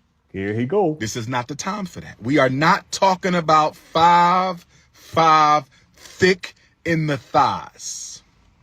We're talking about alignment with your higher self. So if you're not meditation, if you don't meditate at least 10 minutes a day, you're not in alignment. Oh, cut it out. If you don't fast from eating at least one day a month, you're not in alignment. Cut it out, Umar. If you don't pray alone, I'm not talking church and masjid, I'm talking by yourself. If you don't pray okay, let me close up this poll. We got 1,990 votes. 10 more votes to get to 2,000. Can we make it happen? Is Umar Johnson overwhelmed with the FDMG scam? 85% said yes. 15% said no. Okay, let's try to get to we just need 10 more votes. Okay, 9 more votes. Okay, and then we're at 821 likes. Thank you guys so much. Our goal, I think, was 400 or 500. No, we're at 919. Okay, wow, y'all are awesome. Quick, let's go. Alone by yourself at least once a day, you not in alignment. 7 more votes. Because the only way you're going to get in alignment with higher self is to get quiet, shut up, silence the mind. While he's running his mouth. Go into the dark or go into the light. 5 more votes. And let your higher self speak. Because if it's too much noise in here, if it's too much violence in here. Was that a fly that just flew by behind him? What in the world? Let me stop. I saw the fly back there. Let me see. Shut up. Silence the mind. Go into the dark or go into the light and let your higher self speak. Because if it's too much noise in here, if it's too much. Yeah, did you guys see that? Why you got flies in the car? I'm a weirdo, though. I'll be noticing stuff like that. Like if I'm watching a movie or something, I'm like, wait a minute. That they just changed the angle and that little piece of paper wasn't there before. Maybe I'm tripping. One more time. Shut up. Silence the mind. Go into the dark or go into the light and let your higher self speak. Because if it's too much noise. Like right here, look behind him. Noise in here. If it's too much violence. It was a fly or something. Anyway. In here. If it's too much negativity in here. If there's too much emotional clutter in here, psychological clutter in here. See, this is all him, but why is he getting angry about this? Again, this is him dealing with his own emotions, or at least attempting to do so. Relationship clutter in here. If it's too much going on in here, your higher self cannot communicate through the pineal gland. There you go. I used to be into that too when I was studying the Medunetter and the. Anyway, your higher self cannot communicate through the pineal gland. This is calcification and blah blah. This is why you cannot eat red meat every day. I don't eat I don't eat meat, period. When you eat the flesh of murdered organisms. What are you talking about, man? This guy, why has it got to go here? Well, I mean, it's supposed to be an inspirational message for the queens, but anyway. Every day. Yeah, it's calcified. Let me stop. I don't need to be playing. I do be joking around. DB says he leaves broken families in his wake, but everyone needs to get it together. The hypocrisy is staggering. Yeah, even back in the earlier Umar Johnson videos, because you get a gap. You get 2005 video. That's the earliest video I've been able to find of Umar. And then you have a big gap. You don't see him really on social media all that much. And then when you get into 2009, 2010, really 2010, that's when you start to see an uptick, but it's still minimum. 2011, it builds. 2012, you start to see more of a presence, but it's not even significant at that point either, but it's significant enough to acknowledge that, hey, okay, he's starting to make a social media imprint here. If we go back to even those videos, he would shame Black parents over and over again.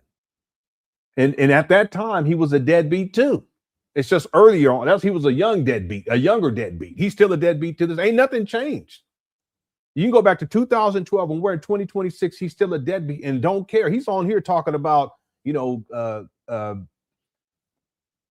Smurf and I can't wait to meet you. What are you talking about?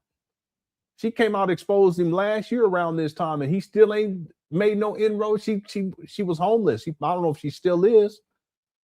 He ain't done nothing to help this young lady. And yet he gets online and he will disparage Black people while he's creating broken families. And yeah, it's hypocrisy, total hypocrisy with this guy. Thanks, DB. Young Money said, notice Umar never talks about exercise. No, you don't. Y'all, I rode my bike the other day. I was going to ride it yesterday, but I said, let me take a break. And I was riding it and I was coming around this corner. And there was these little kids, they were selling something they had a little table, they were selling something. And I was trying to get over as far over as possible and then make the turn. It was going to be a sharp turn because I didn't, it was over here. So I was trying to go way over here and then make a sharp turn. I went over, I made that sharp turn, ran into this thing, and I was trying to stay on the bike, but at a certain point it started tilting and rolling down the hill. I jumped off and I thought I could catch myself, but my torso was leaning way forward like this, and I was trying to catch myself, and right before I get to the edge of, it's like this, all these rocks, and then the sidewalk, and it was a split second. I said, I gotta fall. I just rolled with it, scraped my arm up, both of my knees, and then I rolled, and then I just popped up back up, and the kids was like, "You okay?"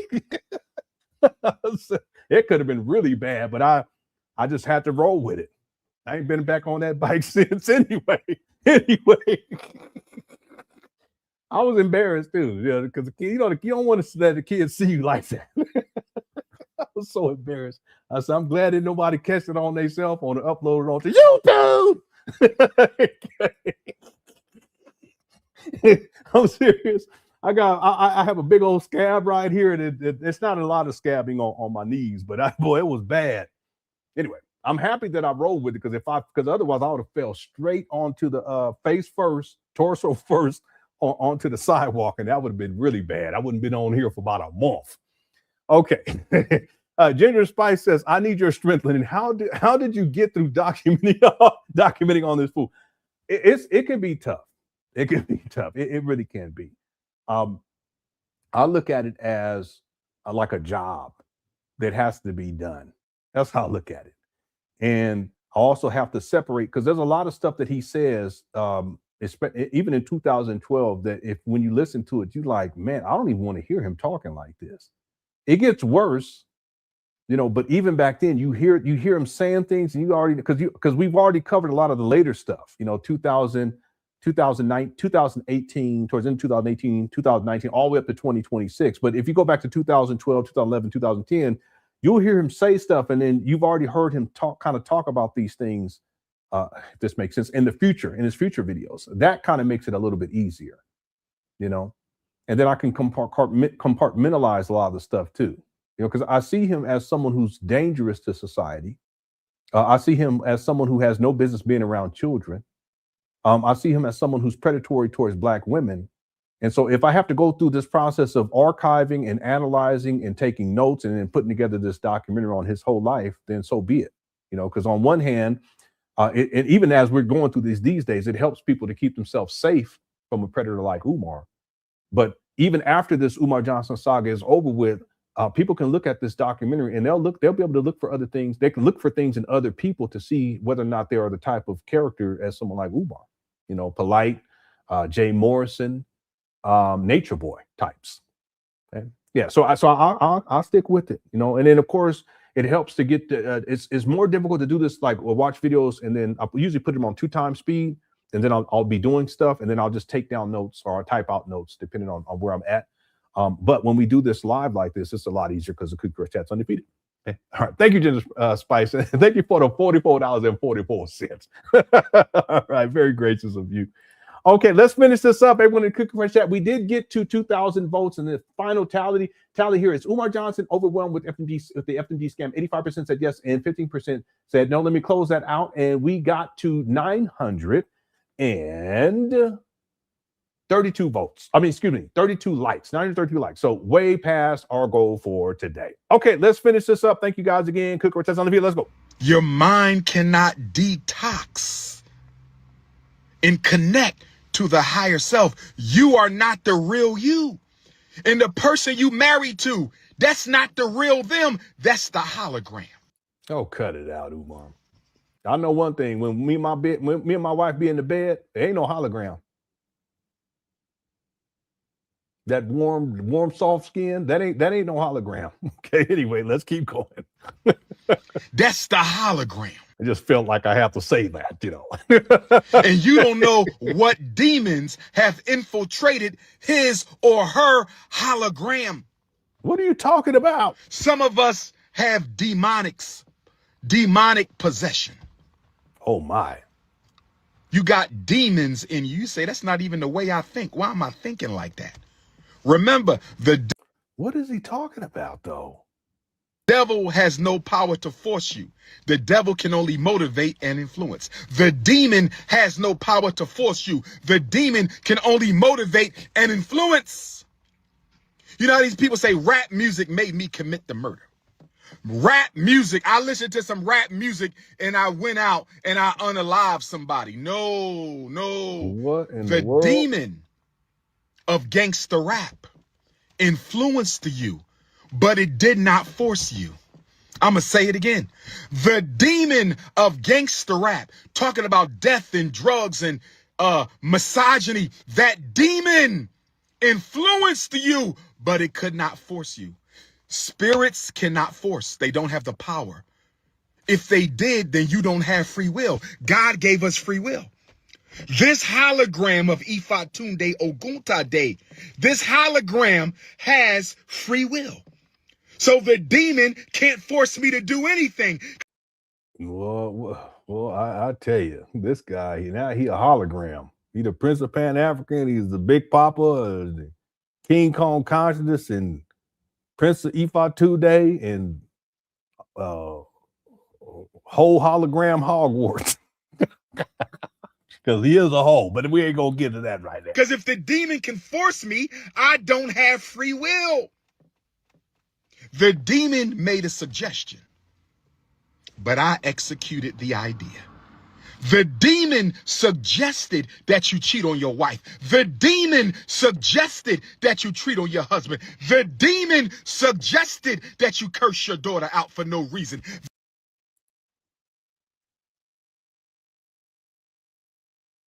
Wow. King Kong hologram. All right, Black Mario. The demon suggested that you don't let your child see their father. The demon suggested that you spend all your money on some fake European hair. See, this is him taking shots at his baby mama. The demon made the suggestion, but you executed the idea. Brothers and sisters, I gotta go because I'm going to be on stage in 40 minutes.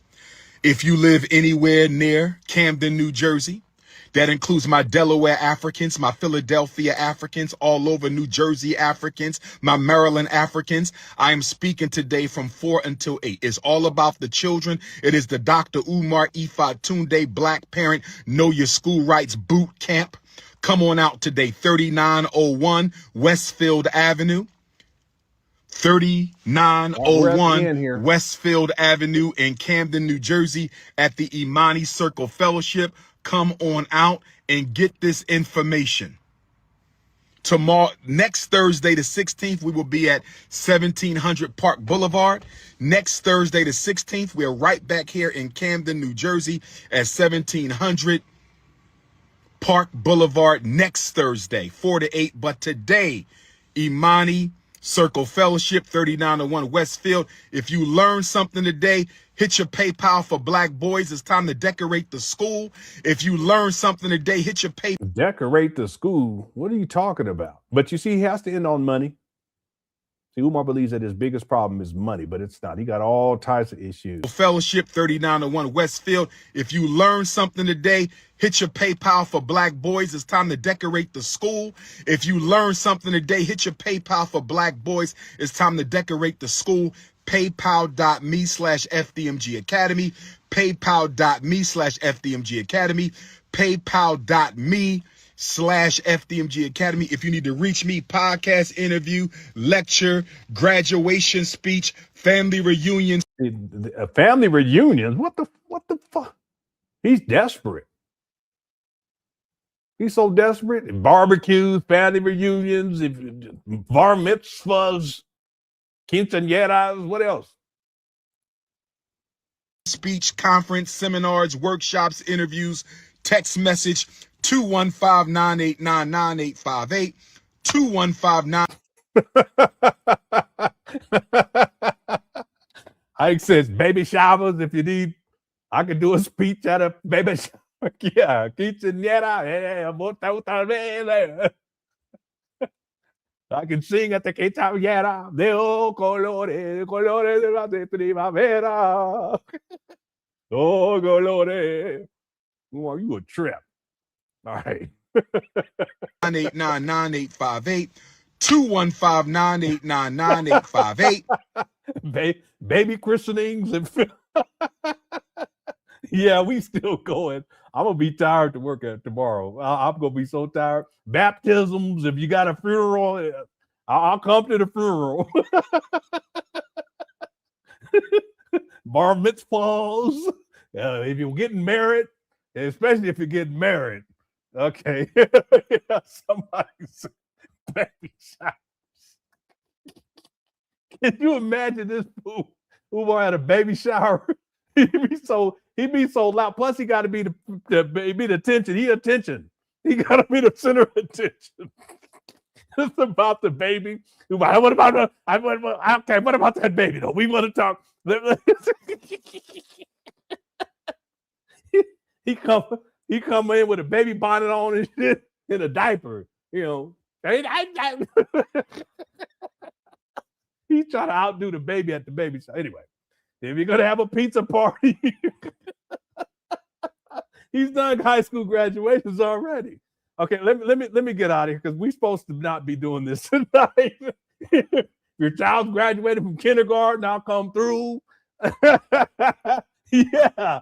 If you got a parking lot, an empty parking lot, let me know. All right. Let me get up out of here. You're gonna be at Chuck E. Cheese. Okay. Yeah, somebody said you got your retirement party coming up this month. All right. Gender reveals. Our housewarming, birthday parties. What's up, man? It is. It's out of control. I done lost. If you got a boat, a ship, you're gonna christen, let me know. Okay. Gender reveal. That's so stupid. What is a gender reveal? Come on. They didn't do that when I was young. You know, it's just another way. I don't know. Okay.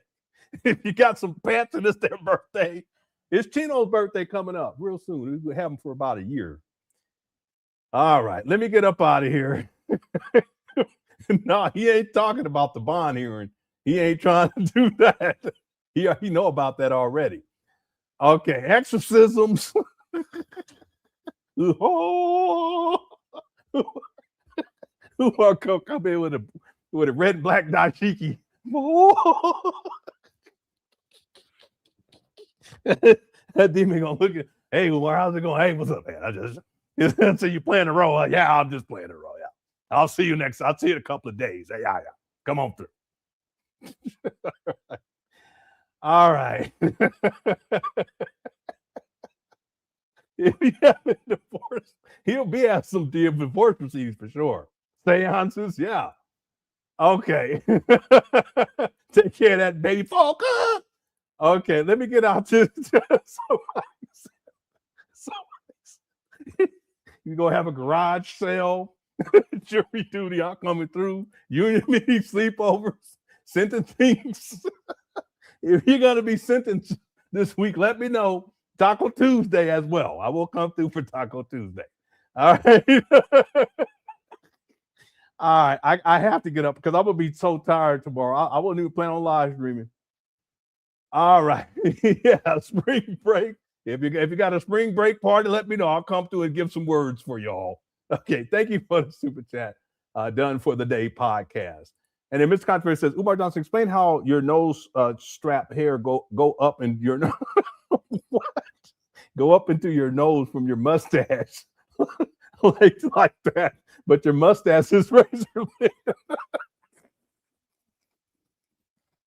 You so mean. Why you got to be mean to Umar and his mustache? Don't do him like that. No, Umar, he's had a lot of different types of mustache arrangements and all kinds of stuff. I don't understand it. I don't at all. Okay, thanks, Mr. Controversy. All right. Thank you guys, everyone, for tuning on in. I hope you enjoyed the show. Okay. unless Umar goes live over this weekend, I don't plan on live streaming until probably Monday, maybe even Tuesday. It just depends on how things go. But for sure, I'm going to have at least the first half of the next segment of the documentary. The full segment is about 2 hours. It's going to be about 2 hours and 20 minutes long. If I'm able to get it all done, then we'll do that. And that'll be for members. I've put in a whole lot of work on that particular segment, and it's massive. Okay, so for sure, we'll get together for that. And unless Umar goes live, I don't plan on this weekend. I don't plan on going live this weekend. I want to thank everyone for tuning on in. Thanks to the mods too for handling business during this live stream. Okay, I appreciate you guys being here and helping to keep things kosher, as it were. And also want to thank everyone inside the Kukra chat for taking the time to tune on in. Okay, you probably could have been doing other things, and for you to take the time to hang out. I really appreciate it. And as long as you guys show up, and we do really good numbers, I'm so thankful, and spirit of appreciation. As long as y'all show up, I'll be here. Okay. Again, thank you. And then also, of course, to everyone who sent in super chats, or if you sent in super stickers or cash apps or PayPal, anything like that, thank you so much for all the support. I really do appreciate it. And I don't say that just to say it. I say that humbly and with respect to you all for the support.